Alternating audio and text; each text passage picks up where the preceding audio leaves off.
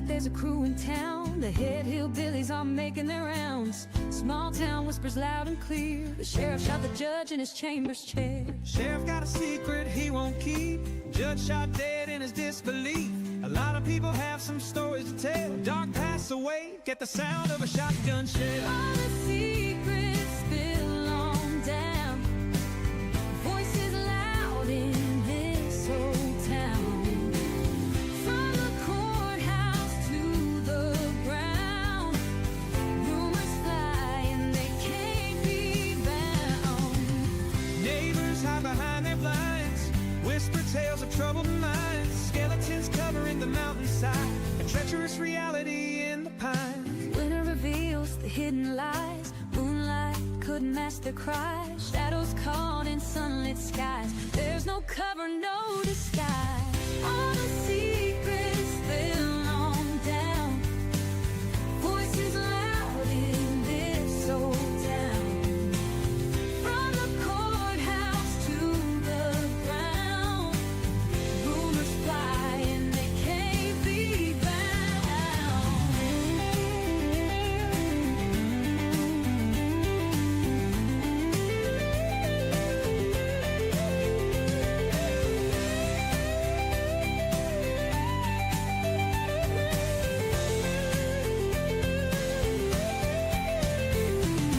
Winter reveals the hidden lies. Moonlight could mask their cries. Shadows caught in sunlit skies. There's no cover, no disguise. All the secrets spill on down. Voices loud in this old town. From the courthouse to the ground. Rumors fly and they can't be bound.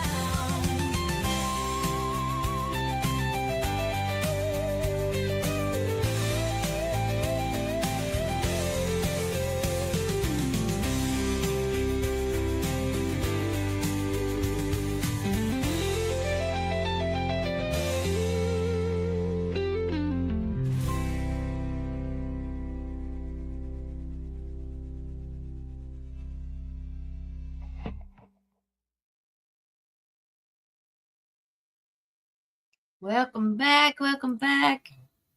Get on with it. Good morning.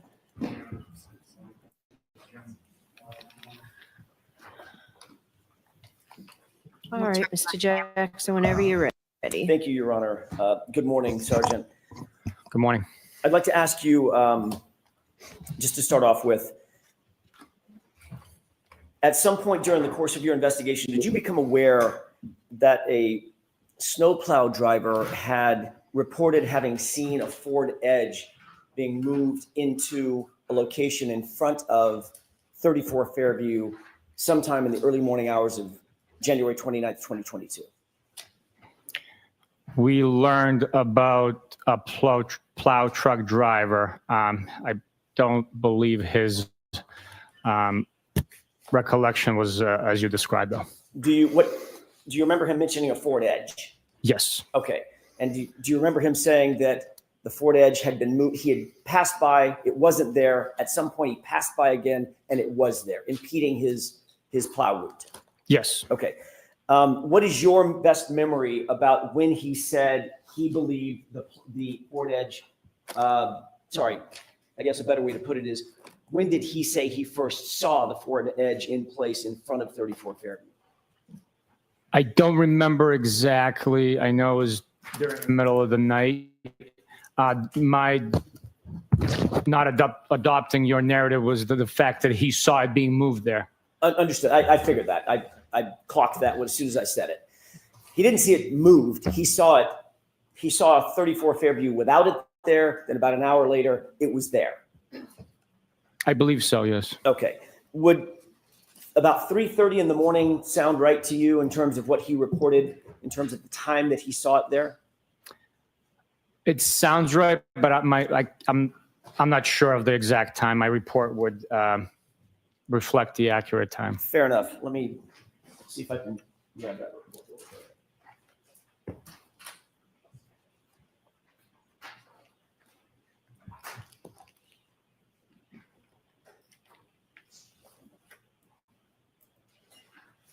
Let me ask this. Well, it's a very lengthy report. Instead of making you sit there and wait, let me just ask this. Do you remember him saying that he had first plowed the area free of the Ford Edge? In other words, first passed in front of 34 Fairview around 2:30 in the morning? Does that sound right? I believe his dispatch time for the plowing of the roads that evening was 2:30. But I would have to look at my report. That's fine. And then it was sometime subsequent there too that he saw the Ford Edge in place, maybe an hour later. Sounds about right. Again, Did you take any investigative steps when you learned about this snowplow driver to determine who, if anyone, might have owned a Ford Edge associated with 34 Fairview? I did not know.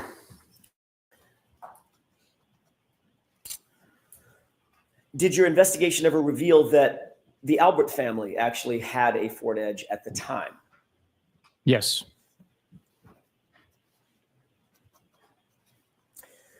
I want to shift gears for a second to One Meadows, if I could, and ring video evidence associated with One Meadows. You testified that on direct examination that there was no video from Ring at or around the time 12:36 a.m. When Miss Reed's SUV returned back to One Meadows. Do you remember that testimony? Yes. You did receive a search warrant returned from the Ring Corporation in furtherance of a search warrant executed by Trooper Proctor, correct? Former Trooper Proctor. Evidence was returned by Ring. Yes. And in addition to the actual video recordings, there was also an activity log that was returned associated with that time and that location from the Ring Corporation, correct? There was a key log identifying each video that was provided by the time and date when the video was recorded. It's not an activity log per se for the account. It's strictly a key describing the video, telling you what time the video was recorded. During the entirety of your investigation, was there any evidence uncovered at all that Ms. Reed had accessed the account information associated with that Ring account? No evidence could be provided by Ring documenting that activity. But there is evidence that someone had accessed the account through John O'Keefe's cell phone, correct? I am not aware of that. Are you aware that after John O'Keefe's cell phone was recovered by Massachusetts State Police, someone at Massachusetts State Police actually opened the Ring app on his cell phone? Yes. Who is the person who opened and accessed the Ring app on John O'Keefe's cell phone? I'm not 100% sure.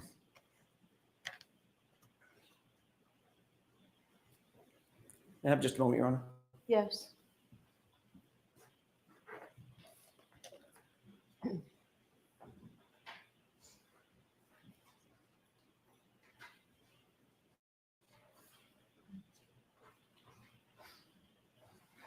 I'm going to refresh your recollection to take a look at a report, perhaps. Yes. May I approach? Yes.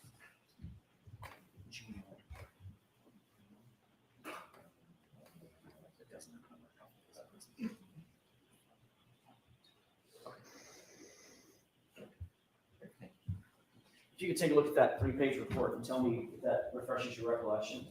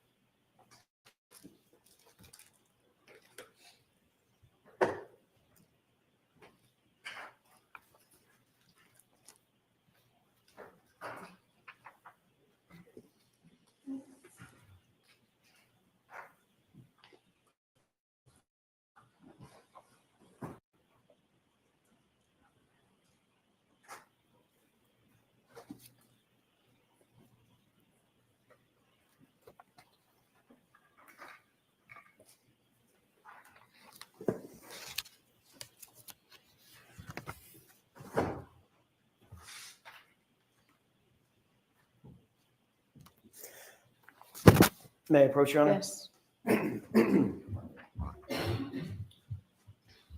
Sergeant, having looked at this report, does that refresh your recollection as to who may have accessed that Ring app?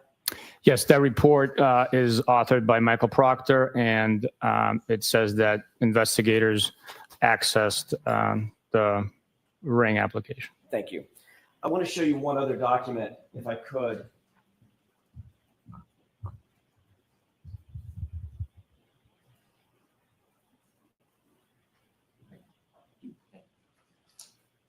Thank you. Thank you. I've just handed you what purports to be the search warrant return for the Ring, from the Ring company, correct? I got to take a look through all of it. Of course. Take your time.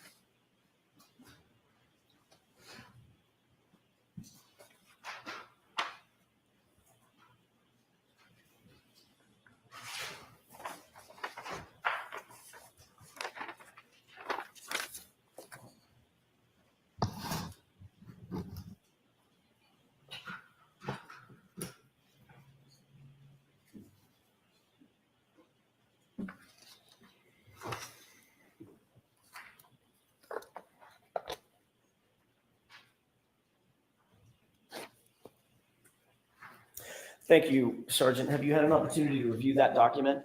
I have. Does it indicate that in addition to several other files, there is a login session report that was produced by the Ring Corporation as well? It's highlighted on that page. Number 4 is highlighted with one Excel file containing login session information. Thank you. May I approach? Yes. And again, just to make sure I'm very clear about this, nothing from the Ring Corporation suggested or intimated that Ms. Reed actually accessed any of that Ring account information, correct? The information provided did not indicate that, no. Thank you. I want to ask you a couple of questions about your testimony on direct examination related to your trip to the hospital and your observation specific to Mr. O'Keefe's right arm. You indicated that you saw bruising on his right arm in addition to the abrasions, the parallel abrasions that you described, correct? I believe bruising is very similar to abrasion. Okay, that's my question. Can we, Your Honor, with the court's permission, can we show Exhibit 1? It's already been introduced. Is this a fair and accurate depiction of what you saw in terms of the condition of Mr. O'Keefe's arm while at the hospital, if not exactly like this? Yes, it is. Okay. What did you mean when you said you saw bruising on his arm? What were you talking about? I actually indicated bruising on his right hand, the back of his right hand. Okay, that fair enough. From his wrist, when I say arm, can we agree, at least for this purpose for the purposes of this discussion, that I mean from the wrist up to the shoulder? Mm-hmm. Did you see any bruising from the wrist to his shoulder? I saw exactly what's depicted there with the abrasions and lacerations. Okay. You know what lividity is, correct? I do. Okay. Describe for the jurors what lividity is. Lividity is the pooling of blood inside the body as a deceased individual falls or is positioned naturally with gravity. Blood begins to settle in the lowest portions of the body. If you're laying face down, it'd be your face. It also contours to the imprint or the force that's exerted on the body from below. If someone's deceased on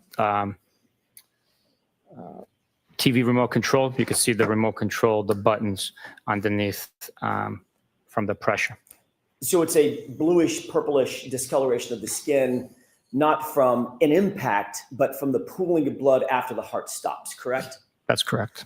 Do you see an area at the upper arm that the skin looks discolored in addition to the abrasions that we see? I'm sorry, I was looking at that one. Oh, sure. I'm sorry. Yes. Right up toward the upper biceps, triceps area. I see that area, yes. Okay. Is that consistent with lividity rather than bruising? I would not agree with that, no. You believe that that's a bruise? I believe that that's a laceration. I'm sorry. I'm talking about the discoloration of the skin, the reddish purplish hue of the skin, separate and apart from the abrasion, from the abrasions or lacerations to the skin. The discoloration. Do you see that discoloration or no? I do not know. You do not? I do not know. Okay, we can take that down. As you sit here today, you're not suggesting that you saw bruising from the wrist to the shoulder on John O'Keefe's arm. Nothing that stood out to me. Okay. I observed lacerations and abrasions. All right, thank you.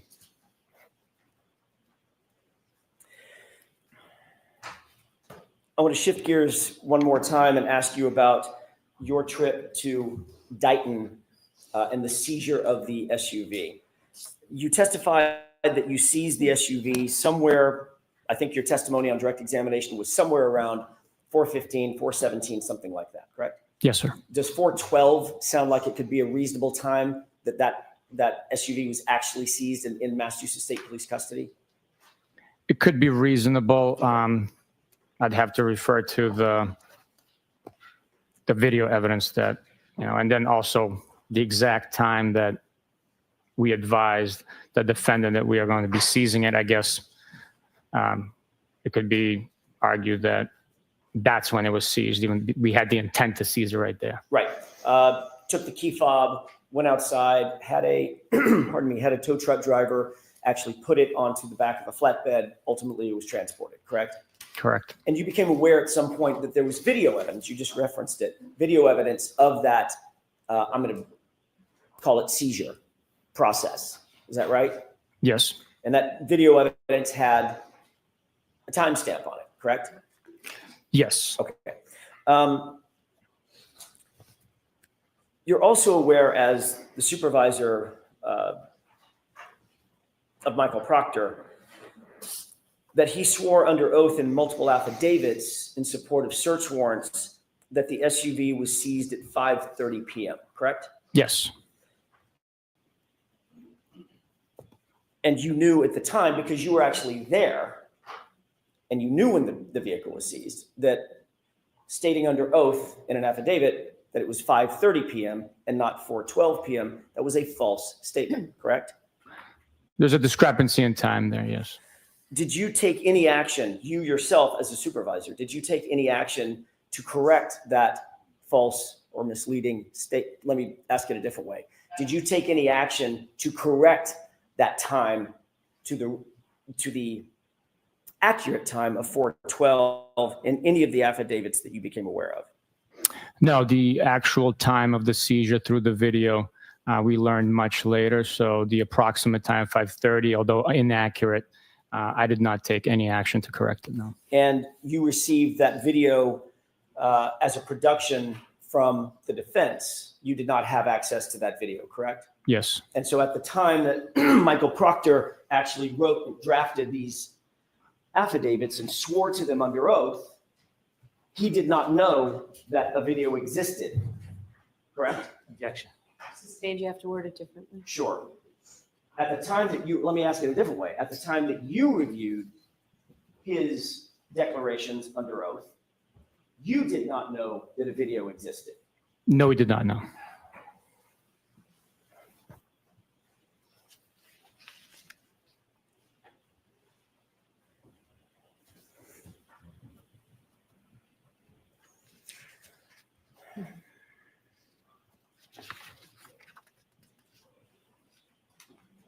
If I may have just a moment, Your Honor. Sure.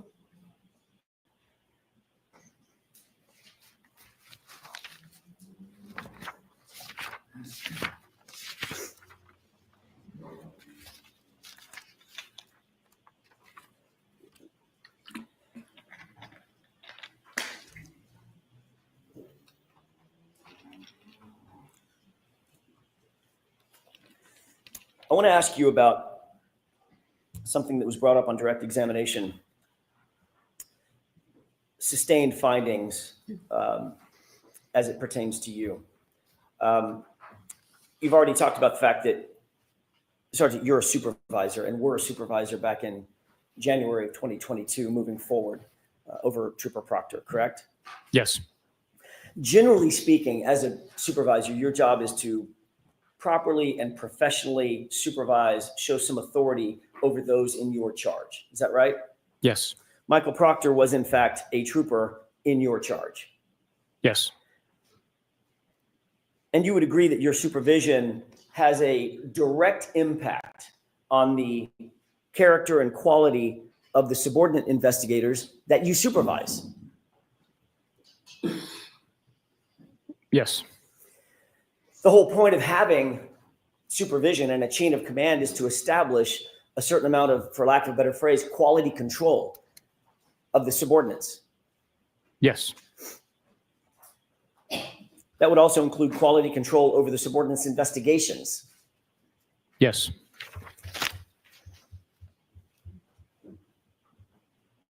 On August 17th, 2022, you were in a group text with the following individuals: Michael Proctor, Trooper Kukowski, a lieutenant named Fanning, and a trooper named DiCicco, D-I-C-I-C-C-O, correct? Yes.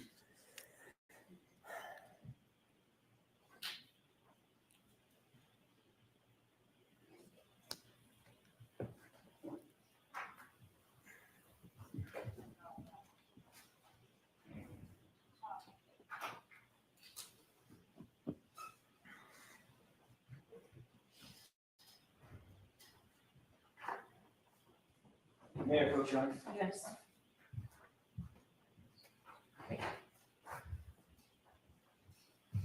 I'm handing you a document. Can you tell me if you recognize that document?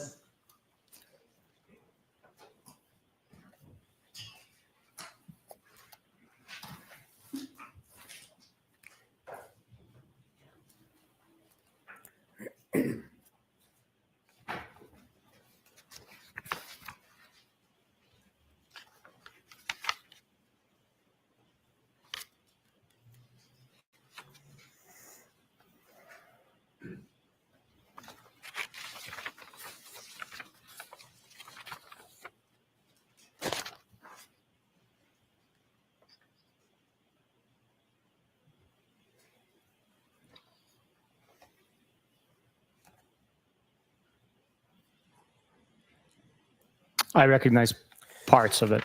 You saw that document on direct examination. I think you were shown the same document, correct?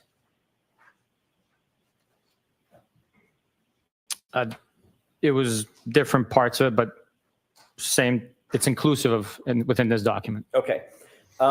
Let's start with this. You indicated that you did not see Michael Proctor's name on that document, correct?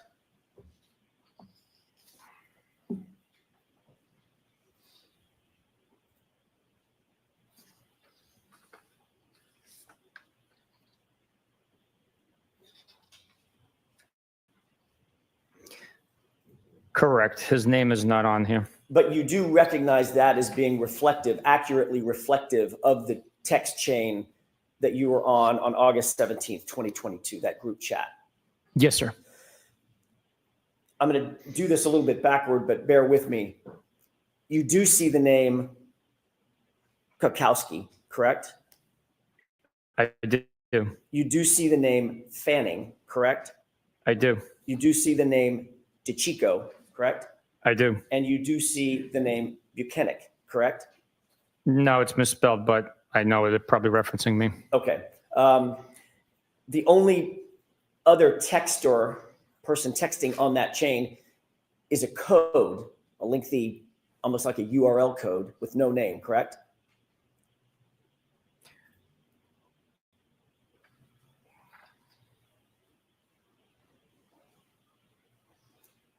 Yes, you're right. And Yes. the only person that I didn't name, whose name I did not read off, it's obvious on that document, is Michael Proctor, correct? Correct. So deductive reasoning tells you that that is the code is Michael Proctor. Is that right? I would agree with you, yes. Okay. In that text chain, it starts with Trooper DeChico sending a photograph, correct? No. May I approach? Yes.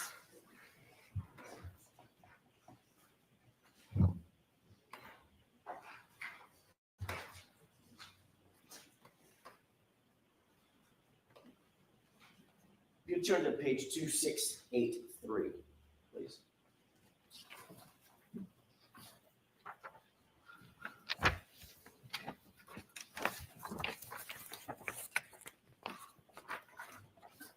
Do you see the photograph there?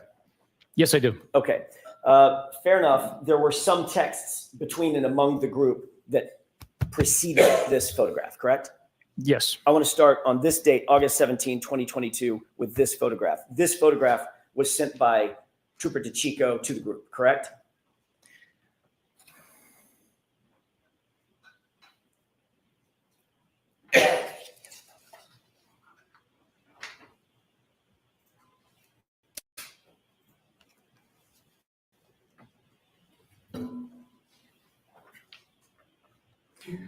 It possibly appears that way. I really can't. I mean, Your Honor, with the Yes. permission, I'm not sure this document has been marked. I'd like to have this marked and Sure, admitted. we'll mark it for ID. I'd actually like to have it marked and admitted. There's certain things I'd like to show. What's the Commonwealth's position on that? I have no objection to admission, but not in this form. It needs to be redacted.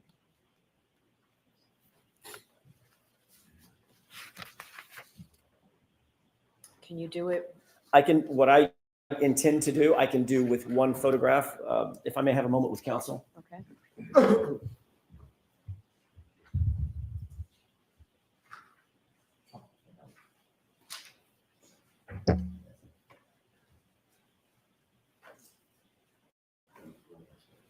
May I have just a second?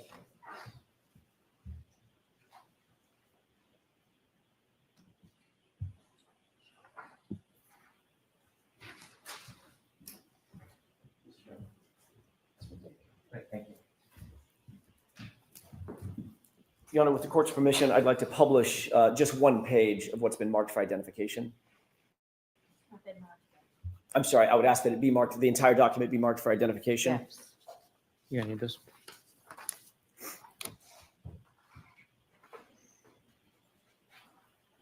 It's exhibit FF for ID. Mhm. And with the court's permission, I would ask to display or to publish page 2683 of that document. So are you admitting into evidence, page 263? I would. Do you just- have a separate one rather than tearing it out of what's been marked for I can- identification? I can take it out of this copy.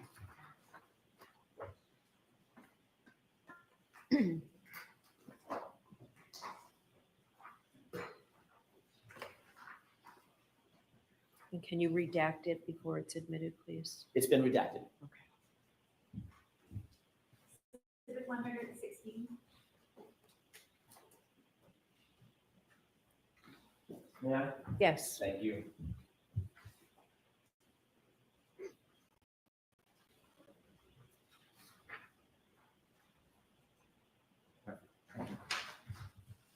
Thank So we're talking about the same thing, Sergeant. I've just handed you a page that's been marked Exhibit 116. Do you recognize that as being a copy of one of the multiple pages in the document that you're holding that's been marked for identification as FF? Yes, sir. Okay, if we could publish that single page, please. Okay.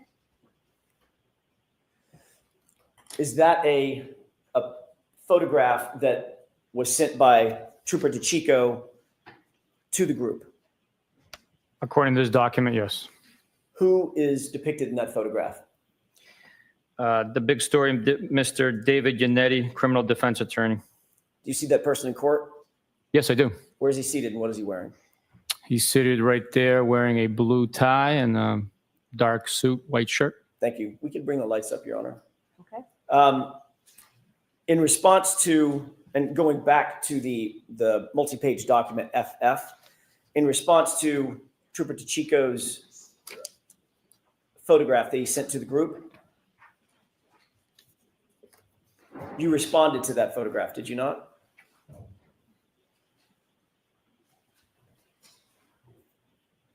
Yes, this document indicates so, yes. And you responded by laughing at it, correct? That's what it says, yes. Well, that's what it says, or that's what you did? I don't remember. Trooper Proctor then, former Trooper Proctor, Michael Proctor, then responded, correct? That's what it says here, yes. And he responded to the group, funny, I'm going through his retarded client's phone, correct? That's what it says, yes. Michael Proctor then responded again. Is that right? Yes. He wrote, no nudes so far, correct? That's what it says, yes. Michael Proctor responded yet again. Is that right? That's correct. And in reference to Mr. Yanetti's photograph, he wrote, I hate that man. I truly hate him. Correct? That's what it says.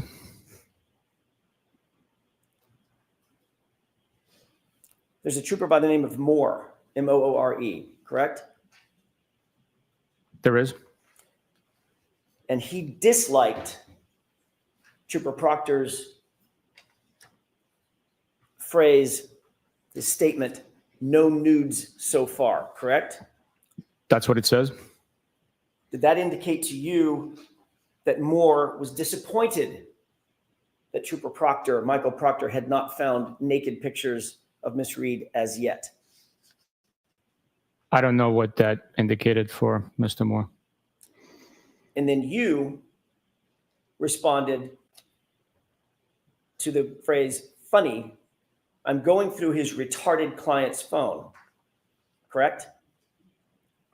I acknowledged that text message being sent. You acknowledged it by liking it, correct? With a thumbs up.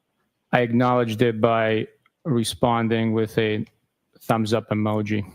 The fact is, Trooper Proctor told you, his supervisor, in this series of text messages, that he was going through Miss Reed's phone. Is that right? Correct. And he also informed you, his supervisor, that he was going through her phone looking for nudes or naked pictures of her on her phone, correct? He did not tell me that he was going through naked pictures, for naked pictures through the phone. He wrote, no nudes so far, right? That is what is written, yes. What did you think he was looking for when he wrote that phrase? I don't know what he was looking for. What would be a reasonable interpretation of what Michael Proctor was looking for when he wrote, no nudes so far?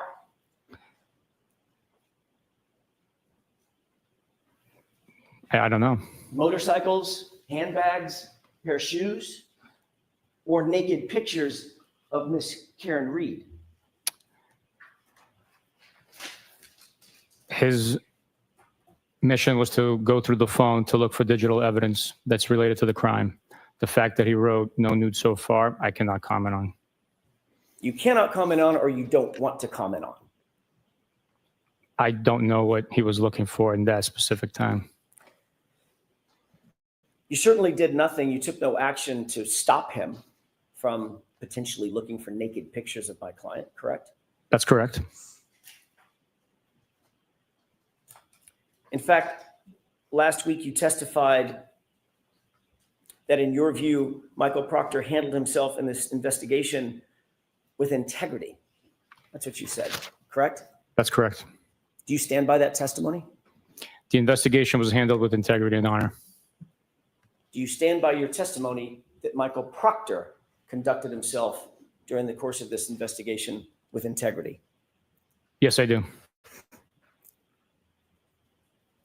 He also called her retarded, correct? That is what's written. That's what's written? That's a very passive way of saying it, Sergeant. that's what's written, or that's what he wrote? That's what he wrote. And that's what you read. I have no memory of reading that. I acknowledged him going through the phone on my Apple Watch. I have no memory of him writing retarded on a text message. And you'll agree that that is one of the most vile and insensitive and incendiary terms one could use in modern society. Retarded, correct? That is correct. And in fact, through your response to that vile phrase, you encouraged it because you liked it with a thumbs up, correct? Objection. Sustained. Did you encourage that statement by Michael Proctor by liking it with a thumbs up? I don't know if it encouraged him, but so I cannot speak to But that. that's what you did. I acknowledged the text message being sent. I want to be clear. These text messages were sent to you by your direct report, by your direct subordinate, correct? That's correct. And there was even someone on that text chain who was more senior than you, Lieutenant Fanning, right? That's correct. Michael Proctor was both your partner and the lead investigator on this case when he wrote that, correct? He's a subordinate, and he was the case officer.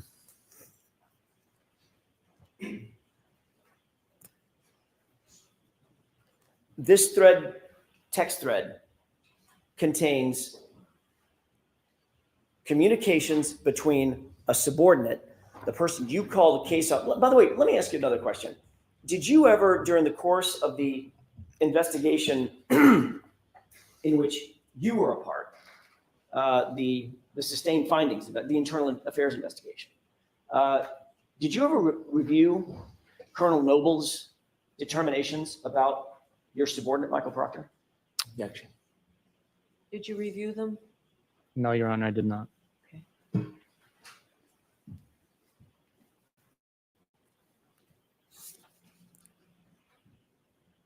What would Colonel Noble call Michael Proctor's title in this case? You think he'd call him the case officer or the lead investigator? What is your experience with Massachusetts State Police in that regard? Objection. Sustained.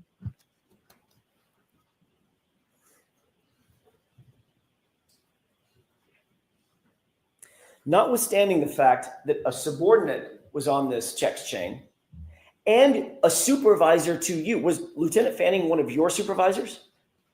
Yes. Notwithstanding the fact that a subordinate was on this text chain and one of your supervisors was on this text chain, you felt comfortable enough within this group of law enforcement to actually like when the subordinate refers to a suspect as retarded, correct? I acknowledged the text message with a thumbs up emoji. Do you believe that? Well, let me ask it another question, a predicate question. You were also comfortable enough with that text chain to receive information that your subordinate was looking for naked pictures on a suspect's phone, a woman, no less. Correct? You took no remedial action against Trooper Proctor for that, correct? No, I did not. No. Do you believe, as you sit here, that that was a misuse of power and authority by a Massachusetts State Police officer? By myself or No, somebody else? by Michael Proctor. Misuse of what? Misuse of authority and power to go through a suspect's phone, to get her phone using the authority and the power vested in that officer by the community members. That's the power that you derive, correct?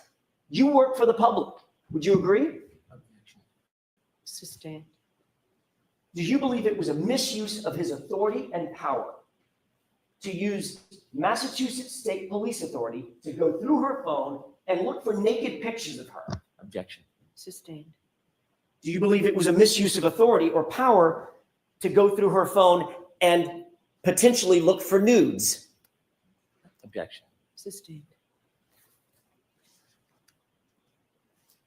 Let me ask it differently.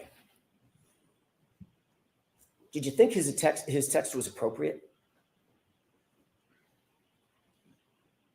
I don't remember reading that text. As you so sit here now, do you think that text is appropriate? no, it is not. Do you think it's professional? No, it is not. Do you think it shows integrity?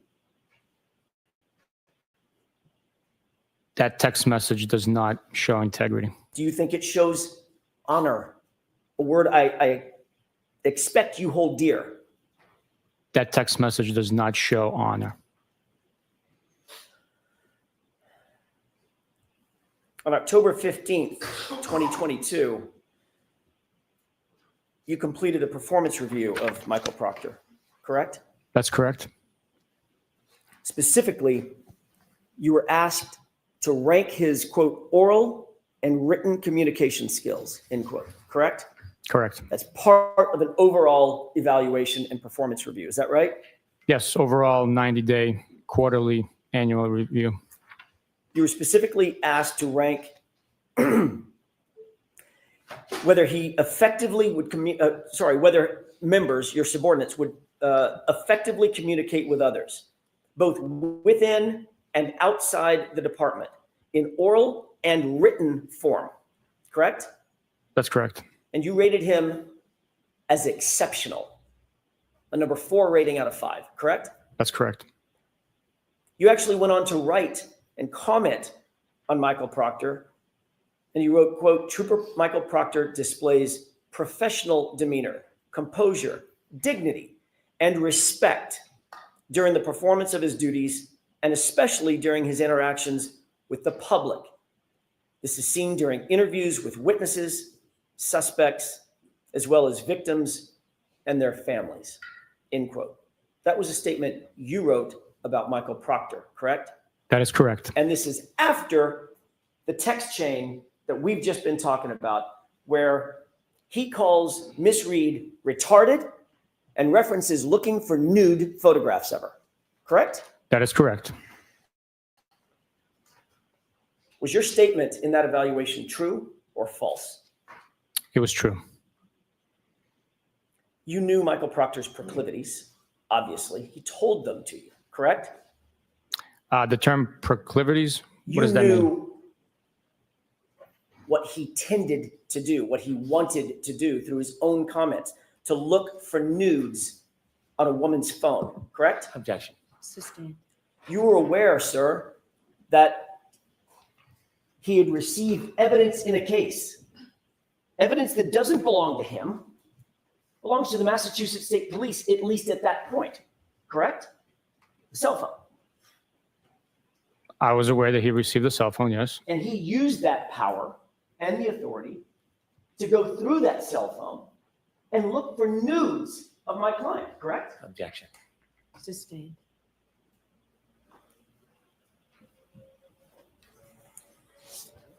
During the same course of your evaluation, you were also asked to evaluate his investigative ability, correct? That's correct. You rated him the highest standard in the Massachusetts State Police, outstanding, a 5, correct? That's correct. And you went on to write about Michael Proctor in the commentary below that rating to justify it. Is that right? That is accurate, yes. You wrote, quote, Trooper Proctor has had a high-profile caseload with a lot of eye and pressure from external sources during the first day of the investigation. He handled himself and all the case with utmost professionalism and competence. He is able to investigate his case thoroughly and with strict integrity, end quote. Correct? Which quarterly review was this? This is the same one, October 2022. Is that right? Those are your comments. That sounds very accurate. I just was not sure which quarterly review that was for. Professionalism, Yes. You believe that he acted in accordance with the highest standards of professionalism? During his 90-day performance, yes. And you didn't just say he displayed professionalism, you said utmost professionalism, correct? Yes. Competence?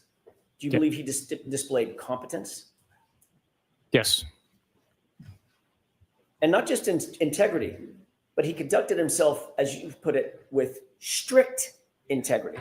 Is that right? That is correct.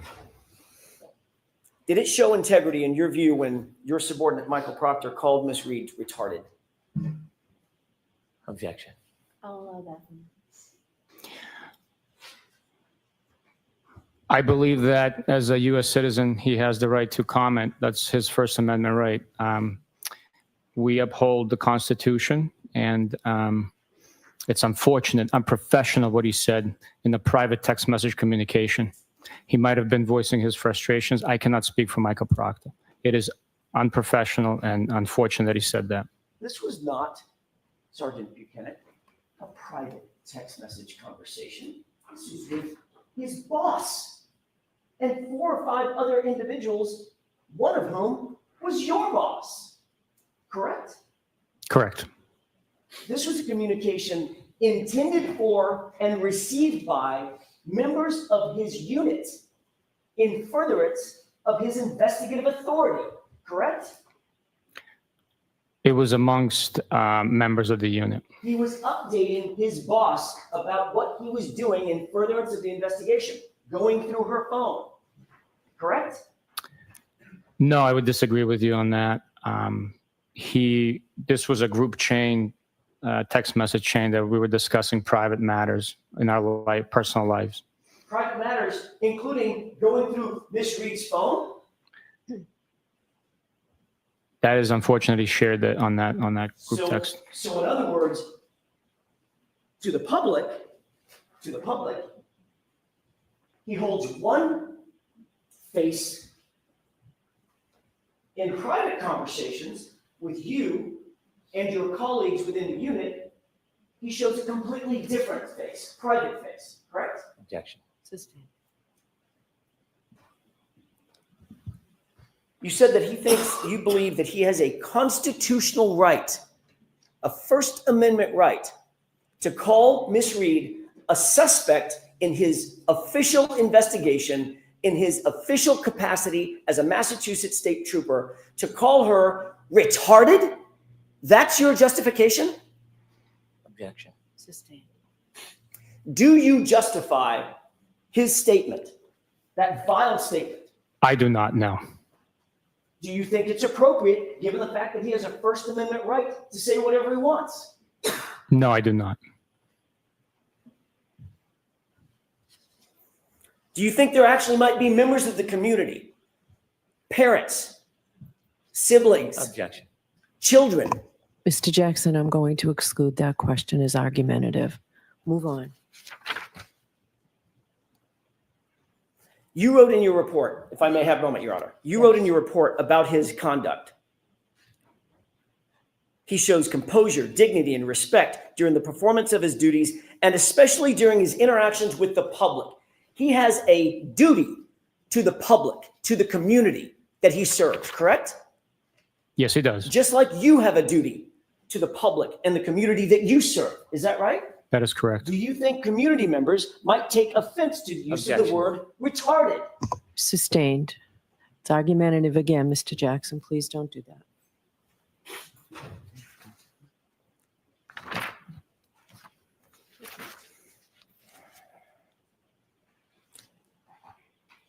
He didn't just put it, that derogatory comment. He didn't just put it, or he didn't just say it, correct? You talked about the First Amendment.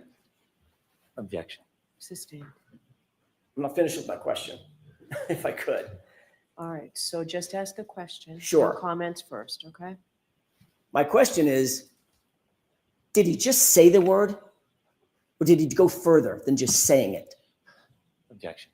Okay, we've gone through this. Move on, please.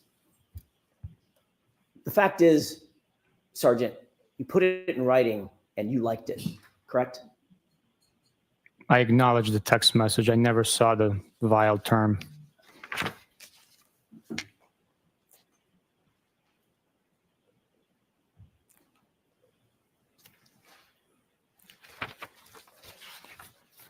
Your Honor, may we approach it just very briefly for a scheduling issue?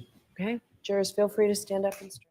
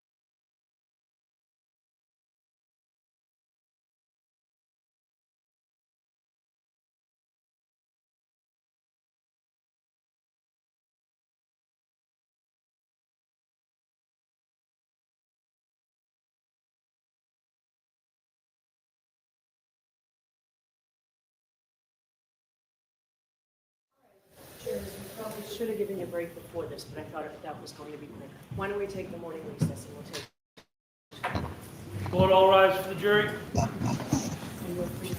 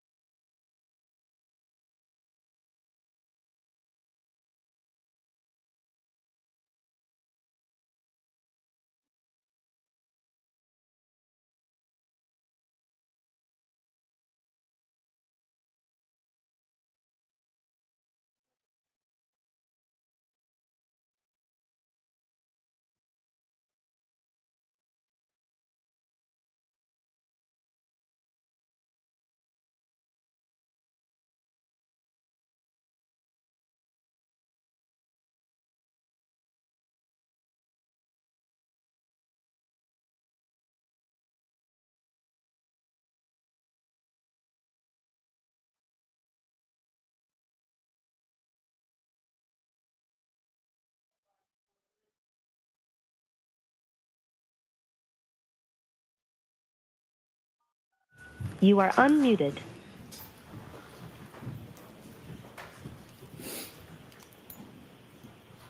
Put it back in session, you may be seated. Okay.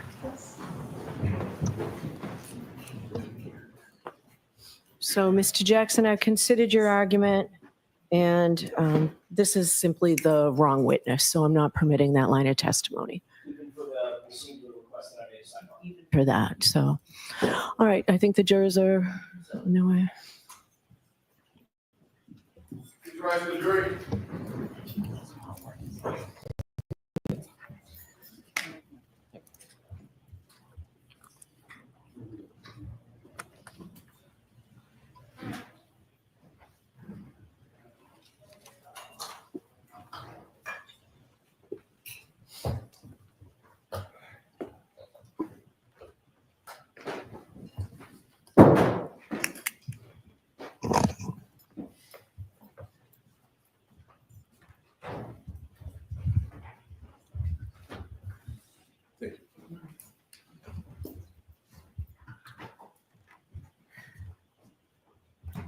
This court is in session. Please be seated.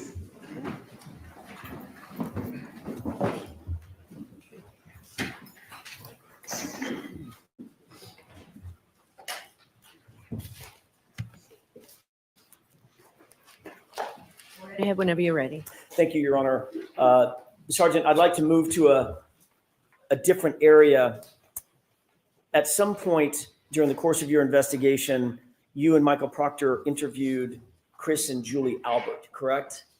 That's correct. That was at the Albert residence, the Chris and Julie Albert residence, is that right? Yes. On or about February 10th, 2022? Yes, Does that sound right? it does. Okay. At any point before or during that interview, did Michael Proctor discuss with you a previous relationship that he and or his family had with Chris and Julie Albert or their family? Yes, as we're walking up to the door, he stated that he knows them from he knows of them from around town and through friendship. Did that cause you any concern that the case officer that had been assigned to the case, dealing with, obviously involving the Albert family, had a pre-existing familiarity or relationship with any members of the Albert family? Yes, I followed up asking him if he hangs out with these people, how well he knows them. And he stated that he does not hang out with them. They're not his friends. He just happens to know them through people in town. Did he tell you any specifics about communications he had related to Chris and Julie Albert? No, he did not. Did he tell you any specifics about communications Michael Proctor had with his sister as it pertained to Chris and Julie Albert? No.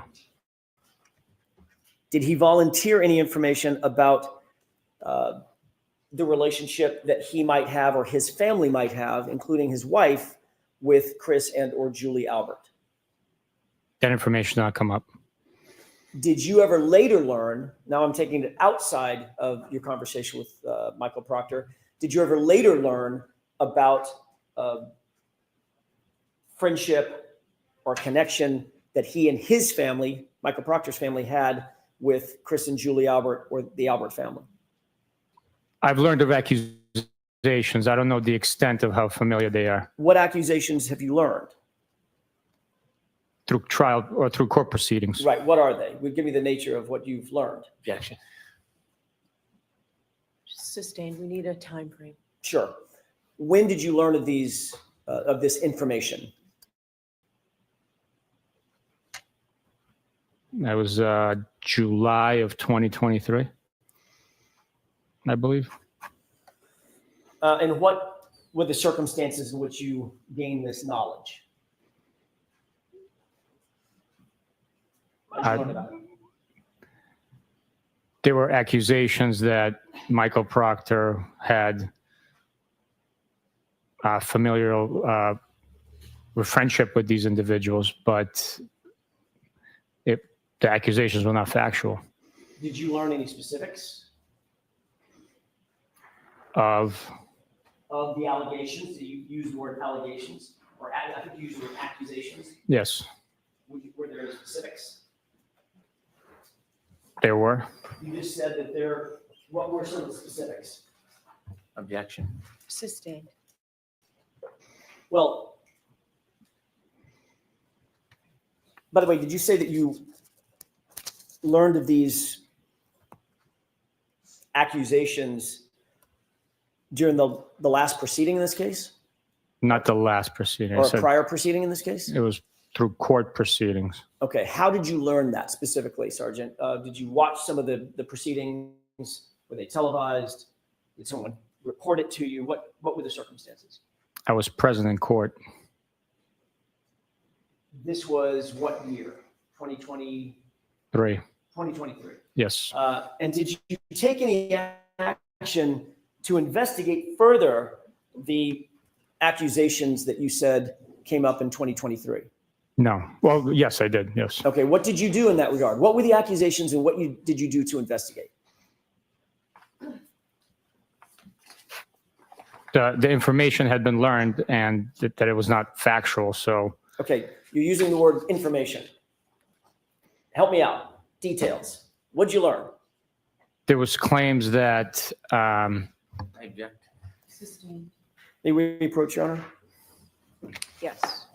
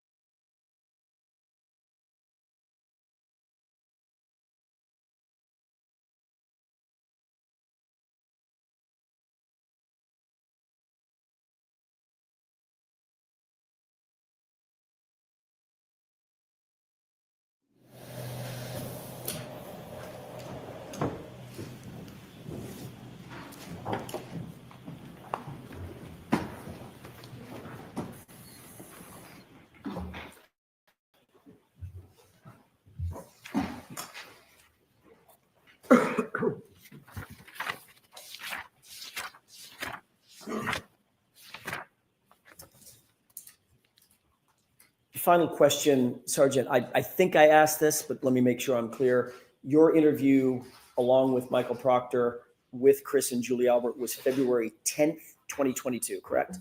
I believe so. Okay. I'm not certain on that, but I believe it was. Okay. Well, let me just clear that up real quick. Will it refresh your recollection to look at your report? Yes, absolutely.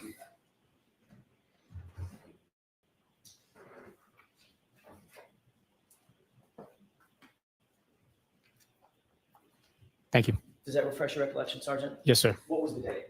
February 10th. Thank you. Okay. I want to move to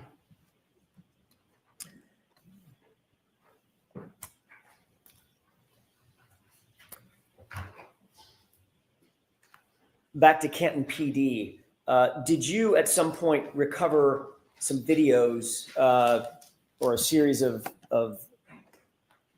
electronic data that purported to be videos from Canton PD in furtherance of your investigation? Yes. And to whom did you deliver these videos, and whom were they requested by? The initial request was by Michael Proctor. I delivered them to him. Okay. Since that delivery, have you seen these videos? Yes, I have. Okay.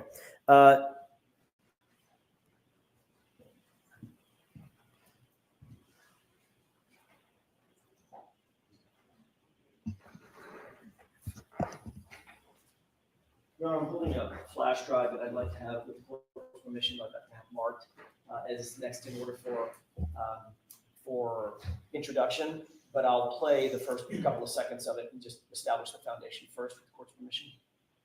Have you shown it or discussed this with Mr. I Brennan? just discussed it with Mr. Brennan at the break. What's the Commonwealth's position? I have no idea what it is.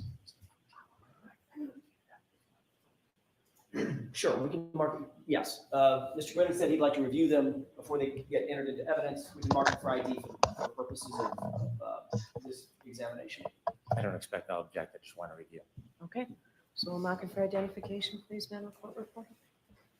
Exhibit GG for identification. Just to establish the foundation so we know what we're talking about, did you see on some of the electronic devices that you picked up in furtherance of this investigation video of somebody outside? Now the outside cameras or outside camera view at Canton PD at about 1:30 in the morning on January 29th, 2022. The digital video, one of the collection items. It wasn't a device. It was, well, I guess it is a device, but the digital storage that was collected had video from external view of the PD. I do not remember specifically seeing an individual, but Okay. I did Do you review remember it. being of the parking lot area, at least one of them, one of the clips being of the parking lot area outside Canton PD? I don't remember seeing outside parking lot. I'd have to see it. I understand. Do you remember another clip being of the outside Sallyport? There's a pedestrian door, not the big roll-up door, but a pedestrian door, someone going in and out of the pedestrian door? I know the view you're talking about, but specifically what you're stating, I would have to see the video, tell you if I saw it or not. And I'm asking a couple of these other questions. I think I may know what the answer is. There's another, do you remember another video being an internal corridor, looking down a hallway and seeing someone walk up or back? Yes, Do you yes, remember that one? I do. Okay, and then one on the outside, again, sort of passing from right to left, may not be intended to a parking lot, but at least an outdoor view of someone moving from frame right to frame left across the camera angle. I don't remember that. You do remember that all these videos, I just mentioned 4, we've talked about 4, these videos were from January 29th, 2022, around generally 1:30, 1:45, 2 o'clock in the morning? I'm sorry, I don't remember the exact time and date. I just remember seeing the file and reviewing it. Do you remember Mr. Proctor asking for video attendant to January 29th? At least can we narrow it to that date? From Canton PD? Yes. Yes, Okay. yes. So these are all from January 29, 2022. You just don't remember the specifics of them. It's been too long since you've seen them. I don't know when each video was collected and then reviewed. Okay. Exactly. With the court's permission, well, may I have just a moment to confer with counsel? Okay.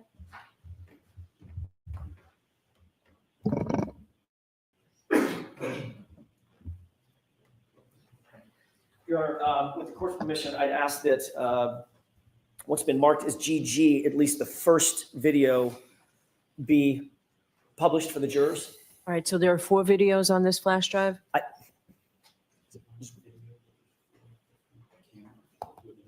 One video, 4 different camera angles as it's set from the one video. Are you ready to see this now? I thought you wanted to review it. I'll agree, and if I have a problem, I'll report it. I have no problem. All right, so for the first one, the first camera angle? Correct. Okay, It's one video, but 4 different angles. all right. We just have to keep a record. That's why I'm Understood. asking all these It's a little questions. complicated. I get it.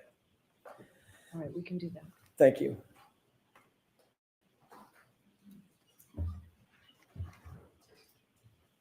And this is, Your Honor, just for the record, actually, let me do it this way. Sergeant, would you agree that we can call this the rear lot main side at Canton PD, just for identification purposes? Sure, if you'd like. I don't know which side this is, so I can't argue with you about the location. So Okay. I'll agree with you that we can call it that. Great. It looks like a parking lot. There's cars. Yes, yes, sir. Okay, just for purposes of, so it doesn't get complicated, we'll call this rear lot main side. That doesn't mean anything unless you adopt it. So just for identification purposes. Thank you. If we could move to runtime 1:26:32. Okay, with the court's permission, may I play it at this point? Okay. Thank you. Stop. Did you see a car pass in front? Yes, sir. Okay. What kind of car did that look like to you? It looked like a 2-door Jeep Wrangler with a plow on it. Okay, let's go ahead and play it.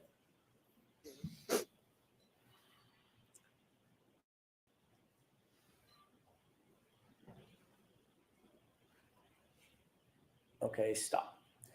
Sergeant, did you, during the course of your investigation, learn whether or not anybody associated with your investigation had a 2-door Jeep Wrangler with a plow? Yes. Who is that? Mr. Brian Higgins. Okay, thank you. Let's go ahead and play this.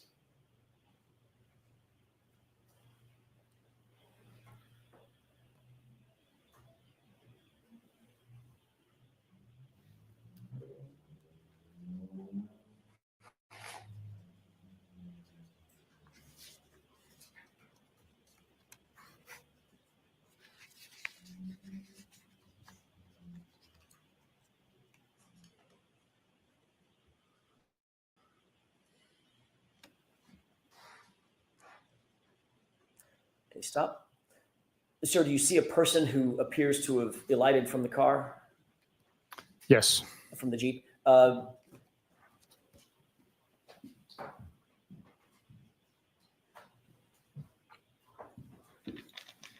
Sergeant, if you could turn your attention to the screen on the right, does that appear to be the location of the person that you're describing?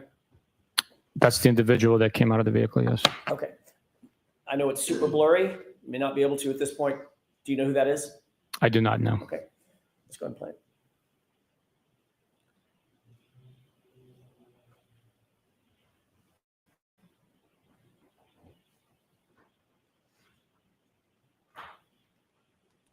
Okay, stop. All right. Did you see the person walk off the screen? Yes, Did it appear that that person had something in his or her hands? possibly, yes. Okay.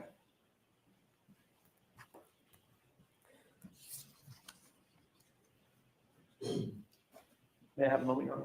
Okay.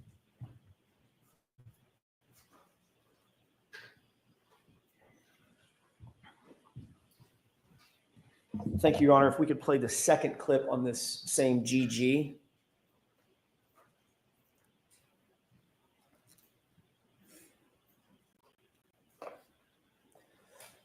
Before this is played, Sergeant, do you recognize what's depicted in this photograph? I do not know. Okay. Let's go ahead and play this. Stop. What do you see on the video at this point? An individual crossing the frame with a couple of cars parked, one of which has a plow on it.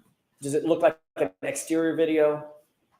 Yes. Does that appear to be an exterior video if you don't know exactly where an exterior video of Canton PD? From the facilities, yes. Okay. And describe the person that you see in the foreground at the bottom of the screen. Appears to be wearing a black sweatshirt, a hooded sweatshirt. Larger in stature, smaller in stature, can you tell? I'd be speculating because there's no comparison, but possibly larger. I don't know. Okay, let's go ahead and play it. And that's it for that. Your Honor, if we could play the next video. By the way, can we agree before we move off of this, just for identification purposes, can we agree to call this rear lot cruiser side as opposed to rear lot main side, just to keep them separate? Same as last time. I'm not aware familiar where that camera is, so I cannot argue with you nor adopt. But if for identification purposes only, we can agree on that.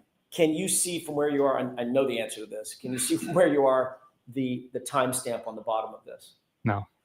Your Honor, with the court's permission, it's very, very small. Is it possible to ask the witness to adjourn from the witness stand just to get close enough to see if you can read the? You can't increase the size of it? Maybe we can. I'm not the tech guy. Mr. Wolk?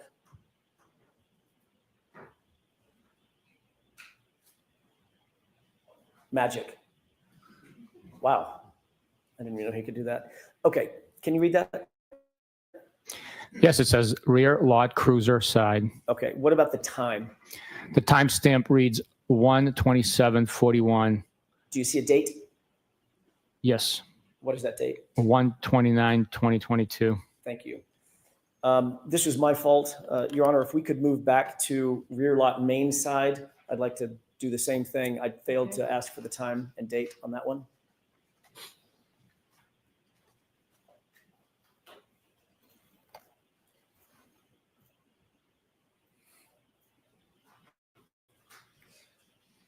Mr. Wolk, if you could, please.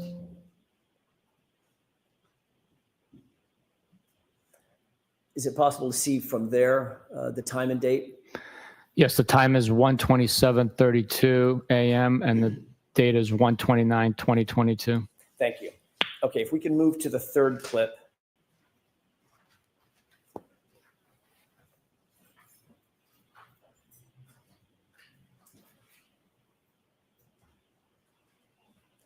If we could start, Mr. Wolk, by enhancing with the court's permission the time and date, let's just start with that.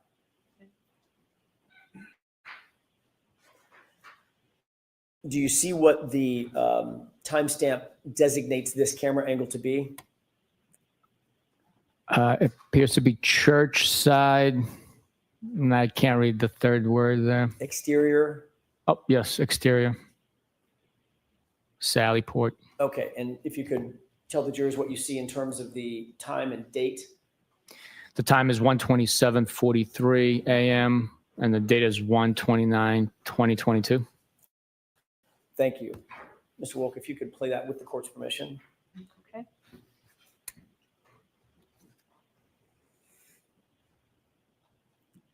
Stop. Do you see a person in that video? I do.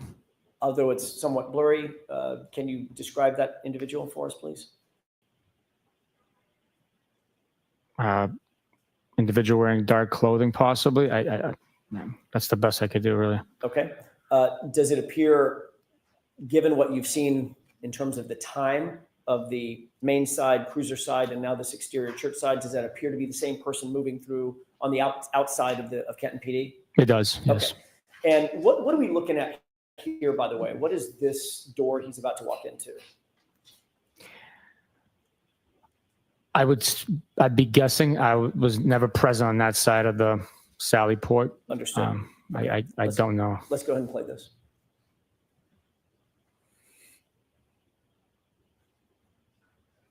Okay. And for the final clip,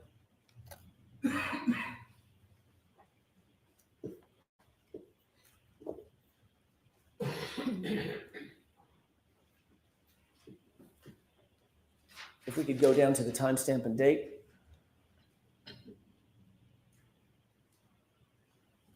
A little bigger, Mr. Walk, if you could.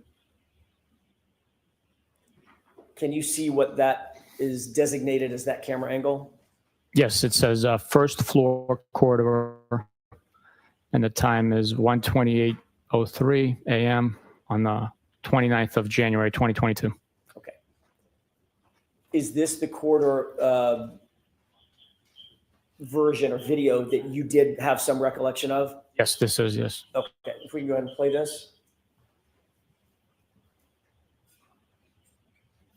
Stop. Do you recognize the person in this video? It appears to be Mr. Brian Higgins. Okay, and what is he wearing? Describe it for the jurors. Black sweatshirt with some sort of logo on the front. It appears to be blue jeans and shoes with a white trim. And is the hood up or down on the sweatshirt? It's up. Okay, let's go ahead and play this.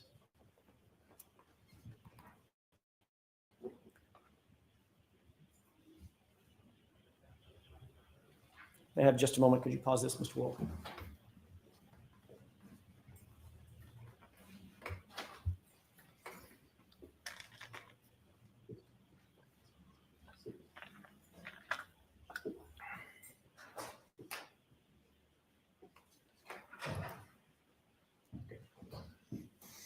Can you make note of the time as it's paused right here?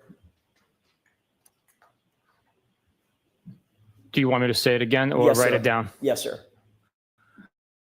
The time is 1:28:16 a.m. Okay, and if we could just continue playing this video.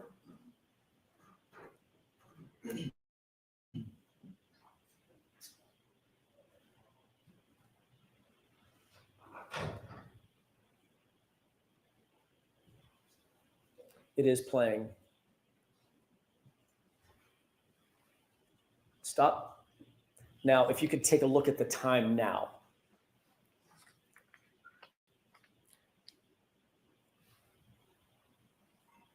Okay, what's that time?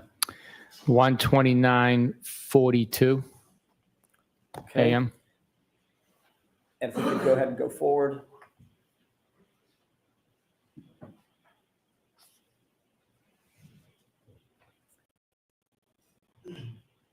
Is it still playing, Mr. Wolk? Okay. If we could take a look at the time one more time. Now it's, you want me to say it? Yes, sir. 1:34:12 a.m. And in the time, just so the record's clear, in the time between you saying 1:28:16 to 1:34:12, 6 minutes has not gone by, correct? Just under 6, I believe, yeah. Well, 6 minutes for us in real time, Oh, in real time, yeah, no. it is not. So it Sorry. appears that the camera jumped, or the time jumped. The time difference on what was displayed is approximately 6 minutes, yes. Okay, which is much longer than the time we've actually been looking at the video, correct? That's correct, yes. Okay, so it appears that it may be motion activated and it just jumped. That's a possibility, yes. Okay, yes. let's go ahead and continue playing this. And stop. Do you see someone in the screen now? Yes. And one more time, I know this is laborious, one more time if we could clock the time.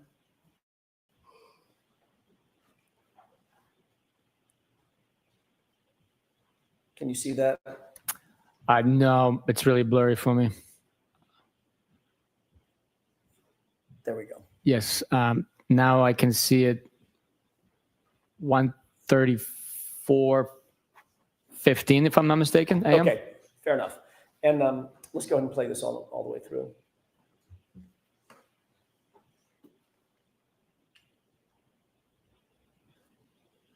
Okay. Who did that appear to be walking away from the camera in this shot? I'm not certain. I would be suspecting or guessing if I gave you an answer, but I'm not certain who that is. as best you can determine, does he have the same stature? I know you can't see his face. Same stature, same clothing, jeans, shoes with white stripe around it, dark hooded sweatshirt. Does he appear to be the same person as Brian Higgins? It does appear that way, yes. Okay. Is that it? Okay. There's one more clip that I'd ask you to look at on this same GG device.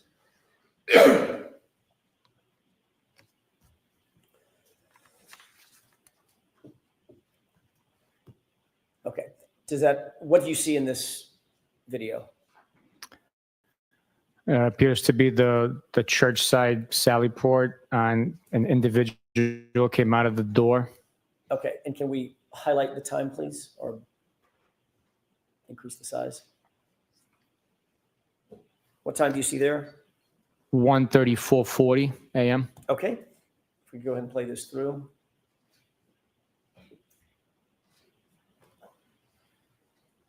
Pause. Does it appear from this video that the person has anything in his hand? I'm sorry, can you play that again? I wasn't looking at the hand, Oh, but sure. Sure.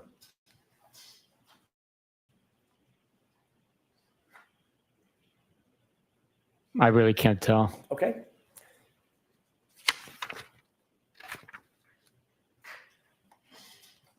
There should be another video of the rear lock cruiser side. Let's take a look at that.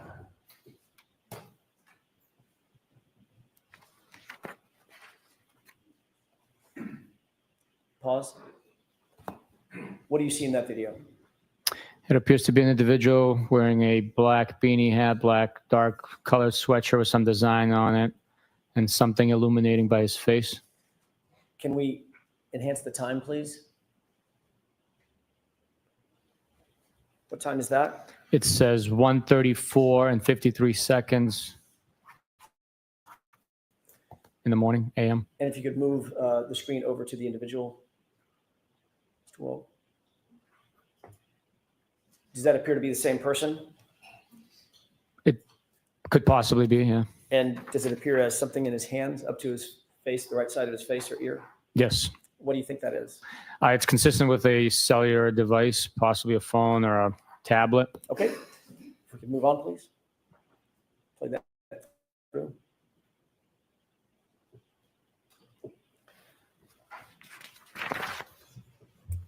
And I believe there's one more video. And Your Honor, this one is a little longer. This is about 10 minutes. Okay. With the court's permission, I'd like to play this through. Okay,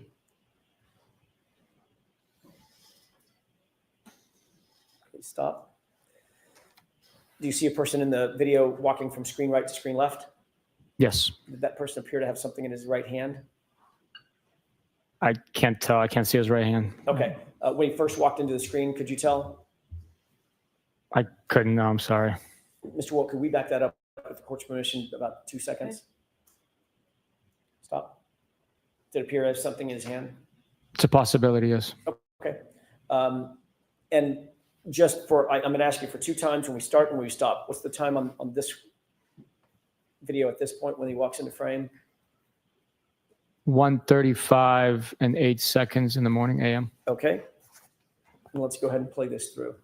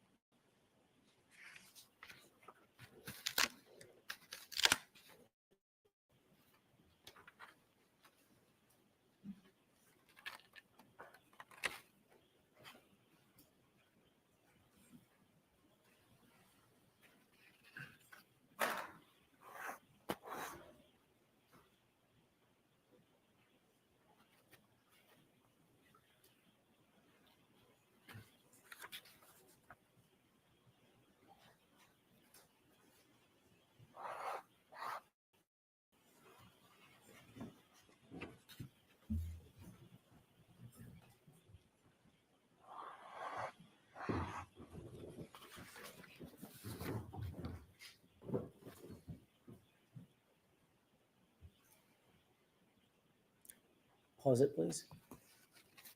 Sergeant, at this point, do you see a person walking into the frame into the video from frame left to frame right? Yes. Okay, go ahead.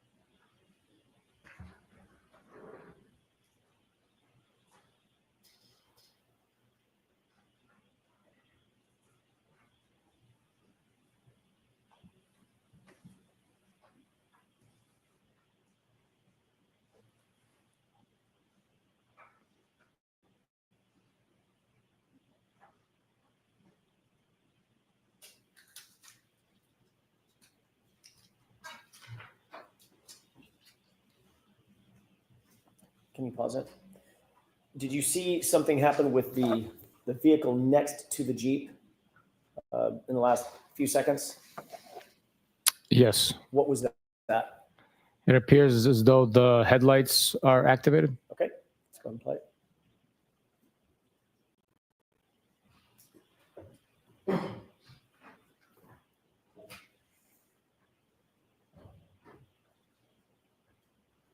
pause it.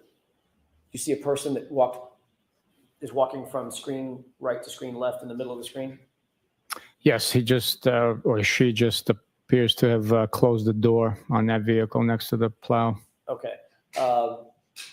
And walking toward which vehicle?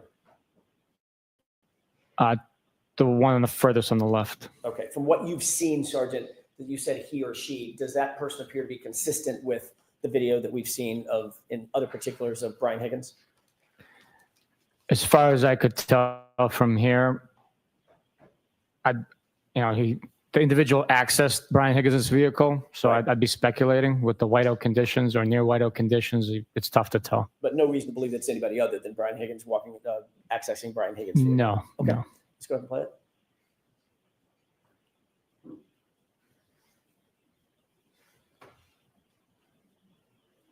And what do you see Brian Higgins or that person doing now? They access the vehicle on the far left. Okay.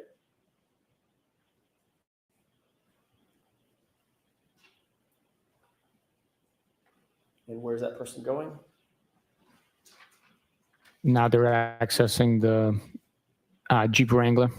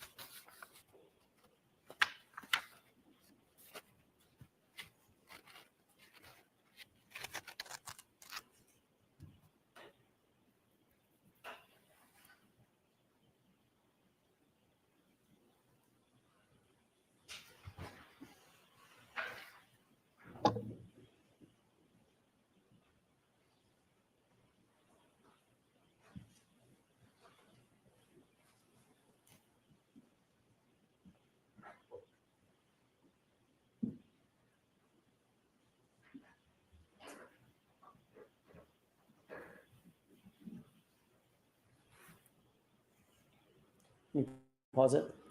Where does that individual appear to be now in the video? Last I could tell, they might be by the Jeep Wrangler. Before that person got to the Jeep Wrangler, is he standing by the vehicle on the far left, SUV or truck? It appeared that way, but with the heavy whiteout snow that night, I can't tell exactly what they were doing. Did you see anything in his hand, like a bag or a satchel or a duffel bag or something when that person walked from this vehicle over to the Jeep? I did not notice, no. Go ahead.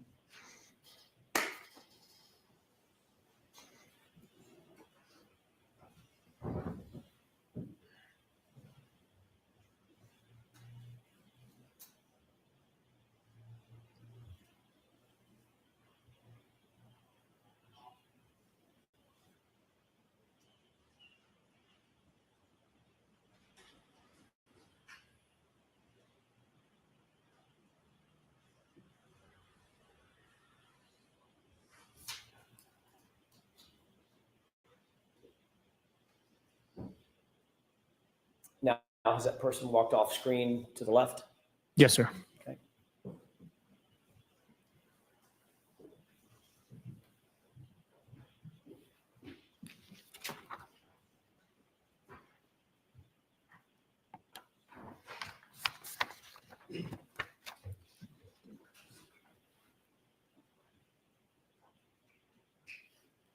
Do you see that person entering screen from screen left?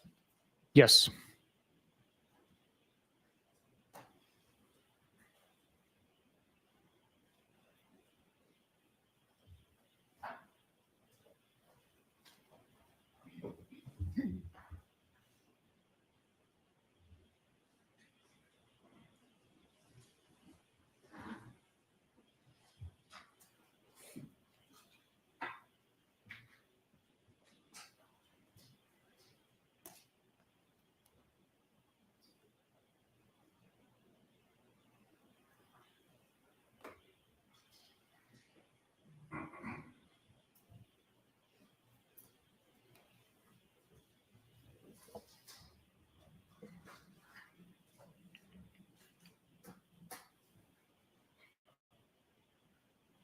What did you just see the person do? They were carrying possibly like a snow broom, walking from left to right.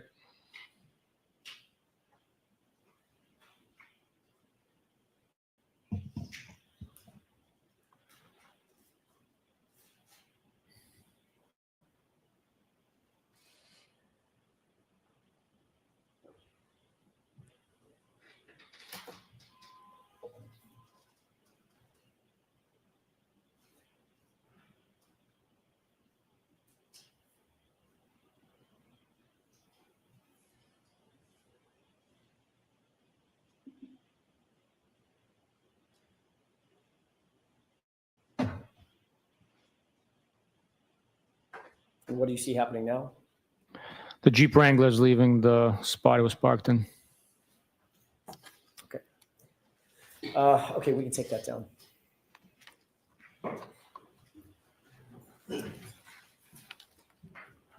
Oh, I'm sorry. I failed to ask you the time. I promised I would do it, and I forgot again. Can we look at the time real quick? Yes, the time for the rear lot main side is 1:45:52. And it appears that's the approximate time that the Jeep Wrangler drove off. Approximately, yes. Okay, thank you.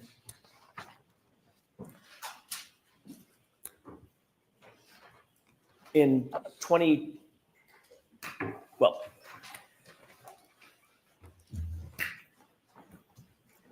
are you friends with Brian Higgins? I am not. Do you know Brian Higgins? I know who he is, yes. Have you ever socialized with Brian Higgins? Like out on private time? Go out, have a beer, No. see him at a bar. Hey, Brian, let's grab a beer. Nothing like that? No. How long have you known Mr. Higgins?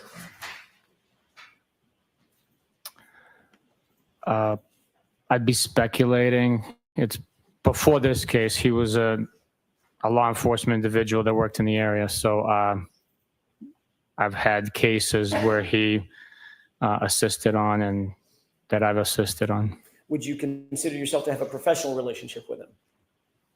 I knew who he was. So yes, I would consider it a professional relationship. But you would not consider your relationship to have gone over to the personal relationship? You don't Not at all. socialize, do any No. private No. get-togethers? No. Okay. You would agree that this video pretty clearly shows, at least at one point, around 1:34 a.m., Brian Higgins was on his phone. Is that the one that he has the device by his face? Correct. It appears that way, yes. And just to be clear, when you interviewed Mr. Higgins, he did not volunteer to give you his phone, correct? He did not volunteer it, no. And you didn't seek his phone through a warrant or any other mechanism? I did not know.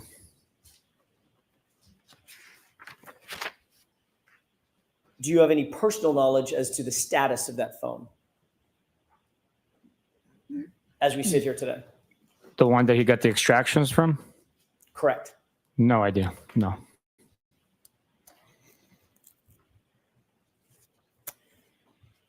I want to shift gears to another series of videos.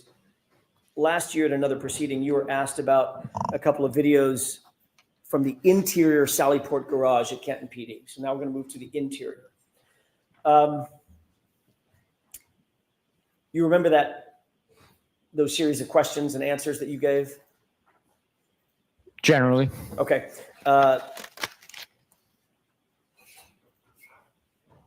You were asked at another proceeding to describe when the SUV, Ms. Reed's SUV, first arrived at the Sallyport garage around 5:30 or so, correct? Based on my recollection of it first arriving or what we were viewing? What you were viewing. Objection to this. Ask it differently, Mr. Jackson. Do you remember being asked a series of questions concerning the arrival of the SUV, just in general? But I remember that it happened. I don't remember the exact questions on what my answers were. And you remember seeing a video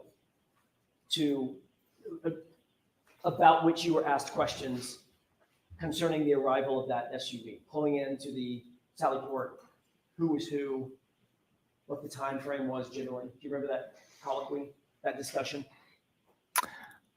I remember it taking place, yes.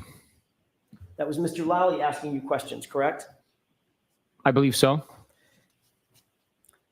Under questioning by the Commonwealth, you were asked whether the video that you were looking at fairly and accurately represented the SUV arriving at the Sallyport garage, correct? Yes. And you indicated, in fact, it did fairly and accurately depict the arrival of the SUV at the Sallyport garage. Is that right? That's correct.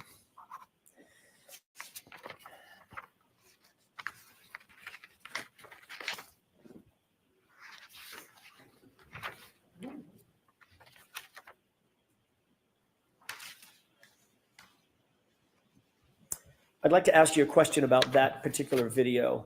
The other day.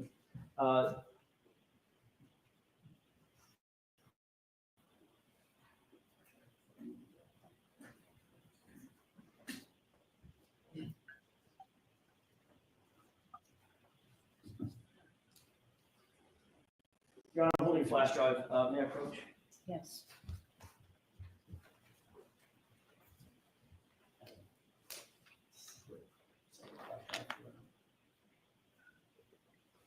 I'm gonna have just one more.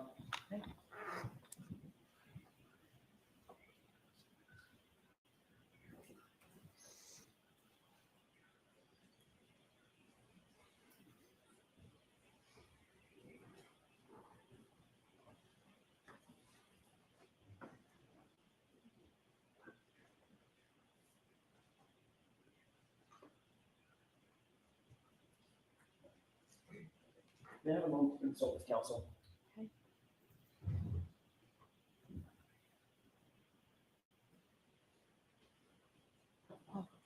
Paul, the lunch is here.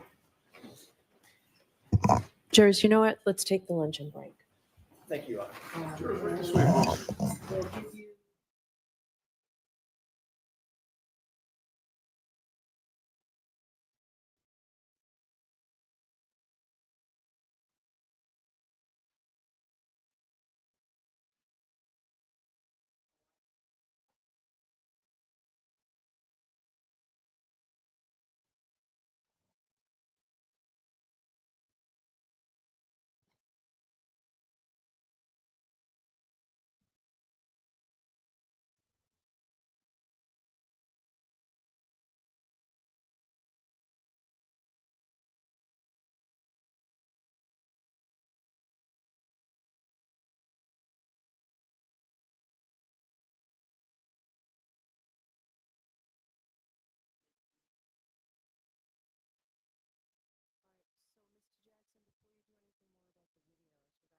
Do is have the voir dire right now to see what Sergeant Buchanan knew regarding that line of testimony you wanted to get into. So let's do that now, and then you can all work out the video issues.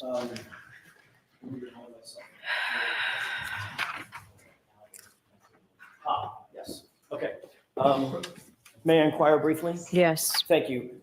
Sergeant, we were talking before the jury left, we were talking a little bit about the conversation that you had with Michael Proctor, either during or just before or just after that first interview with Chris and Julie Albert.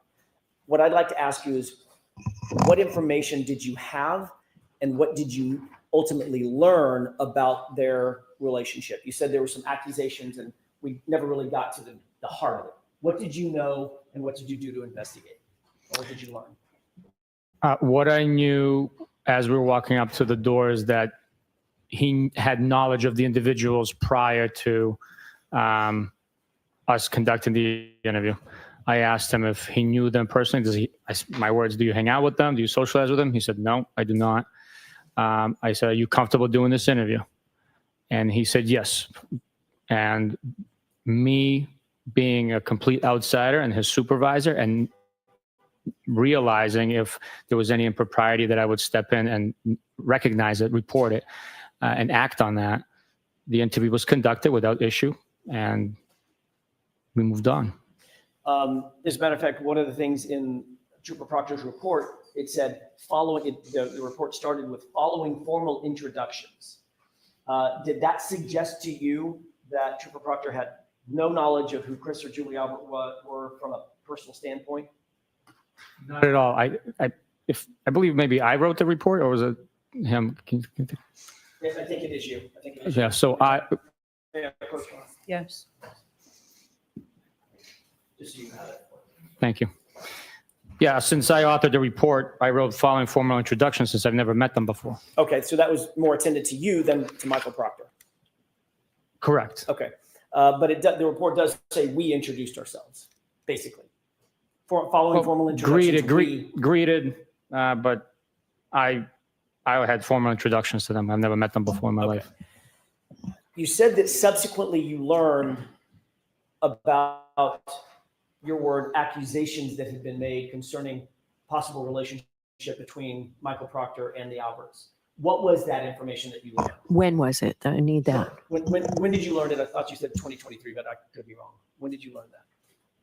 It was during, I believe, during the July motion proceedings when you guys had pictures up of children. July of what year? I believe 2023. Okay. And what was it that you learned in July of 2023 about the potential? The accusations? Yeah. That those were Albert's or McCabe's kids in the photograph with Michael Proctor? Okay. Did you ever learn about personal communications that Michael Proctor or his wife may have had with any of the Albert family, including Julie Albert? Ever? Ever? Yes. Okay. Tell me when you learned that and what you learned in that order. Well, Michael Proctor had communicated with those individuals, Elizabeth Proctor and communicated with those individuals due to the harassment that they've sustained. Okay. So with the crazy behavior that's been, imposed on them, and the torturous harassment that they've endured, the traumatic experiences they had to live through, they've communicated. So I've learned about that, yes. I was taking in all of that evidence, hundreds and pieces of evidence that I've archived in order to Go ahead. In order to?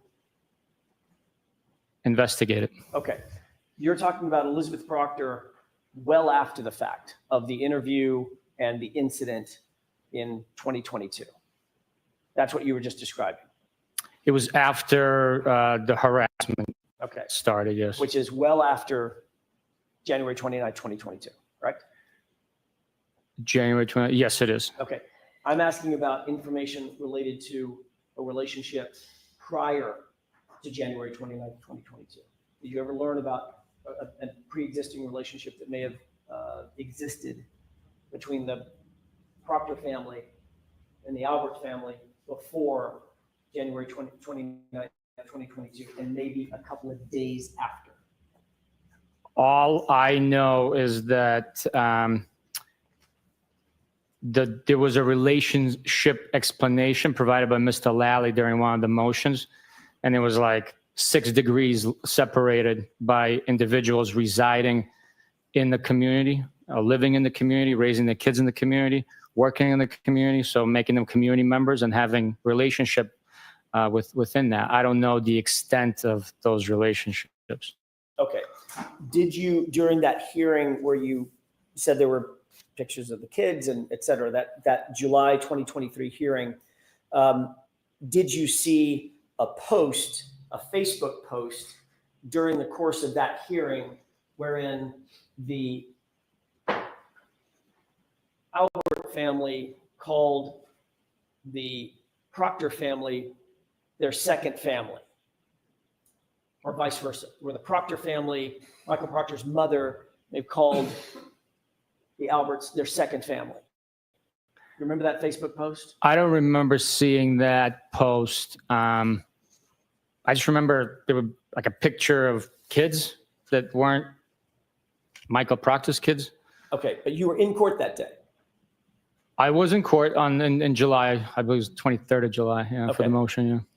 Leaving aside the photographs that you've talked about, did you see the post, the Facebook post about those two families, specifically Michael Proctor's mom, saying that the Alberts were their, quote, second family? I don't remember seeing that post. That didn't strike you, or that was not in your brain, in your head?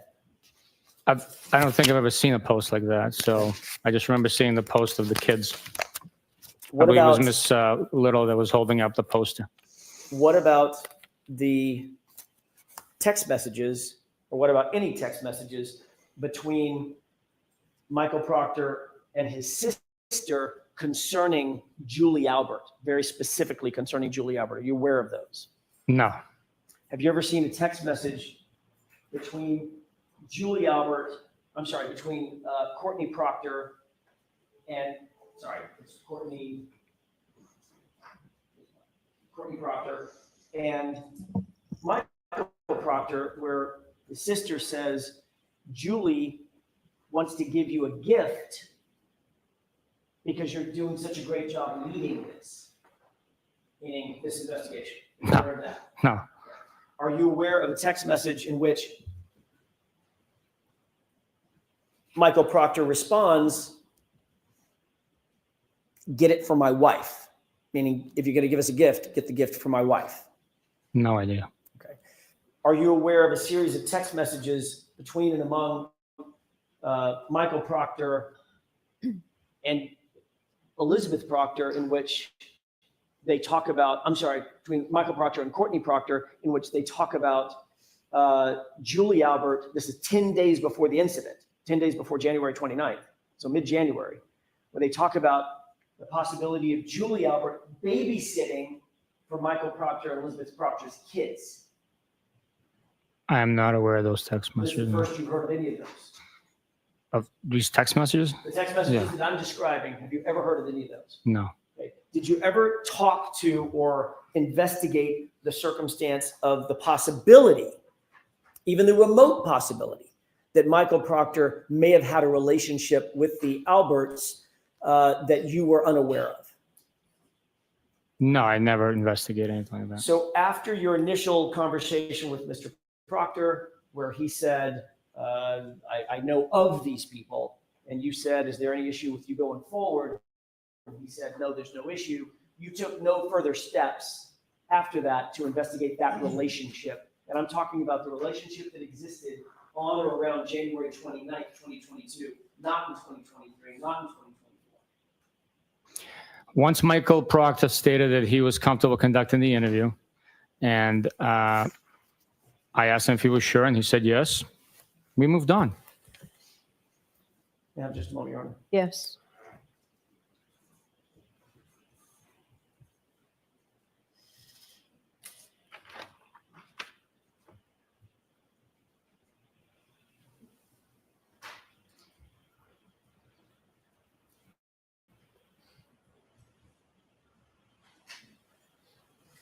Last couple of questions. Were you in court? I know you're indicating that you've never heard about these text messages. Were you in court in February of 2024 following the federal investigation revelation, the documents that we got from the both sides got from the federal investigation, which revealed and was revealed in open court the text messages about gift giving between Courtney Proctor and Michael Proctor? Hey, Judy wants to get you a gift, and Michael Proctor's response was, get it for Elizabeth, get it for my wife. Were you in court when those were revealed? Following the harassment, intimidation that I experienced on the 23rd, being followed into the bathroom, then being followed outside, I stopped coming to court proceedings due to that. So I was not in court in February of 2024 and describing the information that you're revealing. I was not aware of that Did you detail. review that all of these proceedings are televised, Sergeant? You know that, right? I'm not aware that it's televised, no. You're not aware? I know it's streams, but I'm not aware that it's televised. Okay, streamed. However, whatever you want to call it. Streamed on the internet. You can find it. You can, yes. They're recorded. Right. Did you ever review the hearing in February 2024 talking about what's been referred to as the Fed dump and the revelations that were made pursuant to that federal investigation and the text messages attended there too? I am aware of a Fed dump. I'm aware that it exists. I was not privileged to any information outside of the information that was revealed to me during the internal affairs investigation. Right. That was the first time I saw documents from that federal investigation. By the way, were you privy to, Michael? There were 3 individuals involved in the investigation. Yourself, Lieutenant Tully, and Michael Proctor. Is that right? What The investigation? internal affairs investigation. I'm aware that I was. I know they were as well. I don't know who else might have been involved. I don't know. But in terms of your awareness of Michael Proctor's investigation, You're aware, obviously, that he was terminated, correct? I am aware that he's terminated, yes. Did you ever see or were privy to any of the documents or investigative materials associated with his termination as his supervisor? No, no. So nothing was ever shared with you, the final Other than, decision? other than the documents that he was attached in the text message that I was shown from that investigation, nobody showed me anything of his investigation. Okay, so let's wrap this up. Okay, that was basically all I had. Okay, all right. Do you want to be heard, Mr. Jackson? No. Okay. I'm not. Yeah, I'm not letting any of this in. I think it's all admissible, but I understand the court's ruling was if he doesn't have personal knowledge of it and didn't have it then you're not gonna let it in. It's over our objection, but that's been noted. Okay, so you got your voir dire, and I'm glad we fleshed it all out. So you have to be back here in 35 minutes. All right. When's the jury coming back, Paul? It was 20 of them. All right. Be back here at 25 up. Ready to go. All rise to the court, please.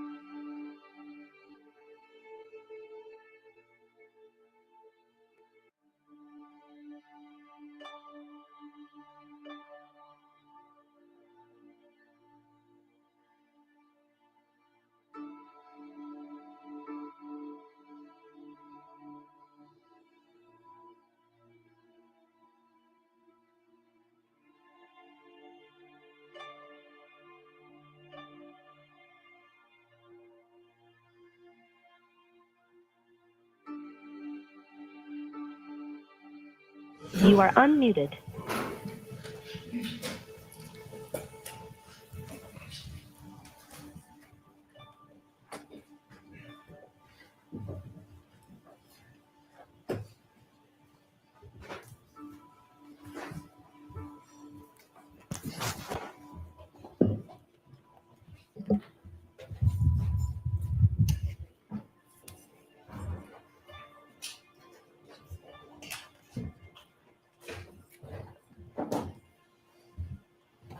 Please be seated, court is in session. All right, Mr. Jackson. Thank you, Your Honor. As a matter of housekeeping, I would ask that GG for identification be moved to the record. Yes.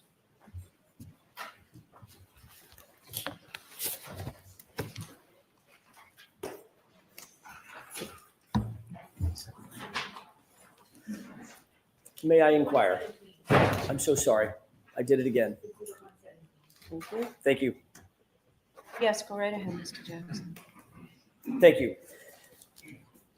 Just before the lunch break, Sergeant, I asked whether you had engaged in a discussion with the Commonwealth at a prior proceeding in which you were shown a video and you talked about the fairness and accuracy of that particular video in the Sallyport when the SUV was first pulled in. And you indicated that you did indicate that it was fair and accurate, correct? Yes, back then, yes. Yeah. I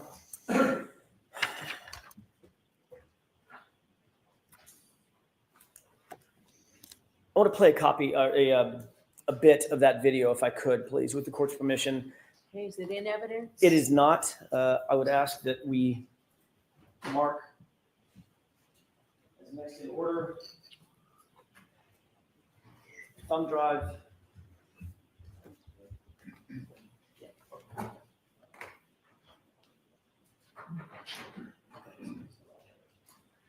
Are we marking this for identification, or is there an agreement it's going into evidence?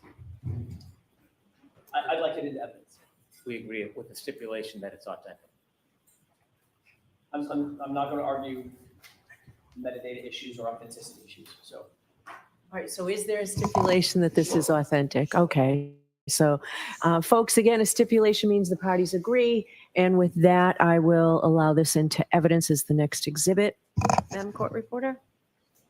Mr. Jackson, is this it? that's it. Exhibit 118? Okay, now you may display it. Thank you.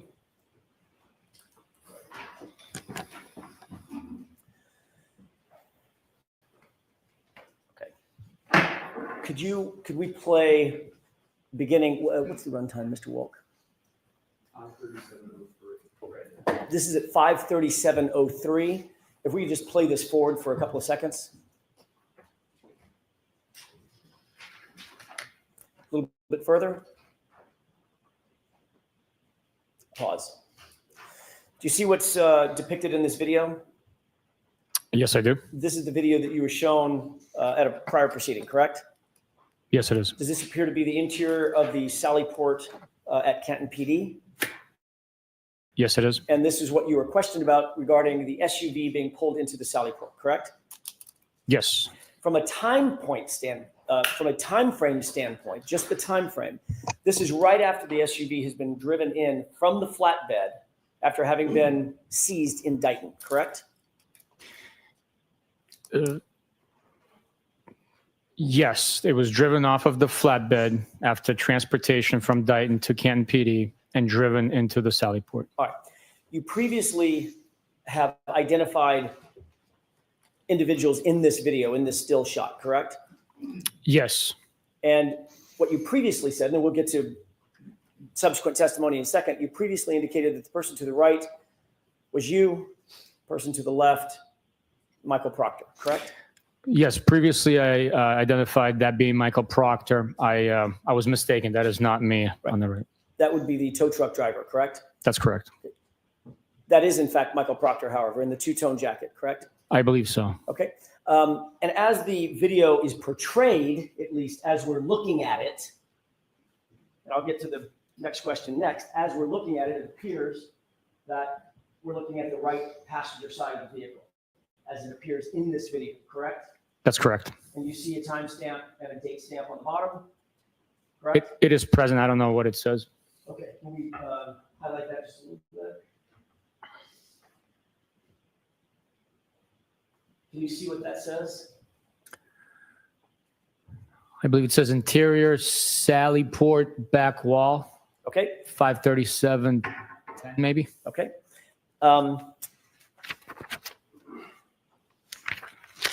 When you indicated that this was a fair and accurate depiction of the interior Sallyport when the SUV was brought in, you were specifically asked whether or not you or Michael Proctor approached or manipulated or touched the right rear taillight area of the vehicle, correct?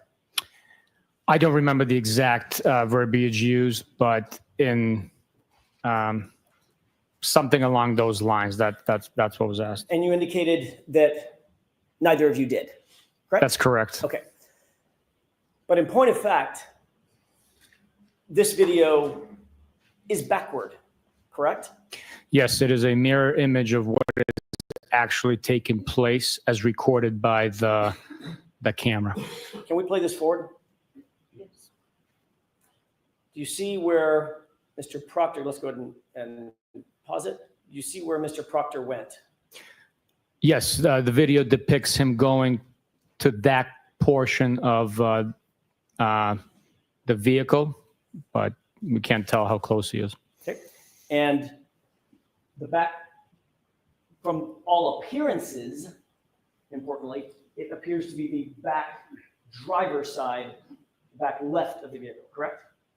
That's the way it appears, yes. Okay. Let's play this forward for a second.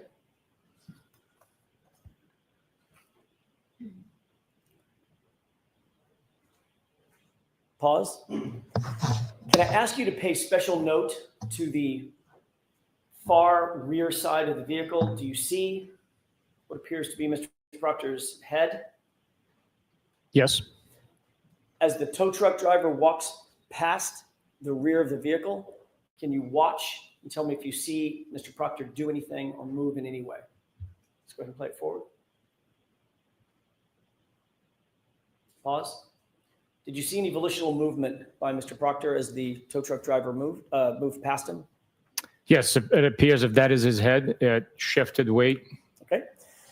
Let's go ahead and play it forward. Stop. Did you see a person that appeared to morph toward the back of the vehicle? Right there.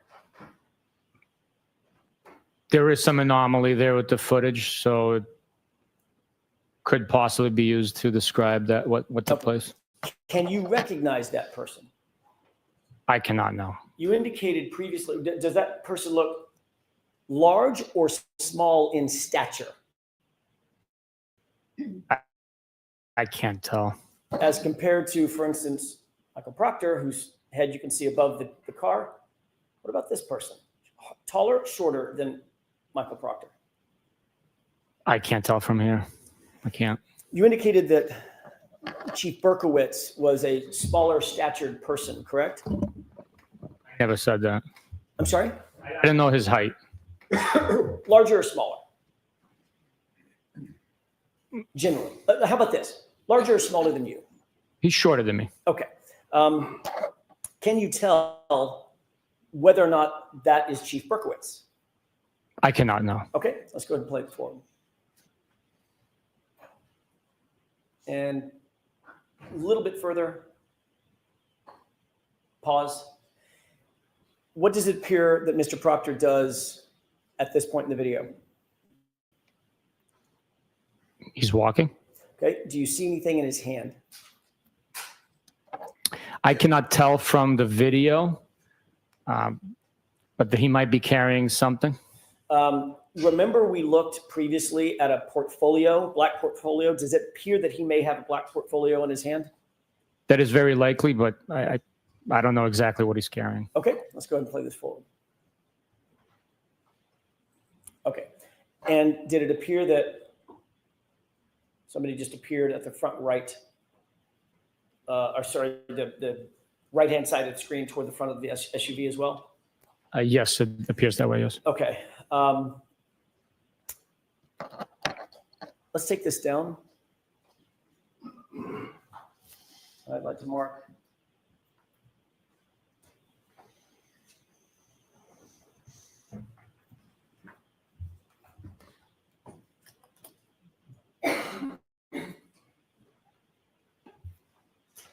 I have another electronic device, a thumb drive, that has another video on it, Your Honor. I'd like to have that marked as next in order. Court permission. All right, so there's no objections, right? No objection, thank you. Exhibit 119.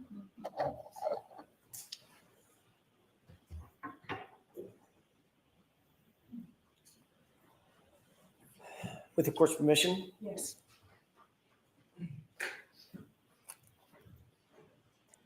now, Sergeant, what does this show? It appears to be the mirror image of the previous footage. I don't know the exact timestamp there, but Can we increase the date and time?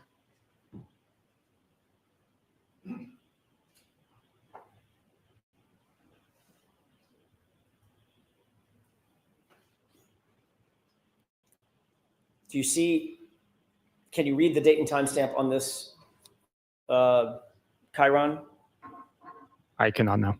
It's because it's backward, correct? I can't read it. I can't make it out, sir. Can you make it any bigger, Mr. Wolk?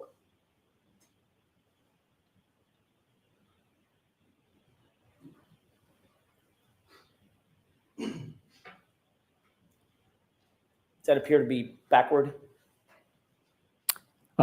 Based on me recognizing some of the digits, it does appear to be backwards. Okay, let's look at the whole screen again. Sergeant, let's play this forward for just a quick second.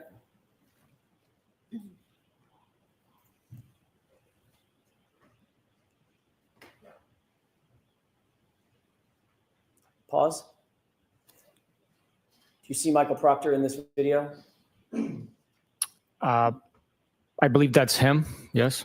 And which side, and let's start with this. Do you agree that this is the correct version of the camera angle and the SUV as it pulled into the Sallyport? This is the footage, the way that is depicted right now is very accurately very accurately represents what I remember from being there.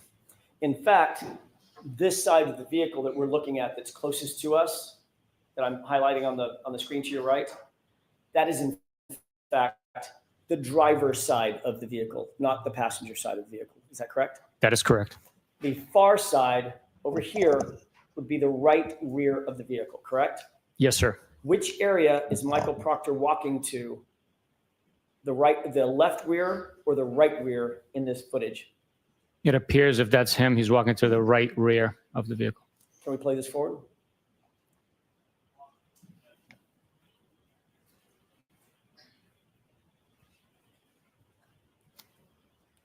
And do you see Mr. Proctor's head above the SUV? Yes. And watch him as the tow truck driver walks by. Did he appear to move? He shifted weight, yes. And it appears that there's another person that showed up in the footage, an anomaly of some sort, walking off screen left to right. Is that right? That's what it appears, yes. Is Mr. Proctor still at the right rear taillight area? He's in that general vicinity, yes. Let's go ahead and play it forward.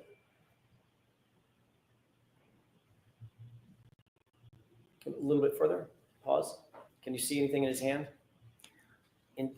Let me just ask it closed in. Do you see the portfolio in his hand? It would not be unlikely that it's there, but I can't tell exactly what it is in his hand. Let's play it forward. Do you see anything in his hand now as his arm? Yes. Okay. Yes. Does it appear to be consistent with the black portfolio that we saw earlier? Yes, it is. Yes. Let's move forward. And he is now off screen, correct? Yes. So, in point of fact, Sergeant, when you were asked previously whether the prior video fairly and accurately depicted what you recall as it pertains to the SUV and the Sallyport. That was not quite true, correct? Objection. I'll allow it. The way I understood the question is what I'm watching accurately depicts what's taking place. It is. Just because it's a mirror image doesn't mean that it's not recording what the actions and what is transpiring. But you would agree, at least, that the previous video showed exactly the opposite of what was true and correct, not just a mirror image. What was left is right, and what is right is left, correct? Stages to that form. Would you agree that in point of fact, a mirror image video is not a true and accurate depiction of what's depicted in a scene? I think it just is a mirror image of what's taking place. If you see someone walking in or driving a vehicle and it's depicting the action of the vehicle being pulled in, and if it's mirrored, it's pulling in from left to right or right to left. It's still documenting the activity that's taking place. Or if someone walks to the left rear of the vehicle versus the right rear of the vehicle, those two things will be switched, correct? That is correct, yes. And you'll agree that the prior video that we showed, that you and I just talked about, the inverted video, appeared for all intents and purposes to show Michael Proctor stay away from the from the right rear taillight, walk all the way around and position himself to the left rear taillight. You'd agree with that, correct? Objection. Do you agree with that? I'll allow it.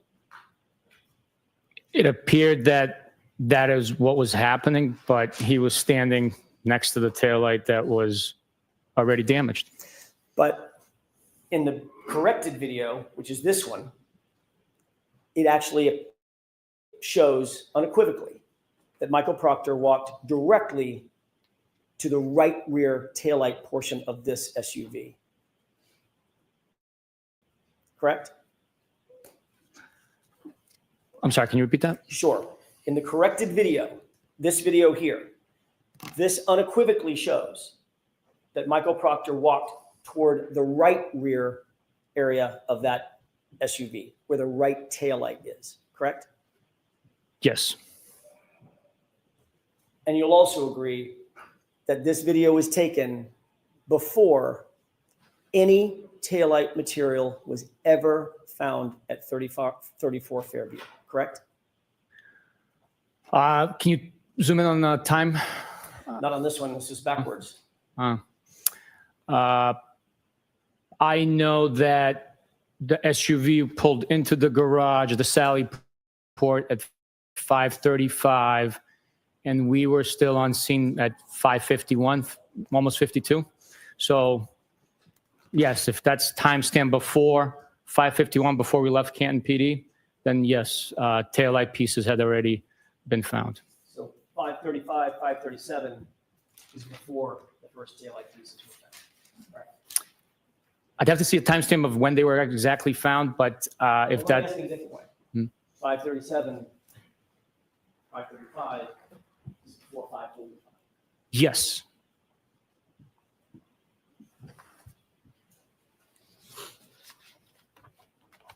May I have just a moment, Your Honor? Yes.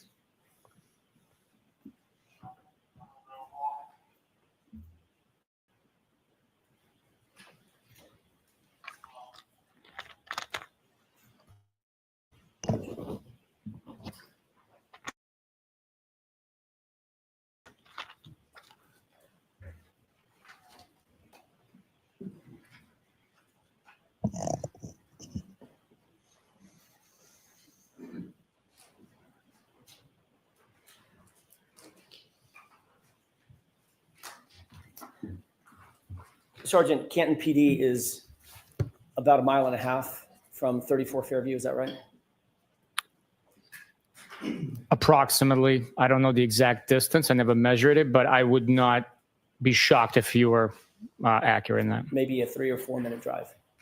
Depending on the traffic conditions and the weather conditions, that could be a possibility depending on the speed you travel.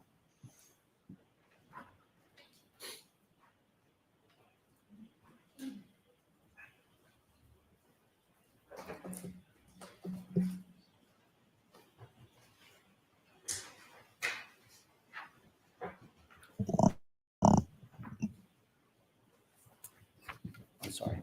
Your Honor, I have a photograph that I'd like to have marked with the court's permission. If I may approach. Marked for identification. Marked for identification for the time being. Okay.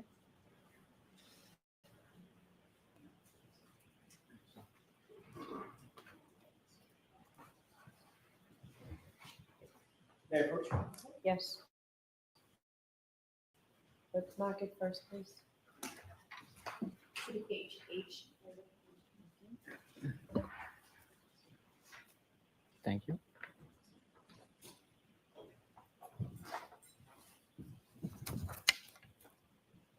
Let me take a look. Thank you. Let me ask you a couple of other questions. We just looked at the videos of the interior of the Sallyport. Harkening back to what we just looked at, the corrected video, there would also be a camera on the other side of that Sallyport garage pointing down toward the right rear taillight area of the SUV, correct? Yes. There's a camera situated on the opposite side. We'd be looking at that camera, correct? Yes. Okay, taking a look at that photograph. I know the quality of it, but can you tell if that appears to be a still image from that camera?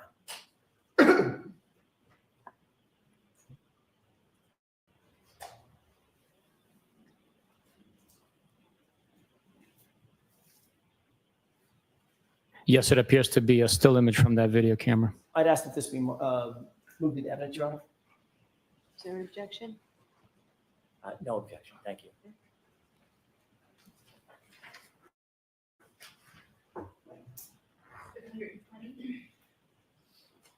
Thank you.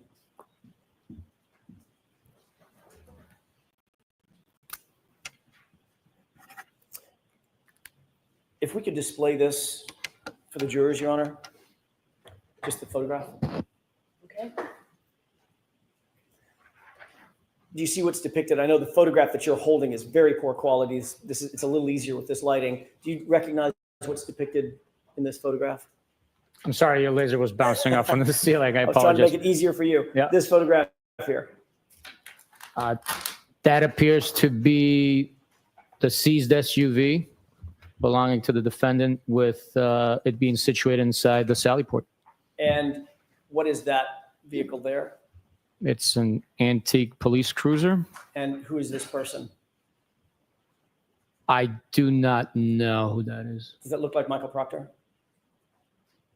I don't know. I'd have to get a zoom in. I don't know. Would that be, does he have glasses on?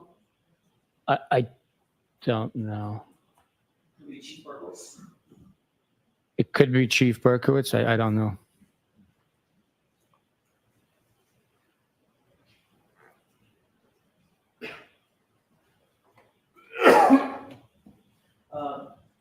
Can you tell me the date that's on the the date and timestamp at the bottom?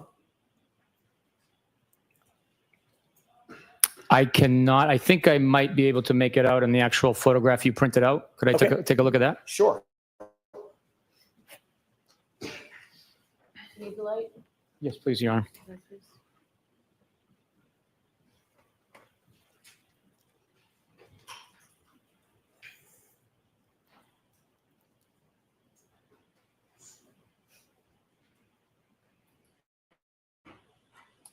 It appears the time is 11:08 and 59 seconds in the morning of possibly January 30th of 2022. Okay.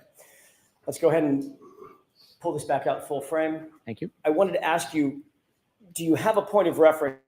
Does that appear to be the interior camera facing the other direction where the SUV was depicted in the Sallyport earlier? It's the opposite of what we had viewed earlier, diagonally across, I believe. So this would be the right rear of the vehicle, correct? That is correct. Now I'd like to ask you to take a look at a video. Now that we have that point of reference, you and I have a final video.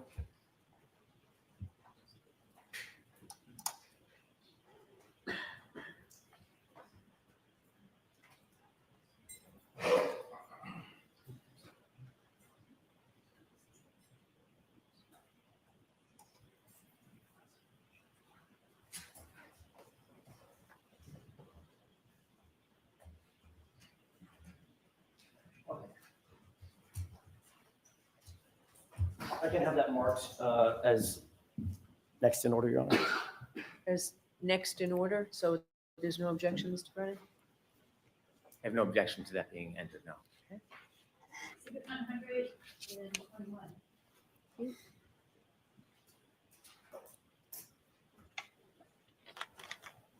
Your Honor, with the court's permission, could we Yes. present this?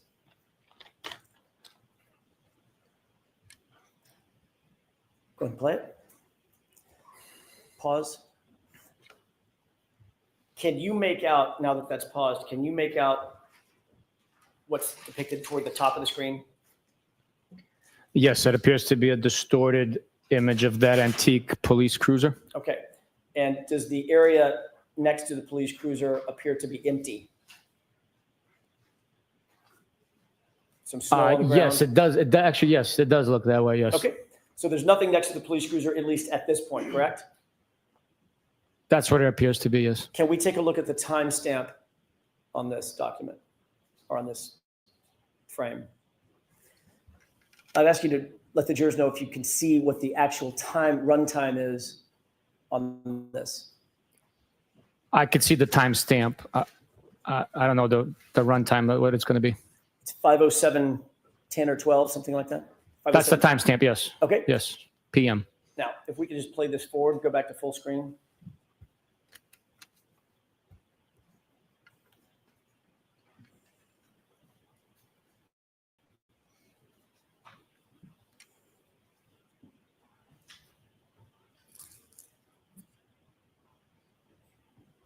Pause. Now, how many seconds would you estimate, just in your head, just went by in real time? Approximately 5 seconds. Okay. Do you see something in the video now? Yes. What is that? It appears to be the seized Lexus SUV. And now let's look at the timestamp. What time is that? 5:47 PM. So in about, according to your testimony, in about 5 seconds, the time jumped from before the SUV was in the Sallyport to about 5:50 PM after the SUV had already arrived and is now situated in the Sallyport, correct? Yes, that is correct. The time frame that we just saw earlier of about 5:35, 5:36 or so with you and, I'm sorry, with the tow truck driver and Michael Proctor in the video. That is not in this video. It's not captured in this video, was it? It did not present itself, no. That's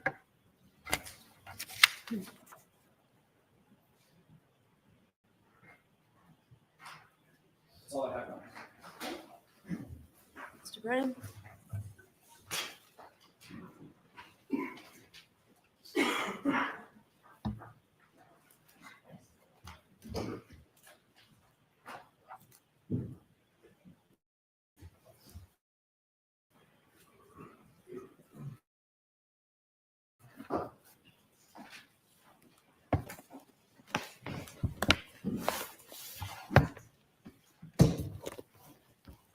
Good afternoon, sir.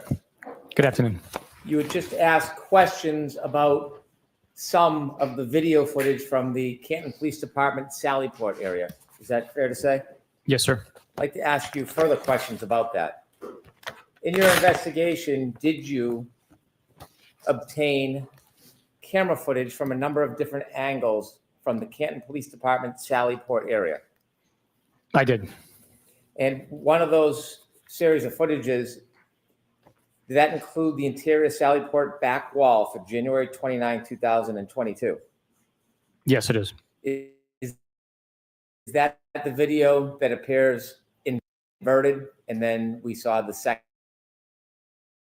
where it was present as you would see it? Yes, sir.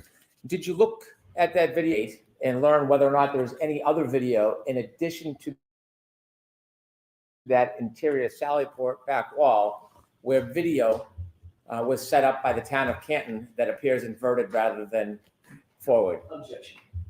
I'll allow it.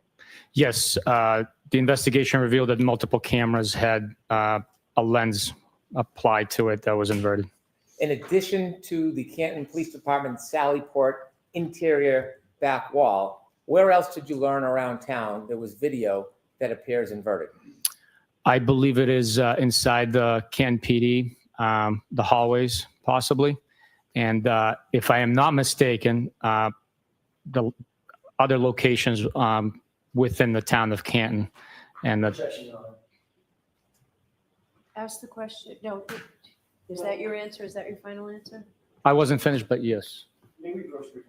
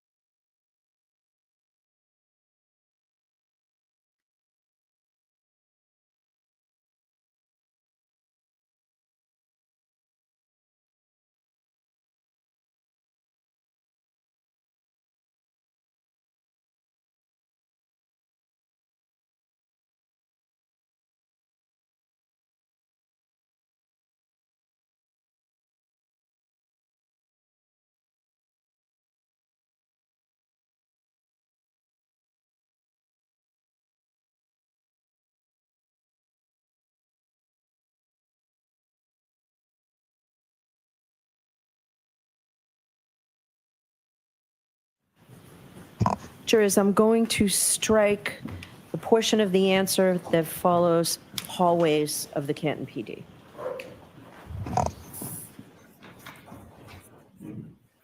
And sir, when you obtained the video from the interior Sallyport back wall, which was inverted, did you provide a copy of it?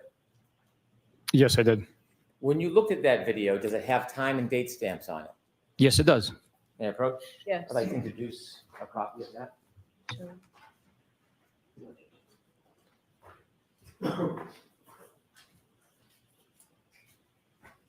Exhibit 123.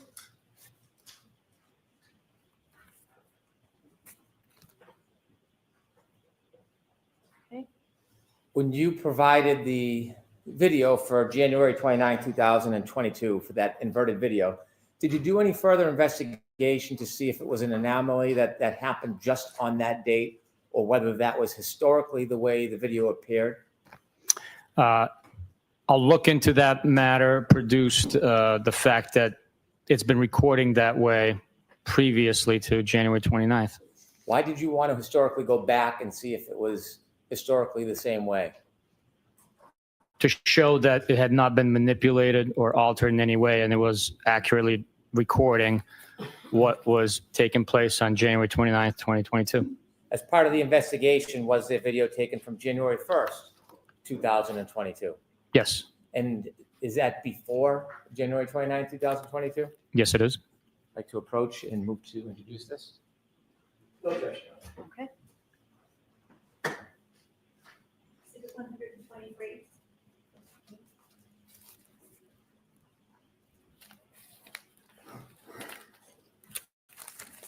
Do you know how many cameras are inside the Sallyport?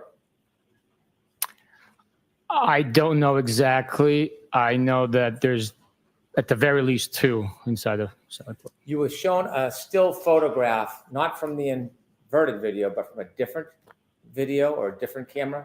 Yes, sir. Do you remember that photograph? I do. And you were asked about gaps in time. Mhm. Do you know what the health was of that camera around that time? I do not know. Did you obtain and look at video from that camera? Yes. May I approach? Yes. I'd like to introduce.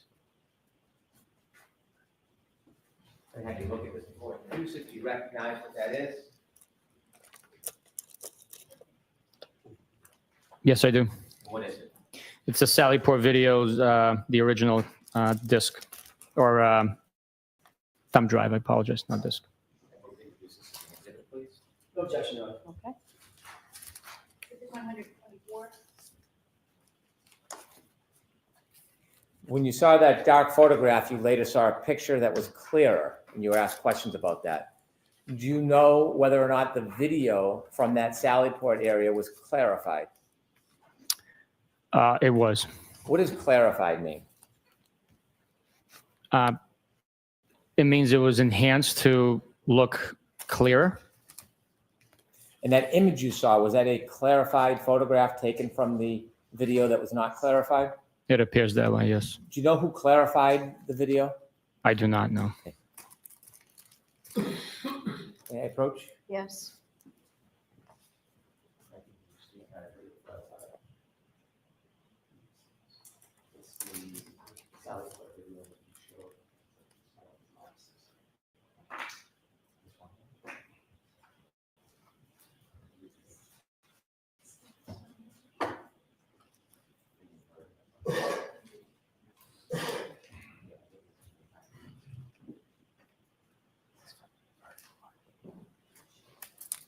It's down.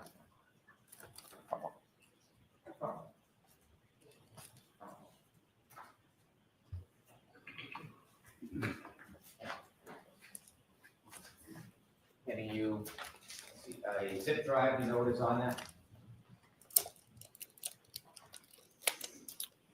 Yes, What is it?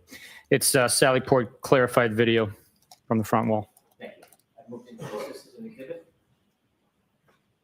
No objection, Mr. Jackson? Sorry, Your Honor, no objection. Exhibit 125. With the court's permission, could I play a portion of the clarified video for the jury? Yes. With Ms. Gilman's assistance, could you take us to the clarified video of the Sallyport, and could you take us to about 5:35?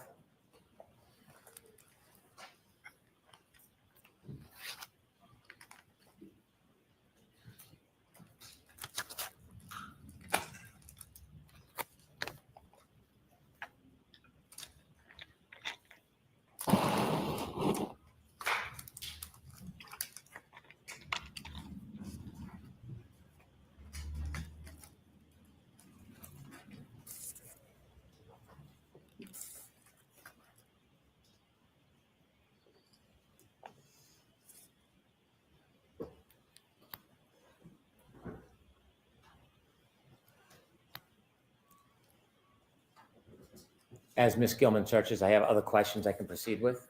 Okay, we'll turn the light on again, please. Go ahead, thank you.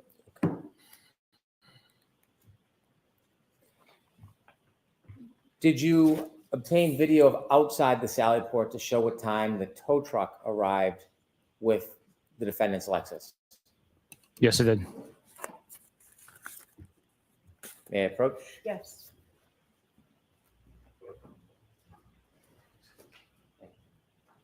Can you and I, do you recognize it?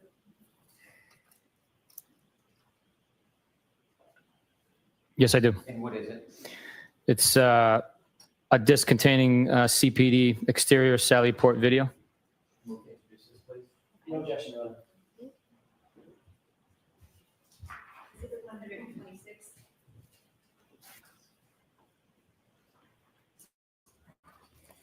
Similarly, did you obtain video from the front driveway of the Canton Police Department depicting the arrival of the defendant's Lexus? Yes. May I approach again, Your Honor? Yes. Thank you. Hand you another item. Do you recognize this, sir? Yes, I do. What is it? It's Canton PD driveway video. And is this a copy of the video you obtained? Yes, it is. I would move this into evidence. No objection.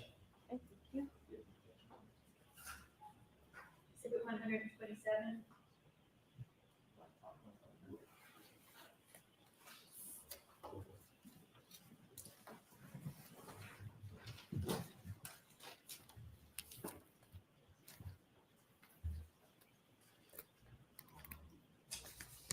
Do you recall when you arrived with the defendant's Lexus on January 29, 2022, what time you reached the Sallyport?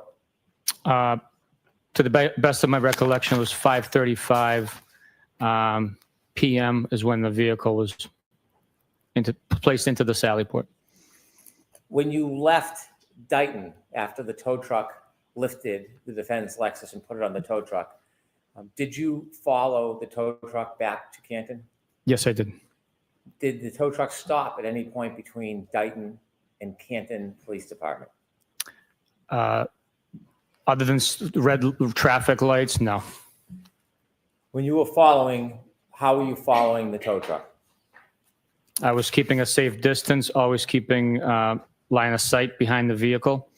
I was following it from Dighton residence all the way to Canton PD. Was Michael Proctor with you in your truck? Yes, he was. Did you take any detours on your trip back to the Canton Police Department? No, we followed the truck driver. He led the way. At any point, did you take any turns to Fairview Road?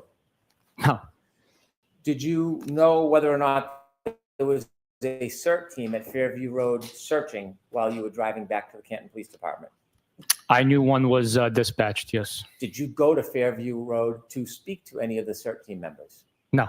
Did you watch the CERT team members conduct their search? No, I did not. In any way, did you, at any point during that search, see it happening? No, I did not, no. When the CERT team members were there, do you remember that they arrived at 4:54 and 4:56?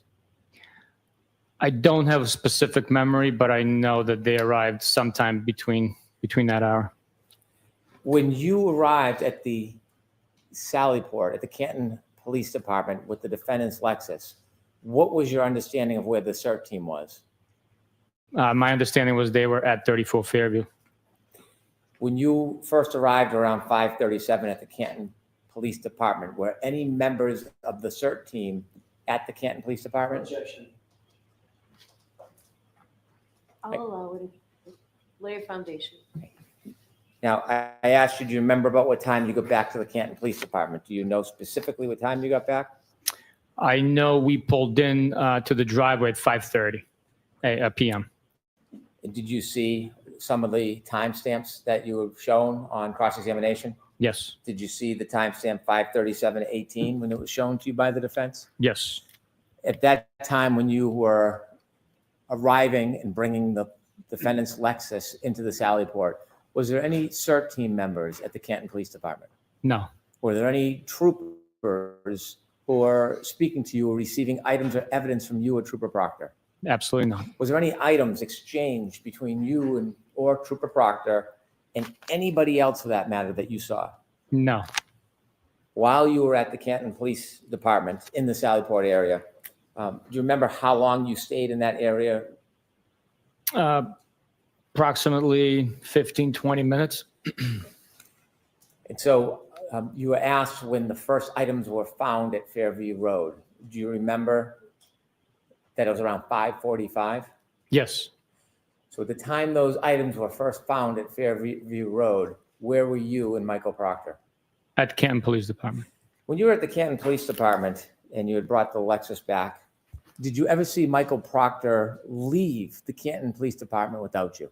No, You ever see him hop in a car and take a drive, no, a 3-minute drive or a 4-minute drive? no. Did you ever see him leave for a 6-minute, 7-minute trip? Objection, Your Honor. You've made your point. Next question. When you were at the Canton Police Department, were you separate or with Michael Proctor? We were together, not obviously tied at the hip, but we were within eyesight, traveling together. After you left the Sallyport area, did you and Michael Proctor immediately leave the Canton Police Department? No, we stuck around. Why did you stick around at the Canton Police Department? To make sure that evidence was properly being protected with yellow tape around it. And we were making plans to go get dinner. When you were making plans, did you go anywhere else in the police department after you left the Sallyport area? Yes, I believe we went to the conference room. Was there anybody else that you saw in the police department when you went to the conference room with Mr. Proctor? I remember talking to Chief Berkowitz in the police department. We were in the dispatch area at one point in time as well. So there was multiple people that observed us there. At any point, did you give any items to Chief Berkowitz? No, At any point, did you ever see Michael Proctor hand or give an item to Chief Berkowitz? absolutely not. You said Michael Proctor had a folder with him. Yes, Is that typical in an investigation? yes. Did you ever see him place taillight or any item in that folder? No, that would be absurd. Did you ever see him retrieve an item or taillight pieces and give it or sneak it over to Chief Berkowitz? Objection, Your Honor. Did you ever see Michael Proctor ever hand any piece of taillight to Chief Berkowitz or any other officer for that matter?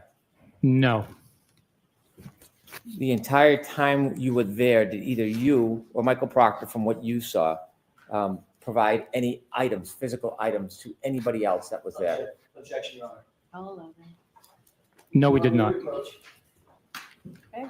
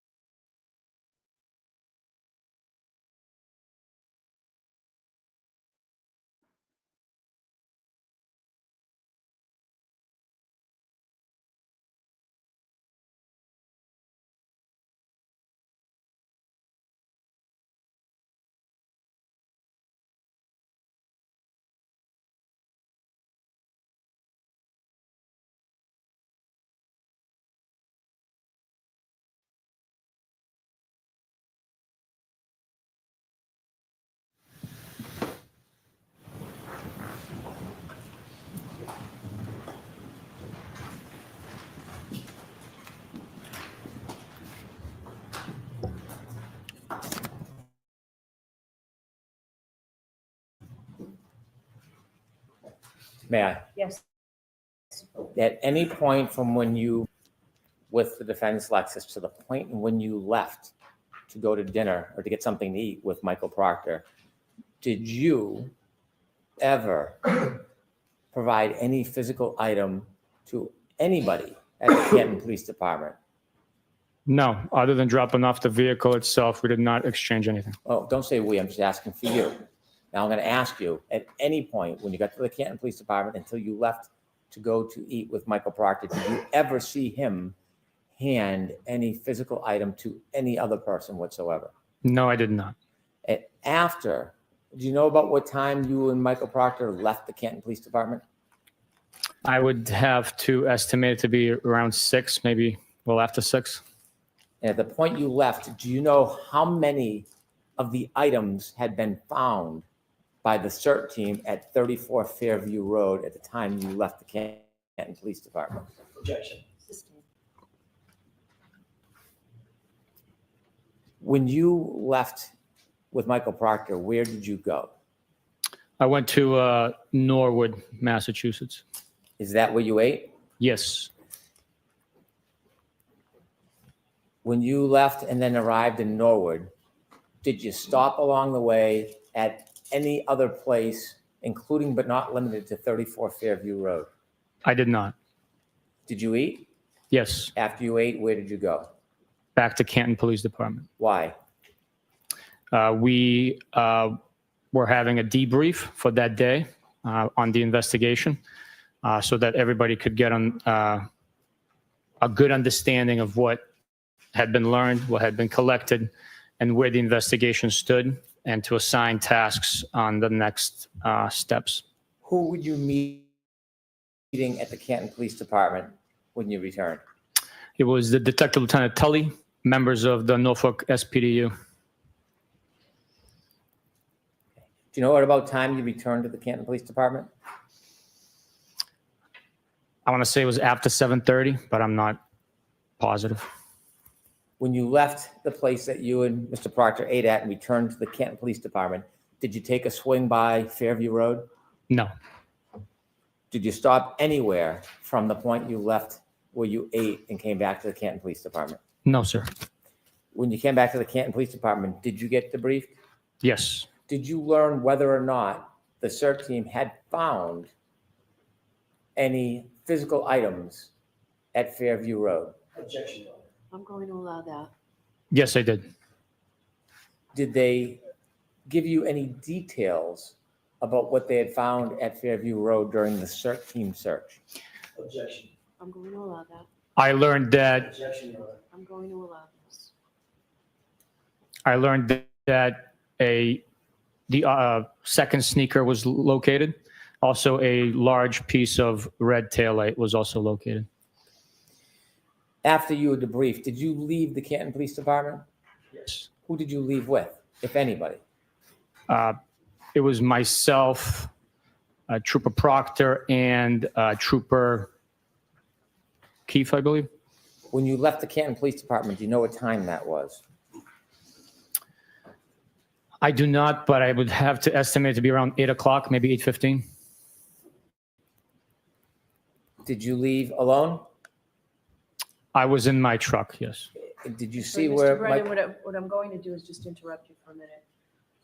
Folks, a couple of minutes ago, when Sergeant Buchanan testified as to what he learned at the debriefing, that's not offered to you for the truth of what he said was on, but only so you understand that the police, what Sergeant Buchanan and the police knowledge was at the time that it was told. Go ahead, Mr. Brennan. Thank you. When you drove away, were you alone? Yes. Okay. When the Lexus was brought to the Sallyport, did you have a chance to again look at that right rear taillight? Yes. And did you make observations of it? Yes.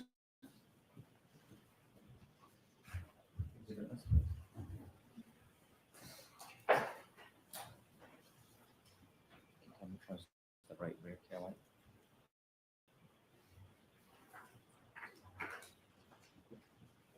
Which photos the right rear taillight?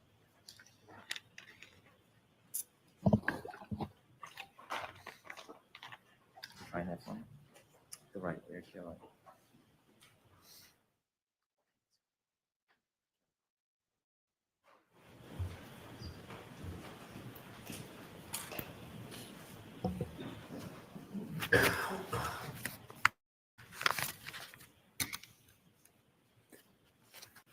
While you were at the Canton Police Department and in the Sallyport area, did you ever see anybody take a piece or in any way remove part of that broken taillight from the Lexus?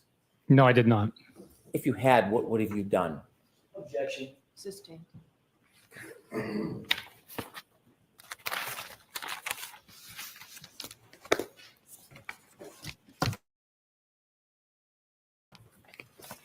And for Your Honor? Yes. Show Mr. Jackson. Can I have Exhibit 13 displayed, please? Okay. Could you zoom in a little, please, Ms. Gilman? Do you recognize that photo? I do. What do you recognize it as? I recognize it as the damaged and missing pieces of the right rear taillight on the defendant's Lexus SUV. When the Lexus was brought into the Sallyport, was there still snow on it? Yes, there was. Was there any snow on it that covered parts of the vehicle? Yes, there was. Was there any snow in that area Currently, no. when you first brought it into the Sallyport? I'm sorry, in the area of the vehicle? No, the area of that taillight. Yes, there was, yes. How close did you get to take a look at that? I was within a foot of it. Is that a fair and accurate depiction of what you saw? Yes, it is. From what you saw, was the damage you saw when you looked at the car for the first time in the Sallyport area any different than the damage that appears on this Exhibit 13? It is not. As part of your investigation, did you look for, you can take that down, please, and lights on, thank you. Did you look for other evidence that the taillight was broken before it came into the Sallyport area? Yes, I did. Did you have a chance to view the ring video from Meadows Road at 5:07 in the morning? Yes, I did. And when you looked at that, did you have an opportunity to look at the defendant's Lexus backing up and then leaving that driveway? Yes, I did. Did you have a chance to see if there was any evidence? Yes, I did. And what did you see that stood out to you about the taillight? The taillight is shining white and not covered by a red taillight cover, which would have produced a red light. Did you further look at any video from the Canton Police Department dash cams to get a view of that taillight and determine whether it was broken before it was even brought to the Sallyport area? Yes, I did. And did you in fact look at video or still photographs from the Canton Police Department dash cam? Yes, I did. Could I have Exhibit 11 displayed, please?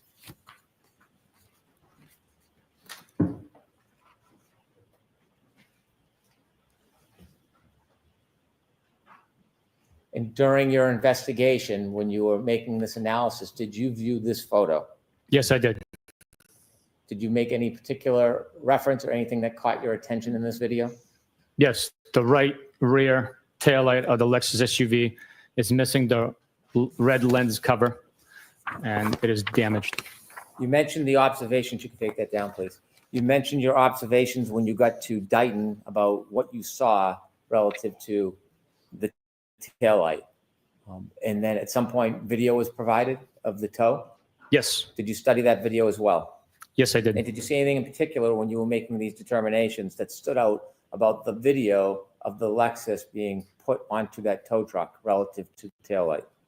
Yes, the video indicated that there was white light coming through, exposing the missing red right rear taillight cover. You told us on direct examination you've watched a number of videos and interviews of the defendant.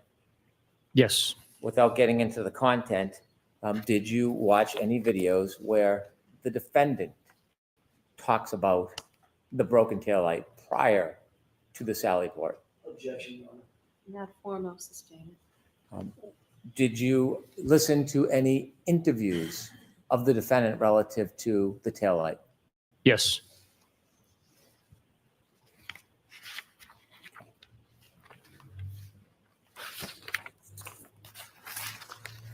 I want to go back and I want you to take us through your investigation. And I want to be specific about what you learned and when and what you did with that information relative to the decisions and the direction of your investigation. When you were called on the morning of January 29, 2022, when you first got a call, where were you? I was at home in bed. You mentioned that after you received the call, you called another trooper at that time. Yes, sir. And who was that? Michael Proctor. After you spoke to Michael Proctor, did you have any firsthand knowledge about what had happened prior? No, I did not. Did you have any firsthand knowledge about what had happened the night before? I did not, no. Did you have any firsthand knowledge about the participants or the people that may or may not have been involved? I did not, no. Did you at that point know, or were you friendly with Brian Albert? I knew who he was. I was not friendly with him. I did not know who he was. Had you ever socialized with him? No. Nicole Albert, No. were you friendly or ever socialized with her? No, I've never. Jennifer McCabe, did you know who she was or socialize with her? No, I did not. Her husband, Matthew McCabe, did you know him or socialize with him? No. How about Julie Nagel? Did you know who she was or had you socialized with her? No, I did not. Ryan Nagel, is that name, was that familiar to you? No, it's not. Sarah Levinson, did you know that person? I did not. You mentioned that you knew who Brian Higgins was, Yes. and you had worked on a case or some involvement in a case with him. Yes. Did you owe him any particular favor or kindness at that time? I'll sustain it. Did you have any loyalty or friendship with him? I'll allow that. I did not, no. At this point, you were how far into your career as a Massachusetts State Police officer? In 2022, I was approximately 10 years in. And you had been honorably discharged from the military, Yes, I was. served the president? Yes. And so at this point, how about Heather Maxon? Did you know that name? I did not know. When you first received the call, did you have any firsthand knowledge whatsoever? No, just what I was told over the phone. You mentioned you went to the Canton Police Department first and spoke to Canton police officers. Yes. Was it at that point you learned about a physical item that was found at the scene? Sustain. What did you learn from them that was important in your investigation when you first got to the Canton Police Department? I learned that there was a broken, shattered cocktail glass that was recovered from near where Mr. O'Keefe was found. And also his phone was underneath him at the scene. And were both those items available to you? Yes. Did you also learn any statements made from any witnesses that were attributed to the defendant at that time? Yes. And what was the statements? At that point in time, while at the Canton Police Department, the statements were, "Oh my God, did I hit him? Did I hit him?" In a question format, questioning. Yes. And based on that information, was it somewhere around that point when you called the hospital or medical examiner's office? Yes, I made a call to the medical examiner's office. Was that all the information you learned that morning? No, it's not. After you learned that information, did you ask the police officers? Well, let me ask it this way. After you learned that information, did you want to go somewhere? Yes, I did. Where did you want to go? I wanted to interview the individuals that were with the defendant when Mr. O'Keefe was located and get their accurate and most first-person information from them directly. Do you know whether or not, were they suspects at this point? No, they were not. Did you know whether they were eyewitnesses or differently witnesses? At this point in time, prior to speaking to them, I just knew that they were eyewitnesses for the location of Mr. O'Keefe, but I did not know if they were eyewitnesses or witnesses. And who did you speak to? I spoke with Ms. Jennifer McCabe, Mr. McCabe, and Mr. Brian Albert. When you spoke to them, did you separate them or speak to them as a group? I separated them. You went to whose house to speak to them? The McCabe household. Is it typical to go to a person's house rather than bring them to the station under these circumstances? Ask it differently, Mr. Why did you go to their house rather than ask them to come to the police station? Well, there were multiple factors involved in that decision. One, the driving conditions. Two, these are witnesses that had suffered some sort of traumatic event, finding their friend on the front lawn of their own town. So going to their home would provide hopefully a more comfortable scene for them to recall information in the comfort of their own home. When you spoke to them, did you receive any information from any of them that Mr. O'Keefe went into 34 Fairview at any time that night? No. When you were asked questions about scene versus crime scene, was 34 Fairview, the home, the inside of the home, a crime scene in your mind? No. Was the area where Mr. O'Keefe found an important or unimportant area? It's very important. Did you know whether or not any of the Canton Police Department officers at that time had done any type of limited search of the area? Just whether you knew. At that point in time, we did know, yes. And what did you learn about the scope or the breadth of that search by the Canton Police Department? I'll allow. I knew that it was brief based on the weather conditions and the item that was recovered. After you spoke to Jennifer McCabe, and did you say Brian Albert? Jennifer McCabe, Matt McCabe, and Brian Albert. At that point, did you have any reason to want to go into 34 Fairview? No, I did not. Did you learn whether or not Canton police officers spoke to those particular people who lived there before you got there? I had learned, yes. What did you learn? I learned that Canton police officers went inside the home, spoke with members inside the home as well. When you speak to witnesses, you've done many interviews over your Yes, career? I have. Yes. In addition to asking questions, what are you looking for when you speak to a witness? We're looking for body language, how willing they are to provide the information, and as is with everyone, we always trust by verify. We corroborate their statements. Did you see anything about these witnesses when you spoke to them that cued you or concerned you to do a further investigation? Ask it differently. Was there anything about their mannerism or demeanor that stood out to you? I'll allow it. No. After speaking to the witnesses, in your mind as an investigator, what did you need to do next? I needed to take a look at Mr. O'Keefe's injuries for myself. And you share with us detail about when you went down to Good Samaritan Hospital and make observations. Yes, sir. On direct examination, I pointed out you're not a medical examiner, are you? I am not, no. Not a biomechanical engineer. I am not, no. In your experience, when you looked at Mr. O'Keefe and had a chance to study his body, what impression did that leave you with relative to your investigation? I'll allow that. At that point in time, after viewing Mr. O'Keefe's injuries, my impression shifted from him possibly being struck with the glass that was located at the scene where he was found to him being struck by a vehicle. Why?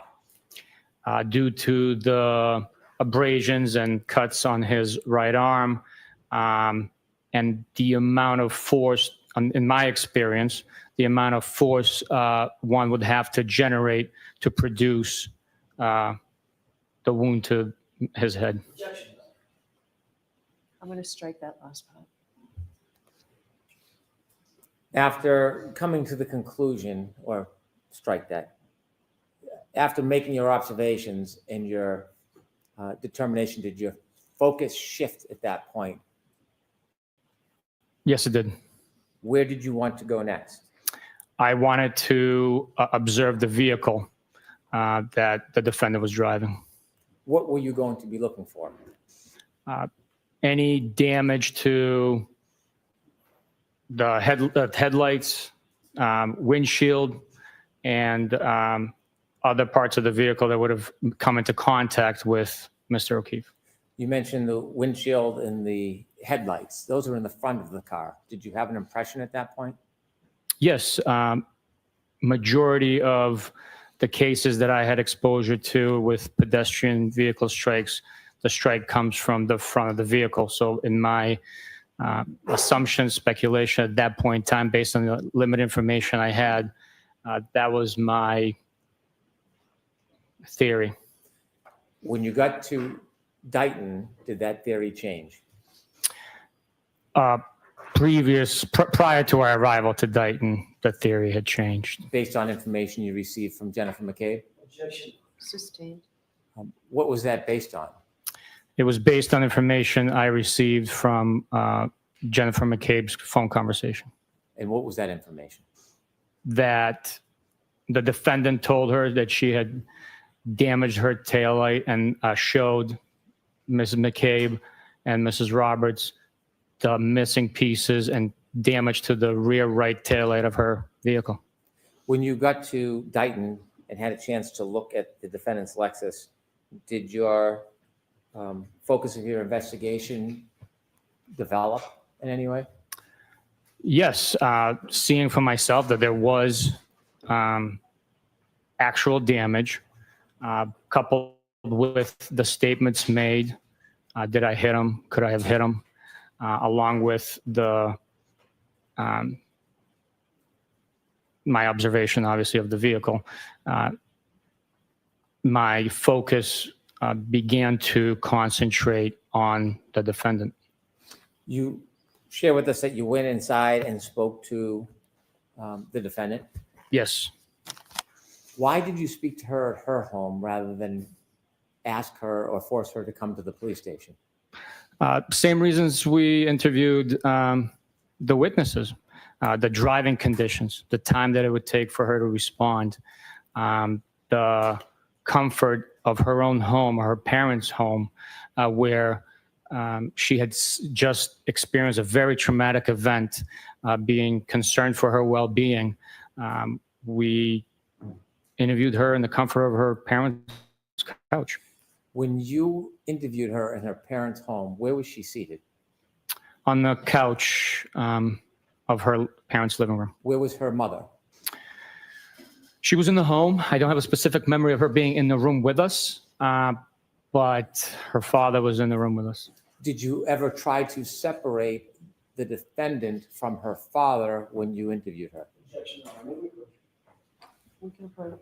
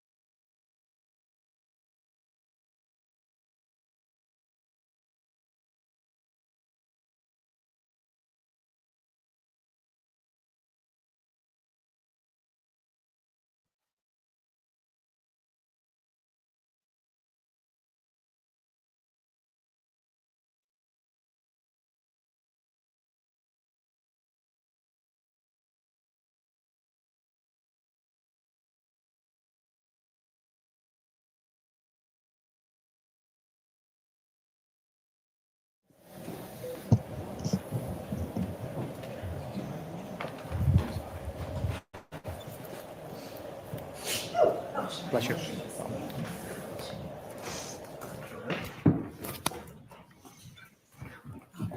Right ahead. Thank you. Trooper, to get back to my question, when you decided to speak to the defendant, did you ask her father to leave the room? I did not know. Why not? We just simply wanted to get her recollection. Her father did not pose a safety risk to us. He was not present, to the best of our knowledge at the time when Mr. O'Keefe was injured. So him leaving the room just didn't appear necessary. Again, my concern was for her well-being, having known that she was sectioned, and we wanted to make sure it was a safe and comfortable environment for her to do the best she could to tell us what she remembered. What was her demeanor when you spoke to her? She was calm, stoic. She was sitting on the couch with a pillow on her lap, a laptop to her left. She was, I guess, maybe poised when she was answering our questions. When you finished your conversation with the defendant, had anybody in that home ever mentioned the idea of whether or not John O'Keefe went into 34 Fairview that night? No.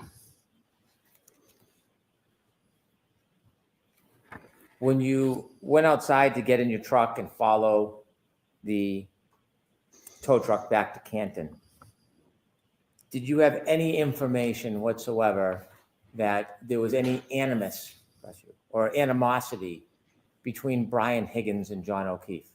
No.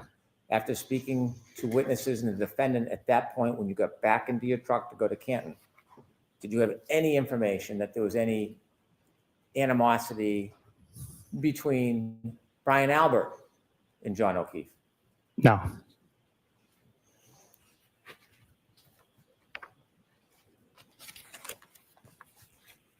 We've already talked about, out of order, your return back to Canton, the Sallyport, and then you and Mr. Proctor going out to dinner and going back. So I'm going to skip all of that. After you went home that night, did your investigation continue? Yes. How long do investigations continue for? Until they are completed and exhausted, sometimes years, sometimes decades. If you were to receive new information tomorrow, would you consider it? Absolutely. Sustained. When you write police reports, is there a time limit on when you can file a report? No. Throughout this case, did you write a number of reports over time? Yes. Did you engage in tasks after the case began? Yes. Have you engaged in tasks recently? Yes.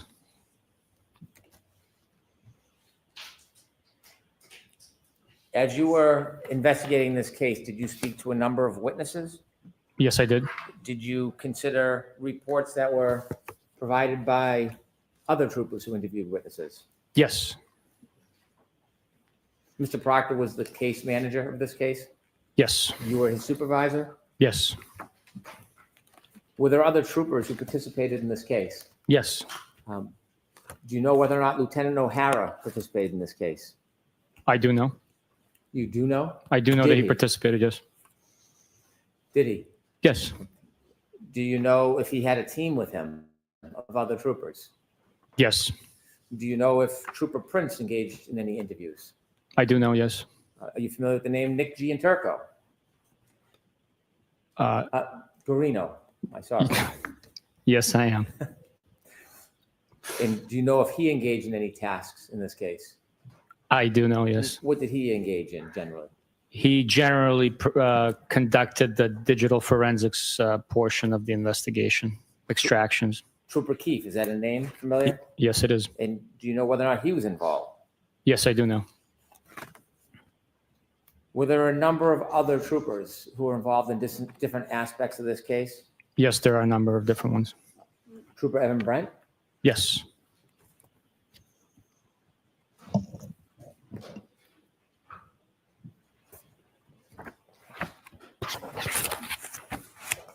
Did you look or seek other information after you left the defendant's house? Yes. Did you look for other witness statements? Yes. Did you try to obtain further evidence? Yes, we did. Was there an interview with firefighter Timothy Nuttall on February 8th? Yes, there was. That was about 10 days after the incident. Approximately, yes. Did you learn any statements from him in addition to the earlier statements you learned that added to your investigation? Yes. I'm going to allow it. And do you remember what Timothy Nuttall told you on February 8th, 2022 about any statements of the defendant? Objection. So folks, again, this is being offered not for the truth of the statement, but simply to show that the information was provided to the police. Yes, Mr. Nuttall was one of 3, I believe. So talk about Mr. Nuttall, please. Mr. Nuttall told me that the defendant stated, I hit him, I hit him, I hit him. Was that information different than the statements that you were first learned about that she had allegedly made earlier that night? Yes, it was.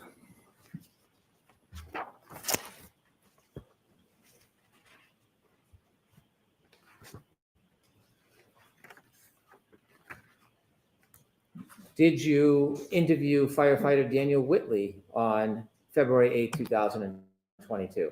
I did. When you spoke to him, do you remember whether he shared any statements about the defendant telling him anything about her interaction with Mr. O'Keefe at the end of that night? I believe that he stated that they got into a fight. Do you remember the words that he used when he described that fight? I do not remember the exact words. Those will be reflected in my police report. Would your police report potentially refresh your recollection? Potentially. May I approach? Yes. Thank you.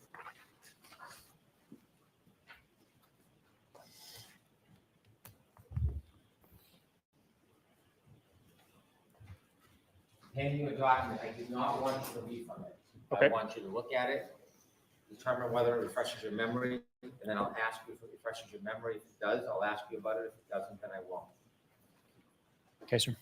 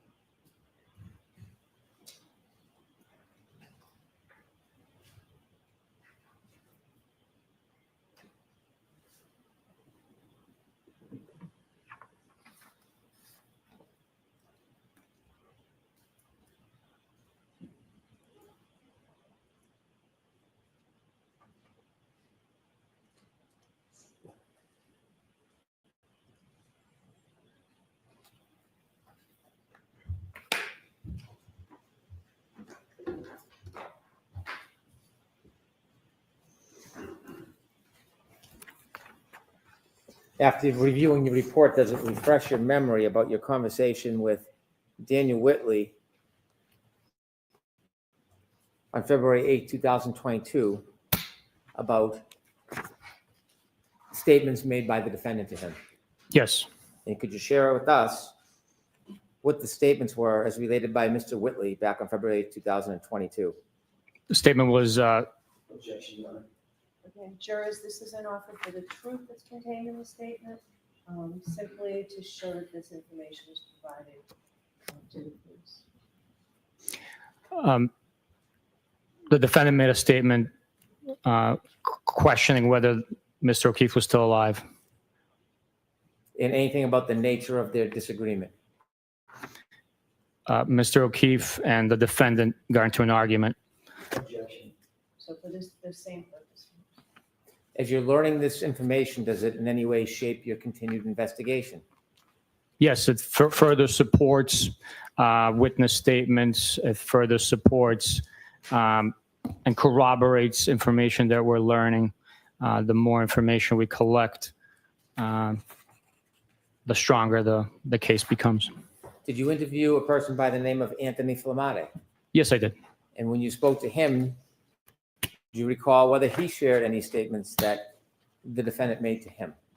Objection. Yes, And do you recall what those statements were? I do have a general recollection of what they were, but I don't want you to guess. Would your report potentially help your memory? yes, it would.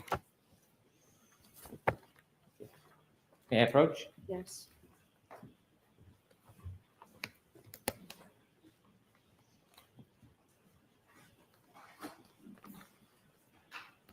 Thanks, sir. Same protocol that I mentioned before. Take a look, see if it refreshes your memory. If it does not, let me know. If it does, I'll then ask you some questions about it.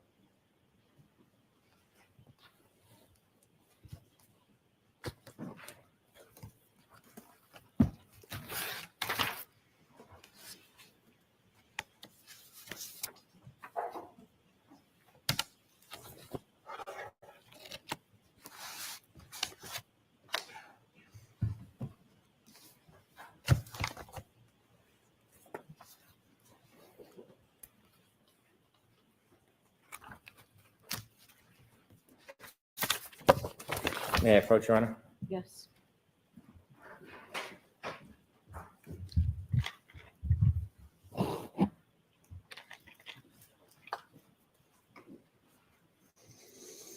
After looking at your report, does that refresh your memory at all? Yes, it does. And when you were learning information to shape your investigation, did you consider anything that Anthony Flamati told you? Yes, we did. Okay. And what did he tell you that the defendant told him that helped shape your investigation? Objection. I'm going to see Counselor Sallyport for just a minute.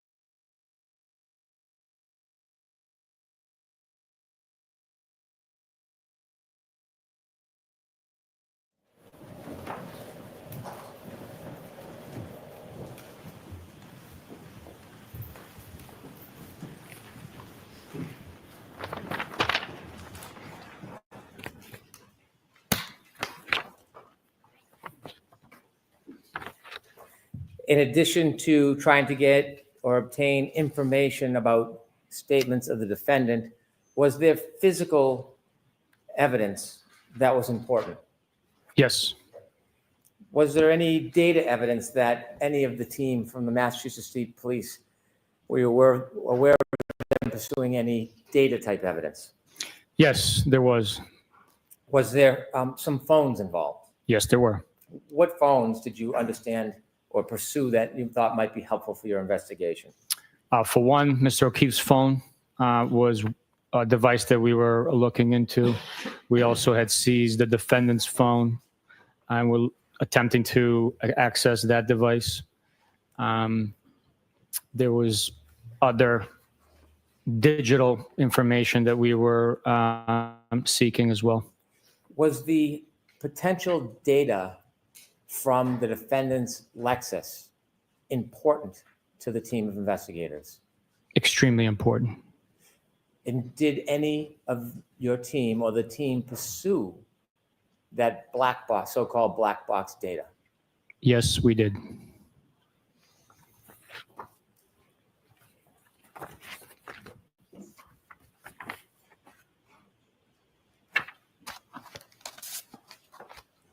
You were asked whether you interviewed or present for interviews of Nicole and Brian Albert. Yes. And after you spoke to them, including and considering all of the prior information you had, was there any evidence that John O'Keefe went into 34 Fairview Road on January 29, 2024? There was not.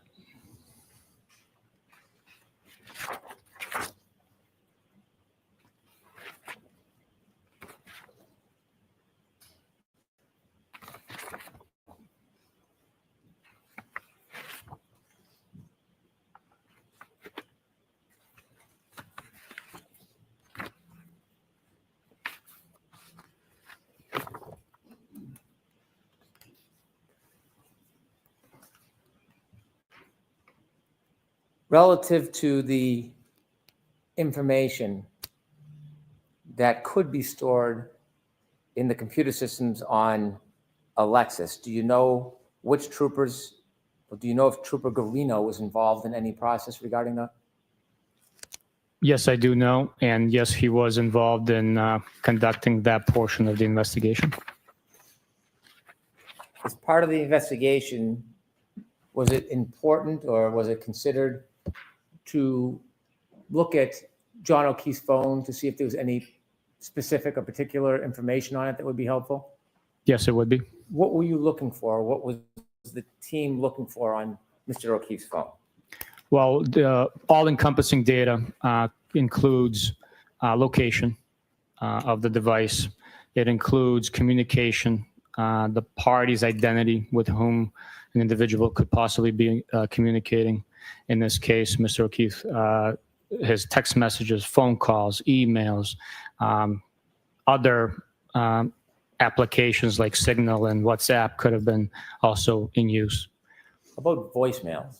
Voicemails, yes. Did you ever review or consider any of those things that you just mentioned in your investigation? Yes, I did. Speaking of interviewing witnesses, did you, along with Michael Proctor, interview Katie McLaughlin on January 30th, 2022? Yes, I did. Was this the very next day? Yes, it is. And as part of your investigation and the direction and scope of your investigation, did you consider the interview with her and what she might have told you? Yes, it And when was. you were speaking with her the very next day, is there any statements that she attributed to the defendant that you considered in the next days of your investigation? Yes, there was. Do you remember what she told you the defendant said that was part of your consideration for your future investigation? Yes, I hit him, I hit him, I hit him. I'm going to allow it. Remember that the statement is not being offered for the truth of the statement, but simply to show that the information was provided. Did the statement that Katie McLaughlin attributed to the defendant that very next day, January 30th, 2022, did that shape your investigation at all? It helps attribute to the investigation. Again, all the evidence, all the statements, all the digital, all the circumstantial, all of that information is coupled and then put together, capped off by the defendant's statements herself to form the case.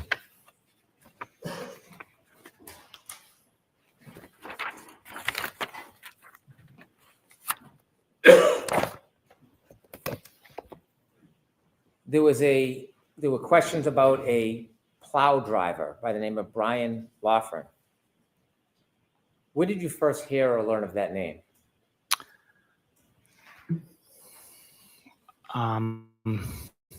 It was quite some time after the case had made its way through the court system. When you learned of his name, did you attempt to speak to him? Yes. And before you spoke to him, were there any issues you identified relative to Mr. Lawful before you actually spoke to him? In regards to him, no, I didn't know him. I've never met him. Did you, in fact, speak to him and interview him? Yes, I did.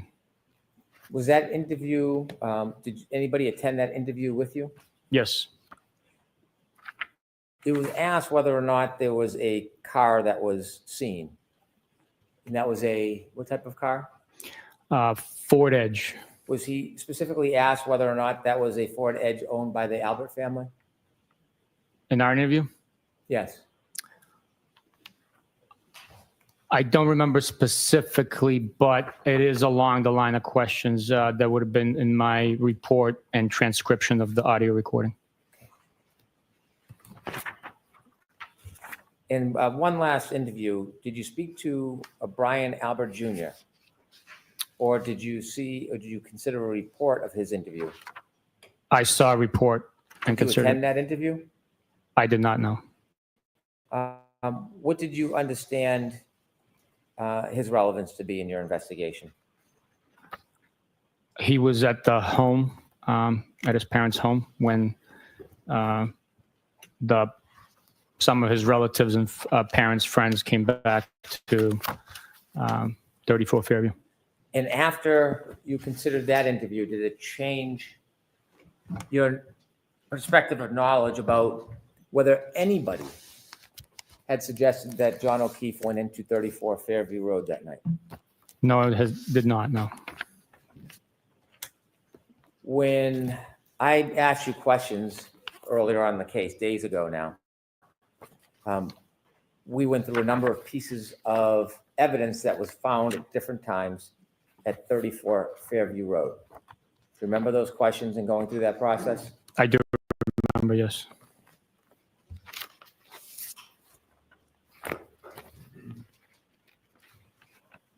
When we went through that process, were there any items that I did not ask you about? Yes, there were. And the items I did not ask you about, were they retrieved or found on different dates? Yes, they did. They were, yes. And the items that I did not ask you about on those different dates, do you remember how many different dates other items were found? I want to say 3 different dates. And on those other items I didn't ask you about, who recovered those items of evidence from 34 Fairview Road? Michael Proctor. Were you with Michael Proctor on any of those 3 dates when he turned in or reported the recovery of other evidence at 34 Fairview Road? I was not, no. And do you understand whether anybody was with him on those 3 dates? I'll allow that. My understanding that nobody else was with him. And I did not ask you about any of those pieces of evidence? No, you did not, no. On cross-examination, you were asked about those 3 pieces of evidence? Yes, I was. Were you shown what are now exhibits containing pictures and a photograph of the bags in which those items were bagged? Yes, I was. Do you have those physical pieces of evidence? I do. Now I'd like to ask you about those 3 pieces of evidence. Was there evidence produced from February 8th, 2022? There was. Who produced that evidence? That was Michael Proctor who recovered it. And you were not there that date when he recovered the items? I was not, no. I'd ask you to retrieve 7-13, the items that were found on February 8th, 2022. Yes, sir. Do you have gloves? I do.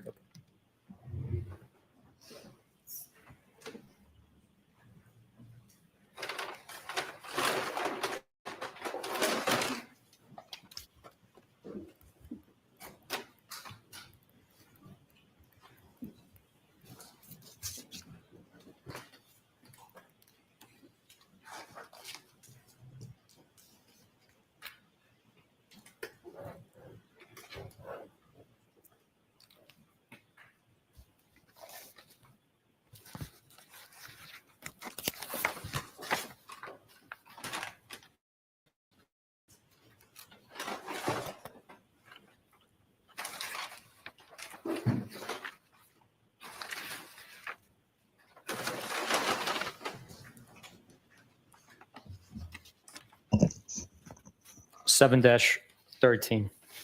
Your Honor, I move to introduce this into evidence. No objection. Exhibit 128.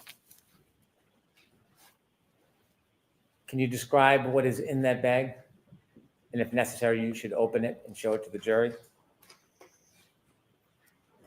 The description is one large piece of plastic, red in color, one small piece of red plastic, and one piece of black plastic. I will open it to further show.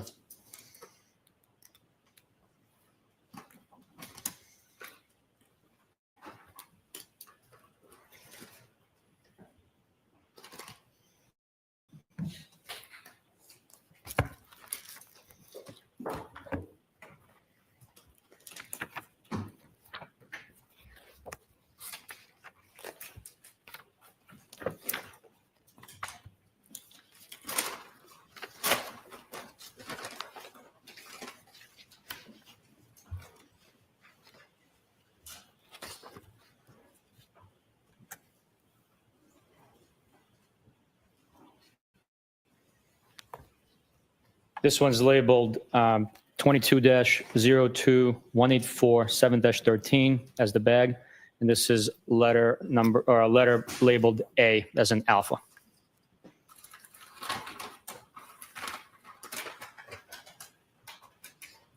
Could you again tell us the date that was recovered? This was recovered on February 8th, 2022.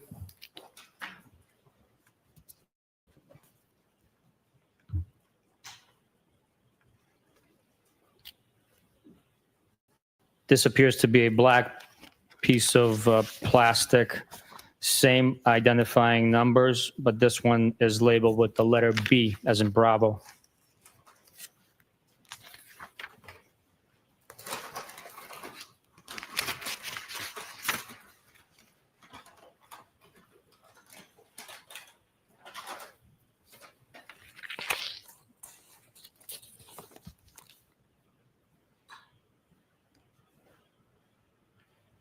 This small piece of red plastic is not labeled.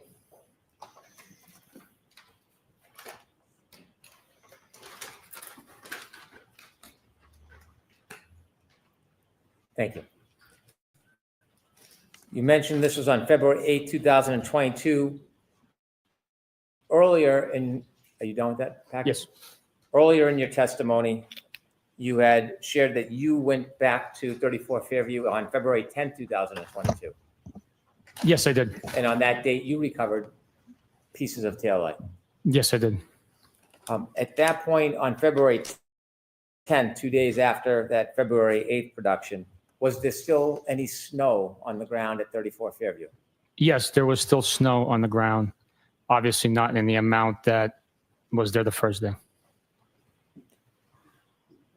The second production from Mr. Proctor, do you know what date that was?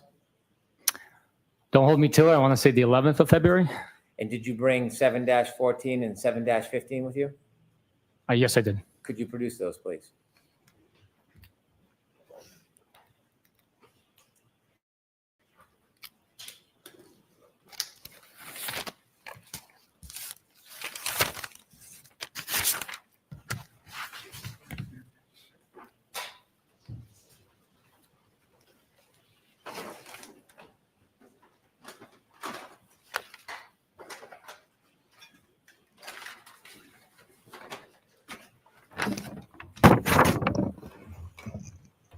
Let's take one at a time, please. 7-14 and 7-15. Let's start with 7-14. I'd like to move that into evidence, please. No objection. Exhibit 129.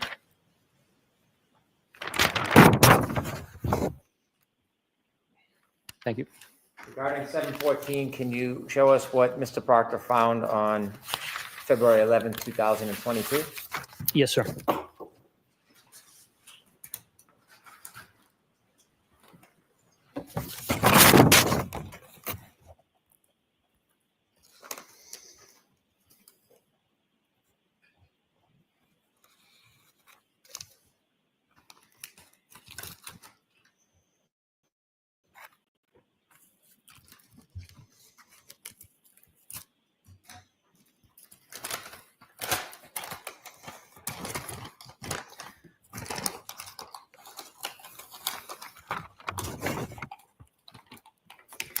appears to be a variety of wax, like stamp bags, as well as plastic containers. And this is consistent with having glass in it, as it was earlier. Does the packaging, it seems different than the other bags. Is there any reason you know of that the packaging is different? It appears that these are small fragments of glass, so for safety reasons, it appears that they were placed into a hard containers to prevent injury or maybe possibly losing it. Could you just hold up a few examples for the jury to see? Yes. This one here is labeled 714 and then A.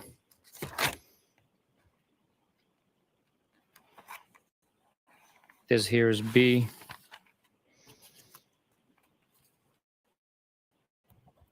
This here is C. And then there's fragments in here. You don't need to take them out, just Okay. describe them generally. Small pieces of what appears to be glass inside the wax paper. If you can rebag all that, we'll move to the next item. Yes, sir.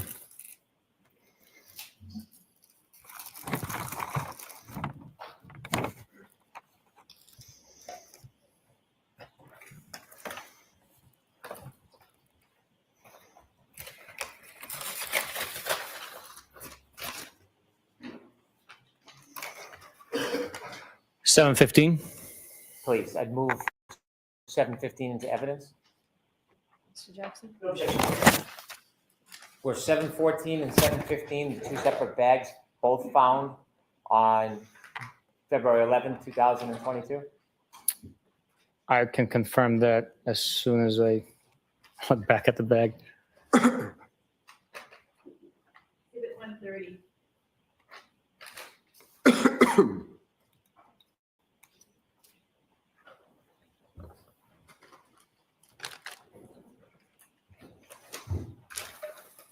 Yes, February 11th. If you could open that and show the jury. Yes, sir.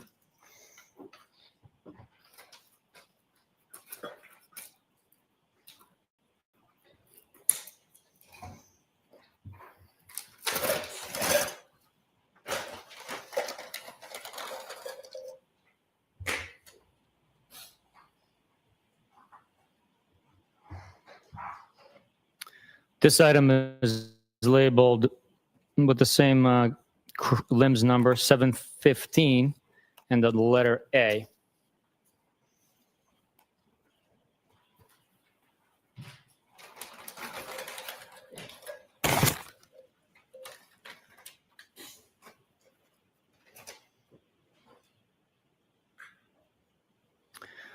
This is two pieces of clear plastic that are taped together. The longer one here on the left is labeled H, and the one on the right is labeled F, if my eyes are not failing me.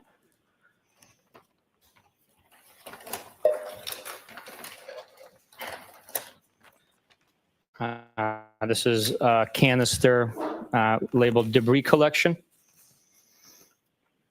with the same numerical identifiers. When would you use a canister as opposed to just putting it in a bag or a plastic bag? Is there a reason it's in a canister? I do not know the reason behind it. I would strictly be speculating. Okay. This small red piece of plastic is labeled E as in echo.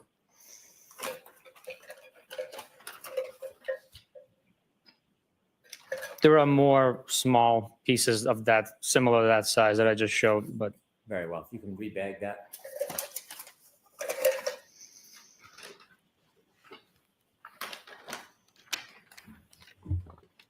You mentioned there was 3 different days where Mr. Proctor found pieces of taillight at 34 Fairview. I'd like to go to that last day. that would be the 18th, I believe, of February. And do you have a bag? I do. Could you produce it, please?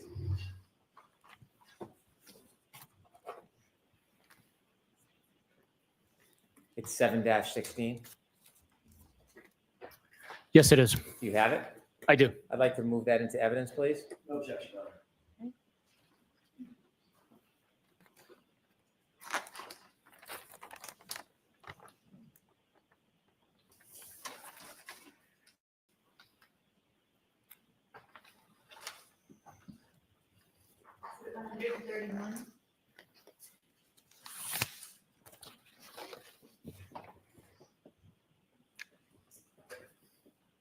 Thank you.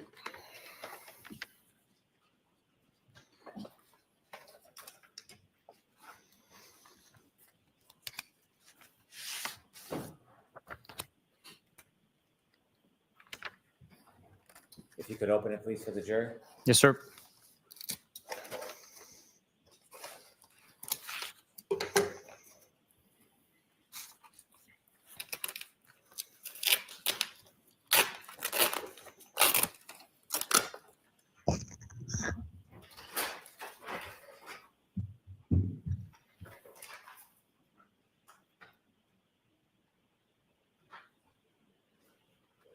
This one's labeled B.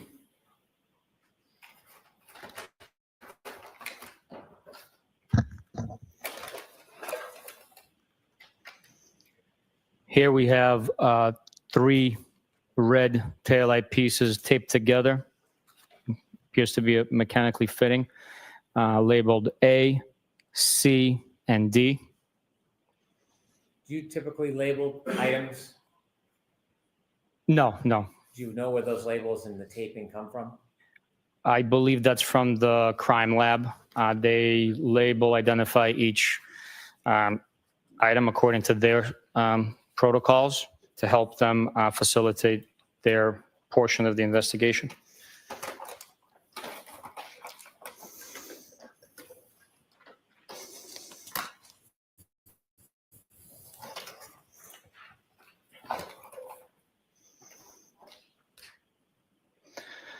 Small clear piece of plastic labeled E as in echo. Small piece of clear plastic labeled G as in golf.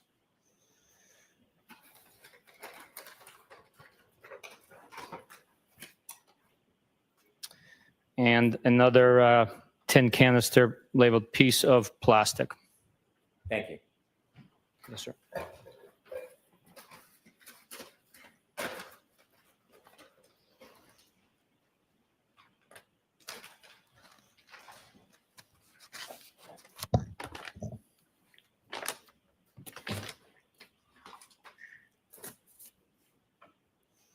You earlier mentioned that the tow truck brought the defendant's Lexus to the Canton Sallyport. Do you know if there's a video depicting that arrival? Yes, there is. With the court's permission, I would like to play a portion of Exhibit 127. Okay.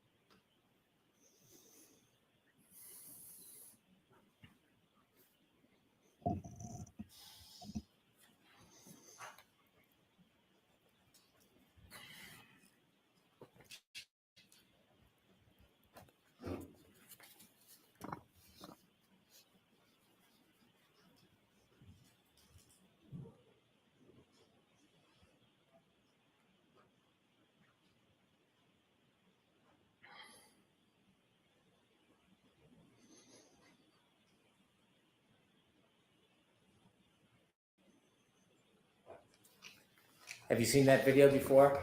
Yes, I have. What does it depict?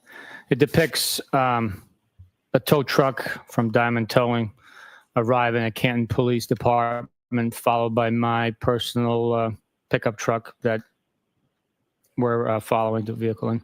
That video, that's before the video of being in the Sallyport? Yes, it is.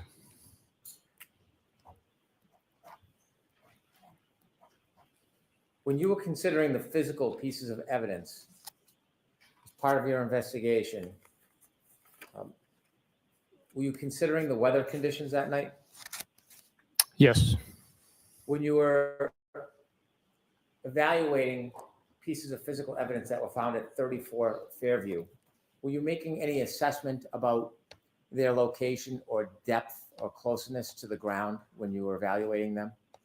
Yes. And why were you considering the closeness of items to the ground? Well, common sense will dictate that if a item is found on the grass and there's snow covering it, that it would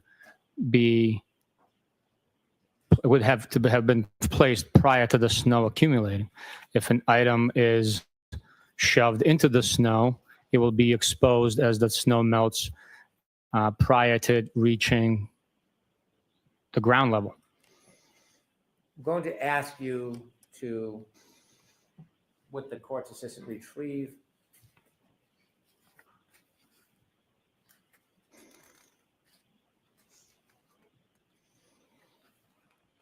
Exhibit 85. May I approach? Yes.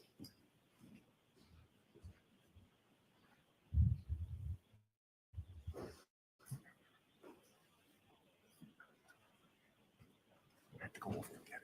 We don't have it. I'm sorry. It's just right across. My apologies. No, that's okay. Sure. Thank you. I'll bring it.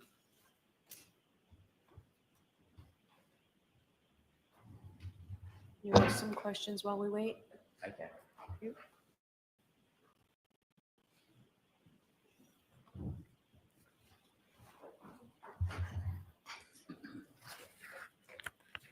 When you retrieve pieces of taillight on February 3rd, did you consider their location, not only where on the lawn they were, but about the depth of where they were found? Yes, I did. And based on the items that you found on February 3rd, how close to the ground were they? They were on the ground, or in the instance with the hat, it was frozen almost in a solid piece to the grass blades, to the ground. And was that significant to you, how the hat was found? Yes, it was. I could have 99 feet.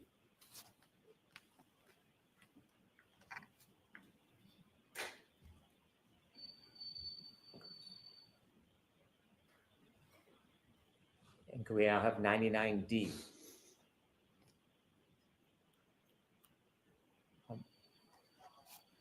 Beneath the hat on the left side next to the ruler, what do you see? Yellow grass and a leaf, I believe, a brown leaf. Was that of importance to you? Yes, it was.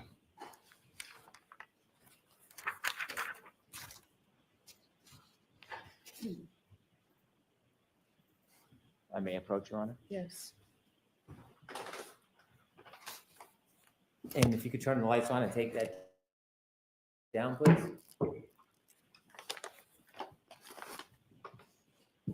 Thank you, sir.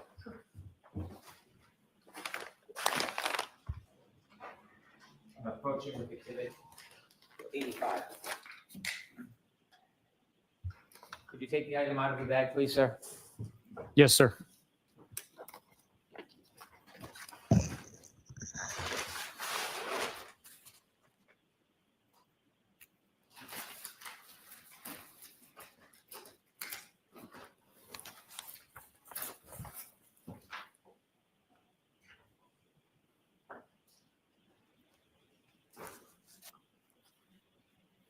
Can you look at the back of the pants, please?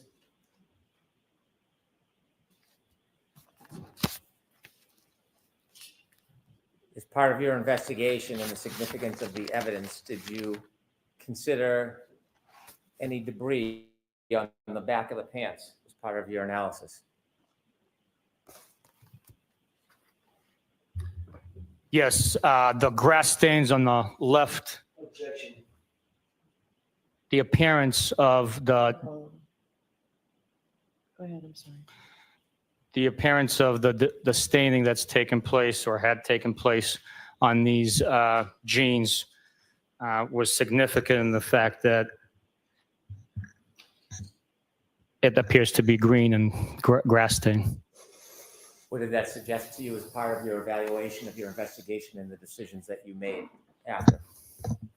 It suggests that Mr. O'Keefe impacted the grass area with his left glute, transferring green staining onto his pants.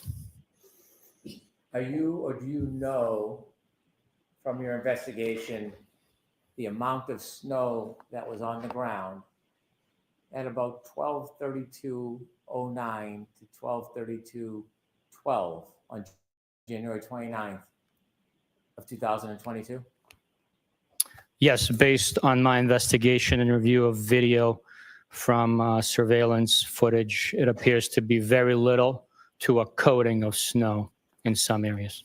You could repackage that for us, please? Yes, sir. So, use pants.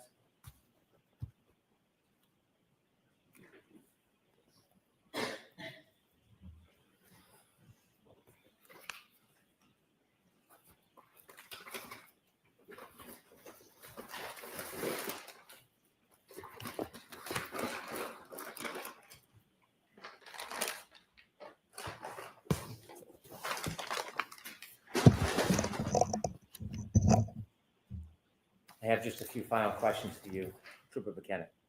Yes, sir. You were asked questions about interviewing Brian Higgins, Yes.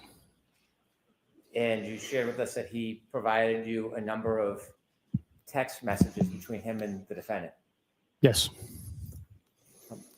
You began to explain that you vet information during your investigation. Yes, we do. What did you tell him you were going to do with the messages he was giving you? I explained to Mr. Higgins that we have in our custody and will eventually get into both the defendant's phone and Mr. O'Keefe's phone, so that protect his integrity as a law enforcement official. I told him that the information he was providing better be true and accurate, or else he would suffer the consequences of the ulterior. Did you in fact vet what he gave you? Yes. And before you vetted it, did he make any changes, additions, or subtractions from that information? No, he did not. And when you vetted that information, was there anything different from the alternative source, that being the defendant's phone from his phone? Not that I noticed, no. Or that exhibit or that document has been marked for identification. I'd like to introduce it as an exhibit.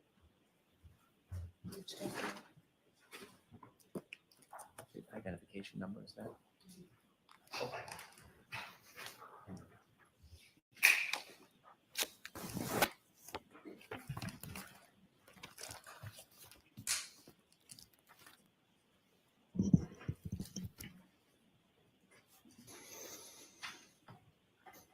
My apologies. I'll need to look. I don't know the number offhand.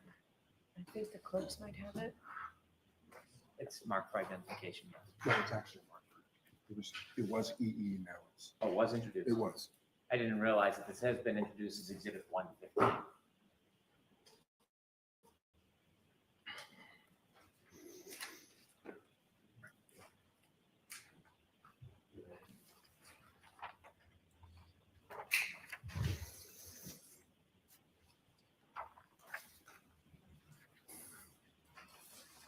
As part of your investigation, did you look to see if there was any animus or difficulty between Mr. Higgins and Mr. O'Keefe prior to Mr. O'Keefe's death?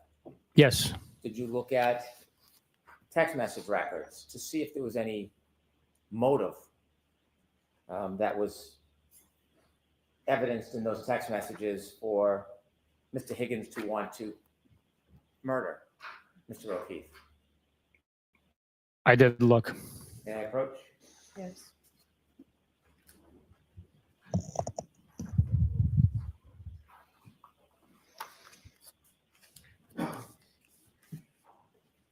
I handed you a document. Do you recognize that package of materials?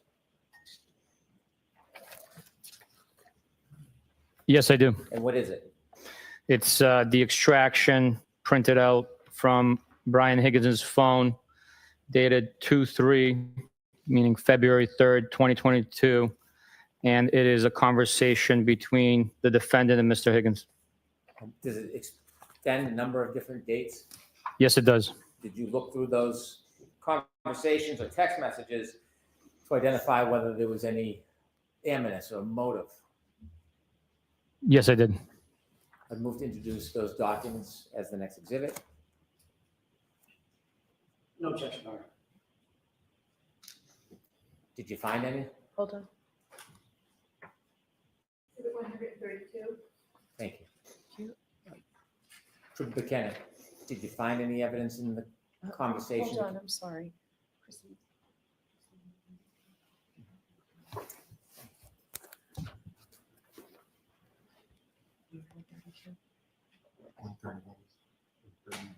Okay, thank you. Sorry, go ahead. My apologies. No, that's okay. So- Trooper Buchanan, when you studied the materials, the conversation, communications between Brian Higgins and John O'Keefe, did you find any evidence shaping your investigation that there was a motive to harm, hurt, or murder Mr. O'Keefe by Mr. Higgins? No, there was not.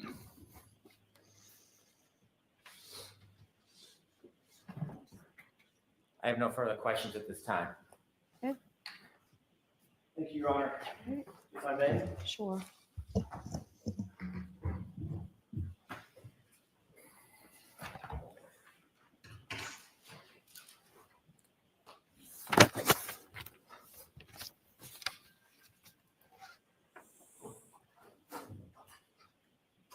You were just asked about Brian Higgins and your interview with Brian Higgins. Where did that take place?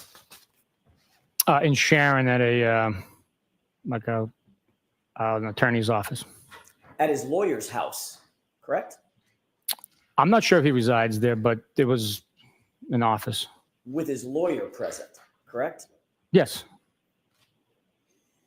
Did you find that unusual? Objection. Sustained. He wasn't under arrest, correct? No.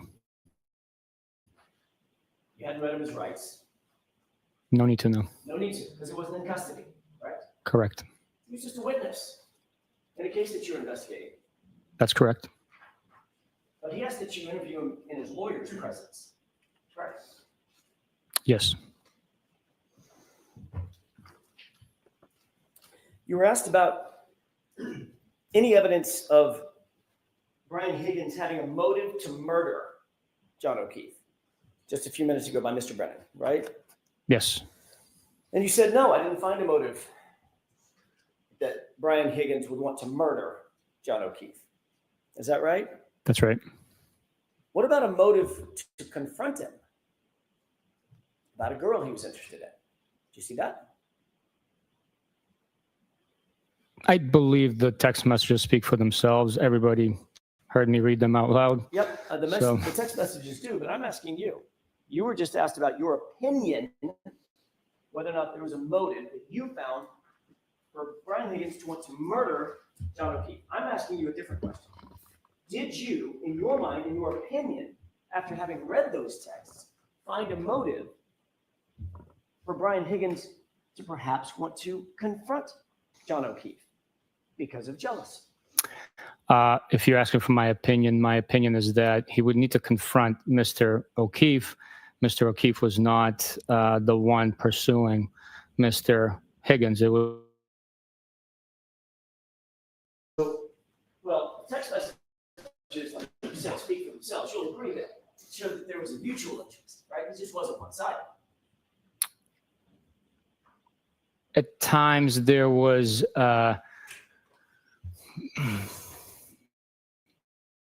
At times there was flattering text messages from both sides, but your client reached out to him first. Right. I mean, somebody's got to reach out, right? Everybody's got to reach out to somebody. First, someone's got to do it first, right? Well, it depends. Doesn't mean that there's not mutual affection for one another. Is that right? Or at least perceived mutual affection. I don't understand the question. Did you see in those text messages, in your mind, a motive that might lead to jealousy on the part of Brian Higgins? No, I think Brian Higgins was pretty clear in his request for explanation of what the defendant wanted out of this, and stated that he's friends with Mr. O'Keefe. So he wanted clarity from the defendant about what was going on. Actually, sorry, go ahead. I didn't read it to be that he was jealous as I sit here thinking back on the content. What about after drinking Jameson and ginger all night long and sending a text that said, well? Objection. Might that change things? I don't know what Mr. Higgins' state of mind was. Well, could mean many different things. They could have had a face-to-face interaction, a look. We'd be strictly speculating what was intended by that, or what was the intent of communication by that text message. After weeks communicating with Ms. Reed in a romantic manner, and then seeing her walk in the door with John O'Keefe and sending the text message, well, after having been intoxicated, you see that detective as an investigator, as a reasonable, objective investigator, as a possible scenario for Brian Higgins to be jealous about John O'Keefe. There's a possibility there, but I didn't see it. Did you explore that possibility when you got all these text messages? We did not follow up on that aspect based on the totality of the entire investigation. Did you pull the tape at the waterfall and review the tape as we did here in court? That happened, yes. Okay. Did you see on the tape a time just before Brian Higgins left the location where he was confronted by Chris Albert? Objection. Change the wording. Sure. Did you see a circumstance? Did you see a situation on that tape where Brian Higgins is standing and Chris Albert physically puts his hand on Brian Higgins' arm, on his left arm? I don't have a specific memory of that. Do you remember a circumstance on that tape where Brian Higgins pulled his arm away and looked past Chris Albert over toward the bar, which is where John O'Keefe was standing? Did you see that? I do remember you pointing that out, but we couldn't tell him who exactly he was looking at based on the video. Did you see a circumstance in which Brian Higgins then put his hand on his forehead and began rubbing his forehead like this? I don't have a memory of that. Did you see a circumstance in which he then motioned over toward that side of the bar with his left hand? That I remember, yes. Did that seem realistic to you? Let me ask it a different way. Did that seem to you as a reasonable interpretation? Hey, come on outside. Or come here. Very reasonable, since they've been invited to 34 Fairview. Did it look, in your opinion, that was just a, hey, let's go together? Or did it look more to you like, hey, come outside? Or let's step outside? The totality of the investigation, the fact that when they stepped outside, there was no confrontation and they were invited to the address. Again, totality of the investigation suggests otherwise. Let's talk about that totality of the investigation. You're aware that Brian Higgins left first. He was the first to arrive at 34 Fairview, even before Brian Albert. I am, yes. And you're also aware that John O'Keefe and Karen Reed were among the last to arrive. So they didn't step outside together, right? They didn't step outside, but once he was invited, according to your narrative, wouldn't they have a discussion outside where he was invited to come out? So, Mr. Jackson, I just want to ask you, how much longer do you think? Not long. I can finish this up if you give me probably 10 minutes. Okay. Jurors are saying yes. Is it okay with all the jurors? We usually break it 4. I don't want to overstep. I'm happy to stop now, but I think I can get finished. I'd like to finish with this witness and not have to bring it back again tomorrow. Thank you. Thank you, Your Honor. I appreciate the accommodation.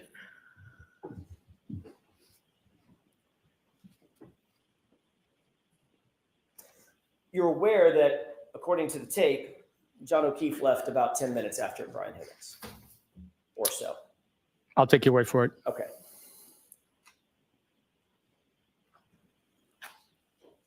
You would agree, as a homicide investigator, not every death starts off as an intended murder, correct? I will agree to that. Sometimes a fight could go wrong, and you intend to fight and duke it out. Something goes wrong, something goes south, someone dies, correct? Objection. Is that something that you want to be on the scope? So move along.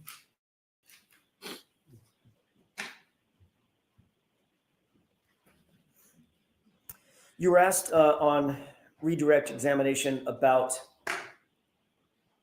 taillight pieces that were found by the CERT team. I want to ask you real quick about that. Your testimony was you recall that the CERT team found a large piece of red taillight material during their initial search. Is that correct? That's my recollection, yes. Okay. Did the CERT, you had a debriefing with the CERT team, correct? Not the CERT team. I had a debrief with the members of our unit at the Canton PD conference room. I do not have a memory of the CERT team being there. Do you recall ever being told or informed that the CERT team actually recovered maybe 5 or 6 pieces, maybe 7 pieces of small plastic material in addition to the shoe? As opposed to a large piece of red taillight. The memory that stands out to me that I have is that there was a large piece of plastic recovered. It wasn't a shard. It was significant enough that, shown on the photograph taken by Detective Lieutenant Tully. And do you recall that the CERT team, or were you ever informed that the CERT team found those, according to the CERT team, within inches of one another, within about a 2-foot square radius? I don't have a memory of where they found them exactly. I wasn't there. Okay. You were asked about the taillight. You were shown a photograph of the taillight where almost the entirety of that lens material is missing. It's gone, correct? Yes. And you remember talking to Jen McCabe originally, interviewing her within days of this incident happening, correct? It was the 29th we interviewed. The day. That day, yes. Do you remember her saying that the taillight was cracked/broken? She communicated that over the phone to Michael Proctor, which was then documented later on in the interview report Okay. from earlier. I'm sorry, go ahead. And it was documented within the interview report. Okay. And in that interview report, it doesn't say the entire lens cap of that taillight is gone, correct? Correct. The report does not say that, no. And she didn't describe that, did she? I don't know what she described to Michael Proctor over the phone. You pulled out a pair of jeans belonging to Mr. O'Keefe just a second ago. Yes. And you noted that on his, what would be his left rear pocket, there was a stain. Yes. You said that was an apparent grass stain and it was green. Based on my observation here holding them, that's what it appeared. Yes. Maybe dirt, maybe other substances. That was my question. Did you seek to analyze what that discoloration was from? Or have caused that to be analyzed by the crime lab or anybody else? The genes were processed. I don't know what their protocol is to analyze it. They process those genes. There's pieces missing from cuttings and stuff like that. Understood. So as you sit here, you have no evidence at all that those are grass stains, correct? Strictly my experience of knowing grass stains and observing it. Could be dirt, Could be. could be oil or grease. I don't know about that, but They look brown. Stains look brown, doesn't it?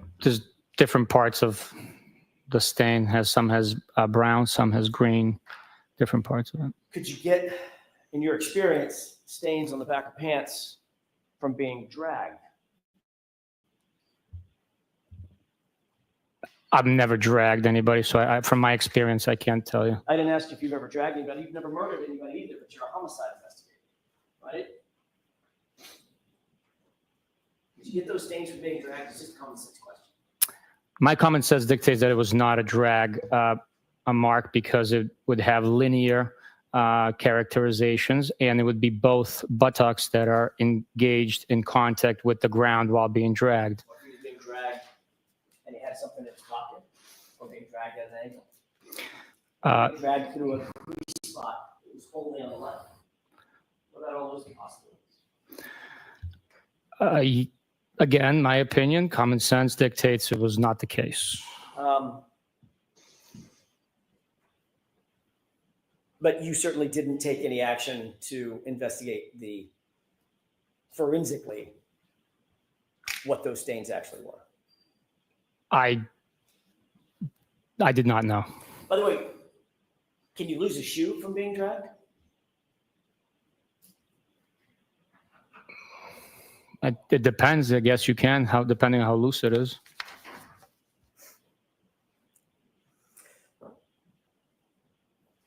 You said that there was no information that you had regarding Brian Higgins and John O'Keefe having any animosity toward each other prior to January 29th, 2022, correct? Correct. But you did, now let's talk about on January 29th, 2022. In your experience, does drinking alcohol increase a likelihood or increase the possibility of getting into an altercation?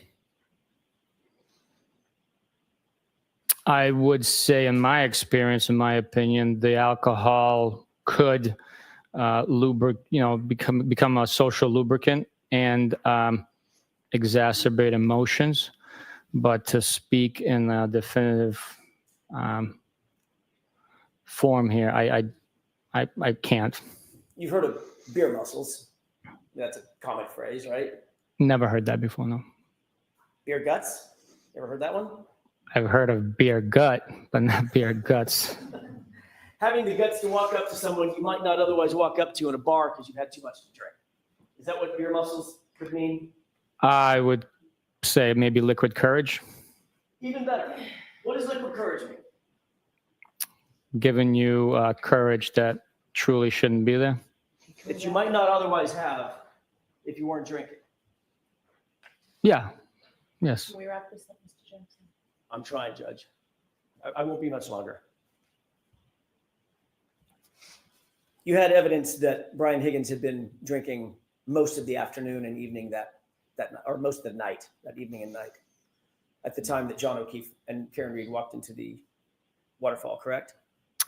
I had information that Brian Higgins had returned from a police officer's funeral and then went to Waterfall after he changed clothes and took a shower. Went to the hillside before he went to the waterfall and started drinking there, correct? I don't have an independent memory of that, no. But you did, at the time, you didn't pull the tape at Gesundheit. At the time, you didn't pull the tape at CPD that we saw with Brian Higgins on the phone at 1:30 in the morning, correct? You didn't have that information. I'm sorry, can you time- give me a reference when at the Sure. time? At the beginning of your investigation, January 29th, and probably the next, let's call it a couple months. Mhm. You did not have that information, correct? No, we did not. And you didn't seek that information from CPD at that time. No, I had no information that he went there. Okay? And you didn't extract his phone, correct? That's correct. And finally, you indicated that you were asked on redirect examination, did you have any evidence that John actually went into the home? Did you ever interview Trooper Guarino during the course of your investigation at any time? Interview him? Talk to No. him about his extraction of John O'Keefe's phone and any of the data that came off of his phone? No, You did not realize that Trooper Garino had information that John O'Keefe took 36 steps covering a distance of some 84 feet that would have placed Mr. O'Keefe inside the residence at 12:32:16. Objection. Did you have any information from Trooper Garino about steps that were logged on Mr. O'Keefe's phone? no, I did not. Is that it, Mr. Jackson? You said finally, that's what I'm wondering. May I have just a moment? Yes. I'm trying to wrap this up. I only have a couple more things, but I may be able to finish it with one question.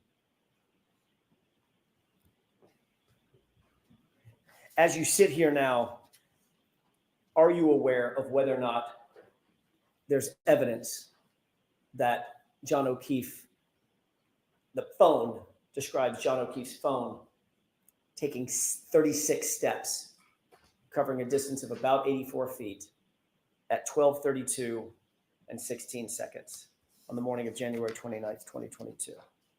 Objection. Can you answer that? Are you aware of that? I am not, Your Honor. Okay, the answer is, The answer was, No, I'm not aware of that. all right. All right. Chairs, I appreciate you staying late, so Trooper Lieutenant, you do not have to return. Thank you, Your Honor. So Thank you. folks, those same cautions, please do not discuss this case with anyone. Don't do any independent research or investigation into this case. If you happen to see, hear, or read anything about this case, please disregard it and let us know, and be careful with your social media use. We'll see you tomorrow. Please rise for the jury. So it's a-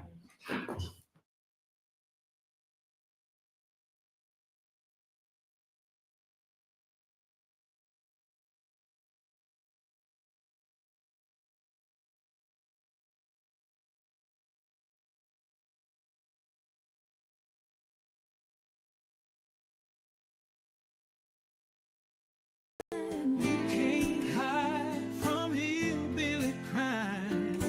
You can't hide from hillbilly crime. You can't hide from hillbilly crime. You may not know that there's a crew in town. The head hillbillies are making their rounds. Small town whispers loud and clear. The sheriff shot the judge in his chambers chair. Sheriff got a secret he won't keep.